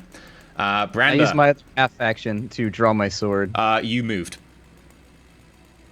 A move is free, isn't it? I only No. move 2. Half action. Off action to Oh. move, Or full action if Really? you move more than your agility bonus. Yeah. Huh. Okay. Branda. Right. Can I use a half action to cut through the table then? The table as I'm there. becomes slightly more rickety. It won't go down unless you hit it again, but now if you hit it again, it might well go down. Right, I'll attack with my other half action. Are you attacking the table or the demon? The demon. Okay. Is this 0? Plus 10 for single, minus 10 for you, yes. That's a hit. Nice. Hey! That is the right arm. Sure. Roll for damage. Roll twice. Make it good. There we go. Righteous Fury! Righteous Fury! Oh my god. Yes.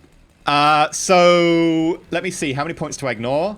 I take 8 points of damage. No. Yes. Yeah, I take 8 Take points of that damage. beast.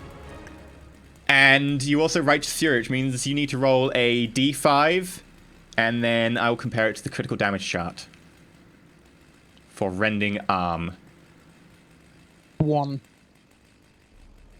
I believe that's something like you drop what you're carrying if you fail a toughness test, which I can't because I'm not carrying anything. I will, however, double check. You lose some paint or something. Yeah. You drop your arm. Energy, explosive impact, rending. I drop anything he was holding with a hand. Yeah, so nothing happens, sadly. However, a lot of damage there. The arm becomes half of what it once was, having cut off large amounts of paint. Paint flying backwards, some of it even catching on Cassius's robes. And it looks at you with fury in its eyes. Cassius, you're covered in heresy, mate. I don't want to be Heretical. the guy to tell you that, but I aim. Heretical spooge everywhere. I aim. I swift attack from the table. Is that Branda, a you're plus going 20? down. Yes, it is. No! That's it. I'm using my Yes. fate point. oh, It's okay, he's gonna fail again. No! Stop cursing me, you witch! All Untouchable. these swipes going over the top of you, Branda, as you duck and dive, weaving in and out, punching him with your chainsaw to try and move the demon back. It's getting incredibly frustrated with you, so much it's ignoring everyone else now. Carolinus, plus 60. There's like almost no way to fail this now. Okay, there's still considerable ways to fail this. oh, but there's I enough believe in ways you. to fail it. If it can be failed, I can fail it. Hooray! Bam! Well done. Only sire. Garrett, you take a point of fatigue. You're up. Hooray! Aim! You Cult can't. shot head. Either Cassius is in the way or the drape is in the way. There's a drape. Yeah, you notice Yeah. on both sides of Cassius there is a curtain. Hold your action till I move. I'll move on my next turn. Okay, held action. Yeah, effectively shoot when Cassius moves. Okay, cool. Yes, sir. Cassius. I move to there. Garrett, fire! Yay. You get a plus 10 for Pew, pew. single shot, minus 10 for you, so just a straight ballistic test. Oh, plus 10 for short. Yep. That is a hit in the 62, which is the torso. Roll damage. Didn't you do call shot head though? Ooh. Oh, yeah. Sorry, Yeah, called shot head. Wow, 13 points of damage. Dude. Did Oh, you just is, vaporize him? what? Is it because you've got the ability to add your agility, your ballistic skill to your damage? Ballistic skill divided by 2, and then ceiling. Yeah. Yeah, so Garrett picked up last session an amazing advance, which gives him the ability to add half his ballistic skill to all damage rolls with weapons at range, which means And that it's he does rounded up. loads of damage. That is amazing. That sounds nice. I might get that. Except I keep using the chainsword. It's been doing very well. Yeah, there's a similar one for melee too, where you get your melee damage as a bonus, your weapon skill or whatever. Yeah. Its head almost becomes insubstantial, a slight slither on the side showing. I need to find out what critical damage is for head. Yes. I hope his head pops like a water balloon filled with dye.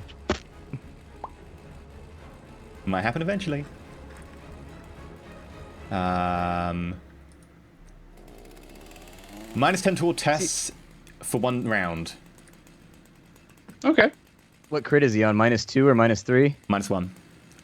-1. That makes it Cassius. You've got the other half of your go. Okay, I'm gonna cast Smite, and this time I'll do it at Psi rating 1, so that I get another +10. Okay. Oh dear. Oh. Jesus Christ. This saw time, that being an lightning 18. arcs off on the broken canvas in front of you, and purple fades across it from where your lightning impacted. Really not That's getting anywhere basically with what this. was happening to me with my panic rolls. Every Yep. time my modifier went up, my roll got 10 points worse. It's like, Branda, you're up. I hate you. The Emperor is with me, demon. Can I attack the table and the demon in the No. same turn? You have to make one Can I attack. kick the table? No, that's an attack. I'm just gonna aim an attack with the chainsword. Against the demon? Yep. Is that Okay. plus 10 then? Plus 10, minus 10, so plus 10, yeah. Oh no. Oh. You get the chainsword cut in the table again. Luckily, if you spend your attack next turn to push it through, the table will fall. No, you spend your half That action. works. Yeah. Table OP. This point, he's getting really enraged. Give me your skills! Branda, make a willpower check. -10 or what? Minus 10. Hold it together, Branda. You've not This is failed the us part where yet. it all goes wrong. Oh dear. Oh no. I failed again! Oh, but he failed. It doesn't matter. If I can't pass my check, I can't manifest a power. Right, so I'm just going to hit Welcome you to my life. Welcome to my life. with a swift attack from the table. Again, missing wildly. Carolinus. That'll Okay. happen when your head The is half Emperor is sawed with off me. by laser. It takes full action to pull my pistol out, doesn't it? Yep. Yep. Okay, well, that's my full action then.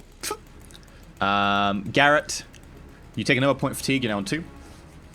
I'll let you guess what I'm going to do. What do you think? Cold shot head with an aim. Go He's for got it. he's a one-trick pony, but man, is it a good trick. Yeah. That's a Oh my large God. Oh, piece of success. I'm going to spend my shit. dodge, which I completely forgot I had.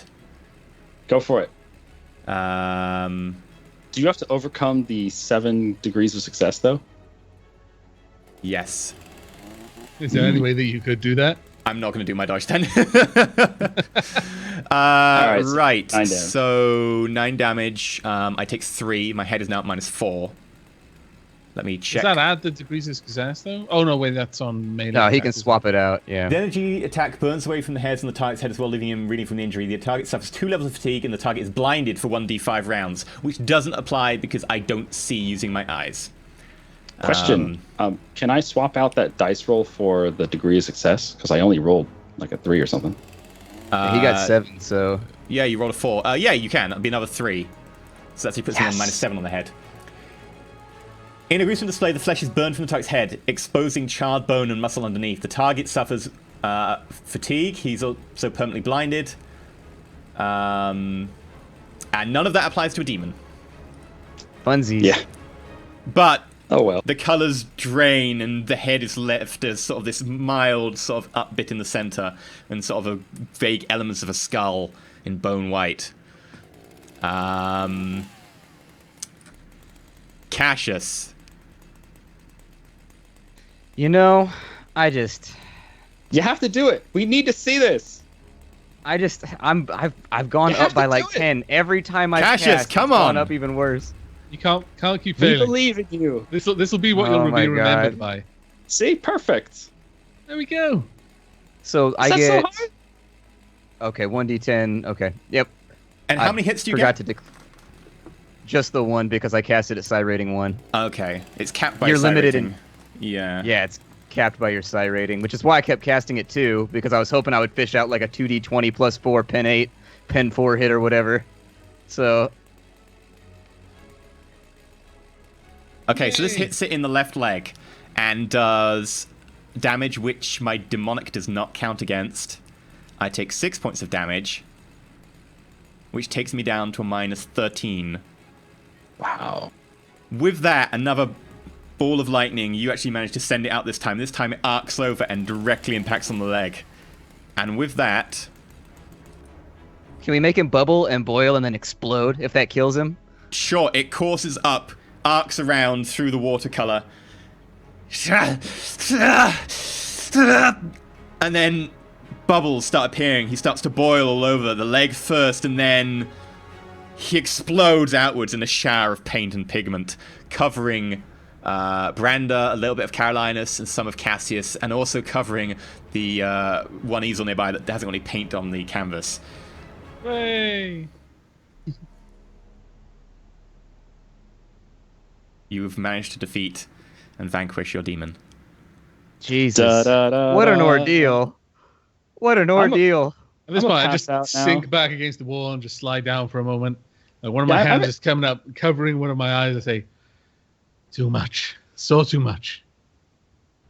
I'm stood over the puddle of paint saying, "The Emperor protects." And the Carolinus. chainsword Car- winds down. Carolinus. I'm just gonna slump down against the wall here at my -7 critical damage. Okay. Don't mind me. Spurting blood all over the place. Don't mind. I light up a low stick and just sit down in one of the chairs. Meanwhile, Garrett is slowly bleeding out in a puddle.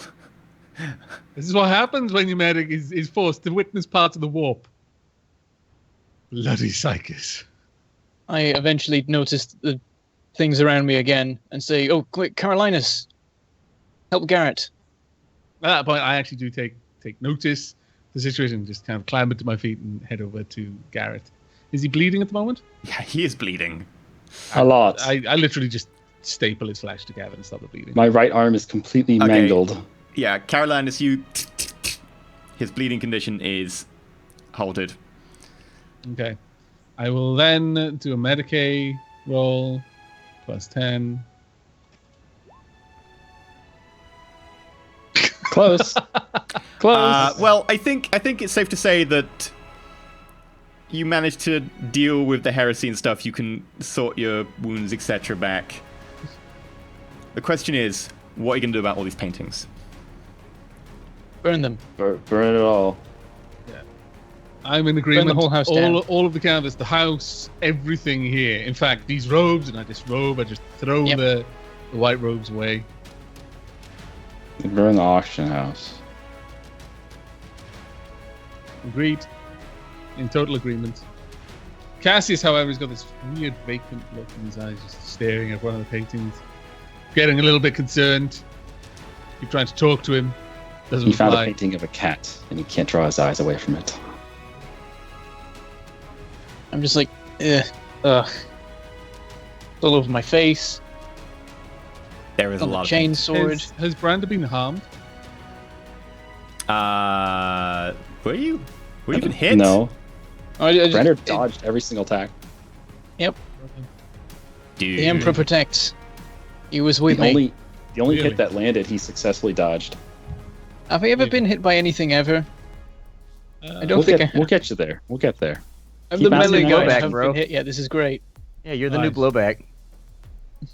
Cassius, are you in agreement? Should we we wish to burn this place. The paintings, the house, everything here should be put to the torch. Indeed, we should keep the receipts of sale, and we should pass those off to the Inquisition as well, so they can find the owners and burn all the ones that have been distributed as well. Assuming this lest they already be corrupt. That too will make the Inquisition aware that they may have. I mean, these people are nobles. I think the Inquisition will be slow to get rid of them, so we'll just make the situation known. We need to track down that fourth painting, make sure that guy hasn't died who has it. Bergman. Okay. Contact the. Contact Prefect Allard. Let him know what's going on. And Okay. with that, you crack the heresy that was forming inside of HAER. You manage to weed out and then banish a demon who'd been acting as a muse for Bernard. I've got to be honest though. Wow, those panic rolls. Yeah, those are Oh pretty my bad. goodness. The standard rules. Yeah. It didn't help that you all failed by such large margins that you all got really bad rolls on the panic table. Because you all got like 75s and above kind of thing. And with that, congratulations. You send off to the Inquisition saying there's one painting left. You go collect it yourself, since you are here. Yeah. You go collect it, you burn it yourself. You put in that, by the way, these are people that had them. I don't really think they should be dealt with because they're nobles, but as you will.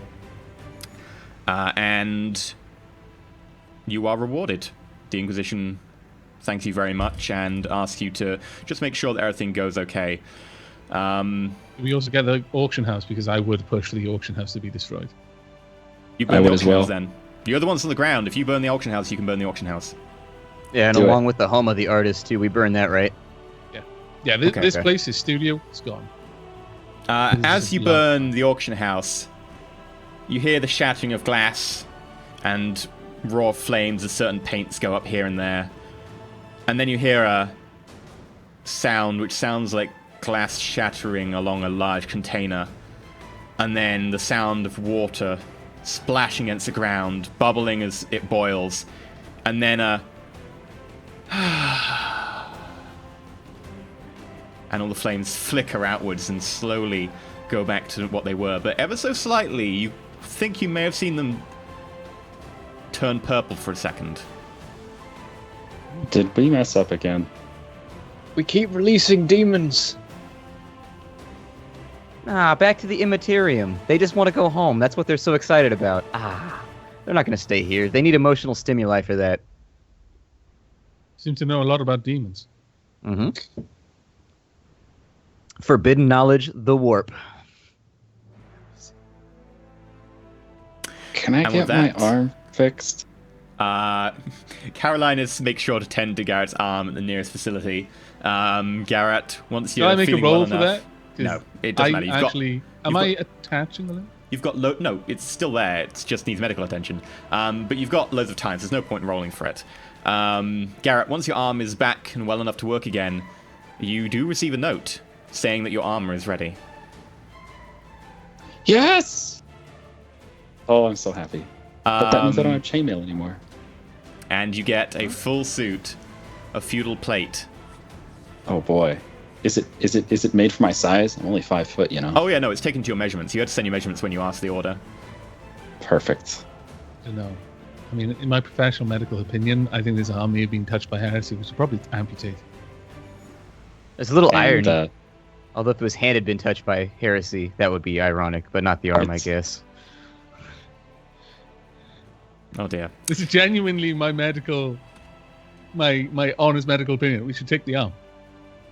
We can get you a better arm that isn't touched by the weakness of the flesh. It'll be fine, probably. Okay, and with that, so ends tonight's session. That went well. You succeeded. No, it didn't. It didn't go well.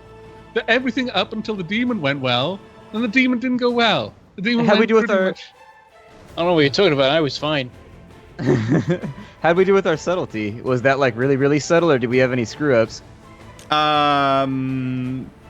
Your subtlety I've only got you marked down for 1 subtlety decrease. I've got you marked up for 2 subtlety increases for your excellent Yay. disguises and excellent conversational skills and having like wits and stuff and details. So yeah, Hooray. well done. Your subtlety is quite considerably higher than when you first started, because every time you move to a new world, you get 2d10 subtlety, because people don't know you there. So you're doing quite well subtlety. We're But- shadows.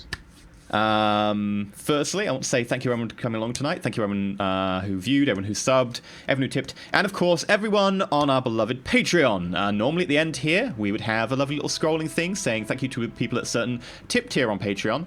Unfortunately, we don't have that because the Patreon hasn't got to the end of the month yet, and we'll do it at the end of every month. So at the end of this month, look forward to seeing that here as well. And if you want your name on that lovely little scrolling thing, go check out the Patreon. Or if you want any other rewards, including the stats for this lovely demon, go check the Patreon. Nothing about that demon was lovely. It also had the Patreon's ability- down right now. Is it? What? Yep, server's down. What? Lol. We broke it. Lol, lol.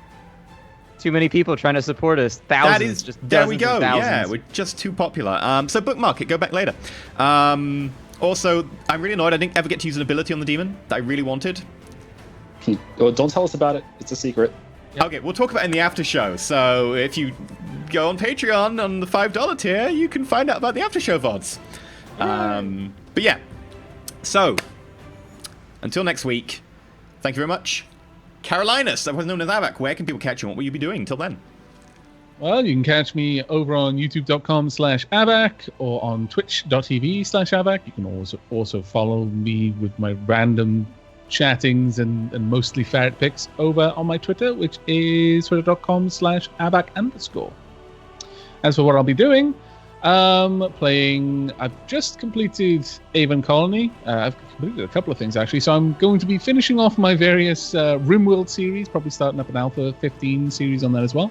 I have also just begun a first taste on Zombie Night Terror, which is basically what you get if you breed lemmings with zombies.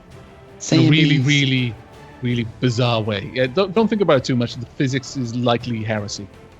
Fair enough. Branda, otherwise known as Bentham, where can people find you what you're doing? Hello, my name is Bentham, and my channel is called Mangleport Gaming because I'm bad at naming things. So, yeah, I'm playing Factorio on there, and also Rodina, as with last week. Been a bit of a gap in videos because I was away over the weekend, but now I'm back, so there should be some of those soon. And also I have a Twitter, which is Bentham Plays, because Bentham was taken. And, I mean, who would put an underscore at the end? They would just put, like, plays or something like this, yeah. I will kill you in your next life. This is true. Underscores are for noobs. Shen, Garrett, where can we find you and what are you doing? Hi, my name's Shen. You can find me on twitch.tv/Shenrer and also on YouTube at youtube.com/Shenrer2. Have not been doing Hearts of Iron lately. I know, that's a surprise. But there is a new patch for it, or it's a beta patch for it, so I'll probably be picking that up soon. What I've been playing, though, which has been fucking amazingly fun, is Railroad Tycoon 3. I'm almost done with that. And Tropico 5, which I just finished, and then Tropico 4, which I just installed. So I'll be kicking that off pretty soon. I absolutely love Tropico. I'm so fun. It's so fun to be playing it again. And it doesn't crash anymore. Yay, they fixed it. Awesome. And Cassius, Splat.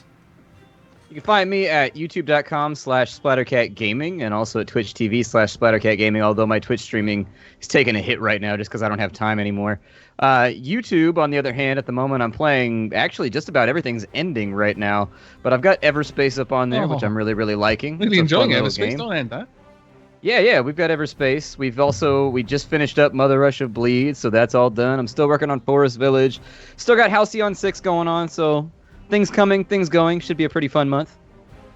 Great. And as for myself, you can catch me over at youtube.com/Enter or twitch.tv/Enter. Currently playing Halcyon 6, Hearts of Iron, and I think I may or may not try Divinity Original Sin 2 when that comes out, maybe? Really good game. Yeah. But yes, thank you very much for all coming tonight. Thank you very much for all your support, etc. Very much appreciate it. Especially do check out the Patreon since it is kind of new, and we are, as you can tell, kind of like, please, because we want to have, like, pizza, which we need to live. No, you're not allowed pizza, Ian. I know. Okay, I'll order burgers. But yes, thank Pork you much for pies. coming along. I hope you've enjoyed the show. Do check out, by the way, the fan God, pork pies. the fan Reddit over at reddit.com/r/Roll4It, of course, where people can talk about Dark Heresy and who character's going to be the most corrupt first. After today, Carolinas isn't doing too badly. Bloody Cassius. I'm on precisely 1. What are you blaming Yeah. me for? Because you didn't leave us like float up a meter. Probably even less than that. Oh, it would hurt you too much. I figured No, it's Dark Heresy. Everything's I mean, fatal. I don't know. Expose It your would work minds for to the- Carolinas though. He can work in 0G. How did Shadowrun end? Somebody fell like 3 feet, and they took like 900 damage. Now I'm paranoid about To it. be fair, they fell and then a van landed on them. They were in the van. It didn't land on them. It kind of did, Yeah. otherwise they wouldn't have had a smushed arm. But thank you very much for all coming, and from all of us, have a good one, and the Emperor protects. Take care, everyone. See you in the after show. Bye bye.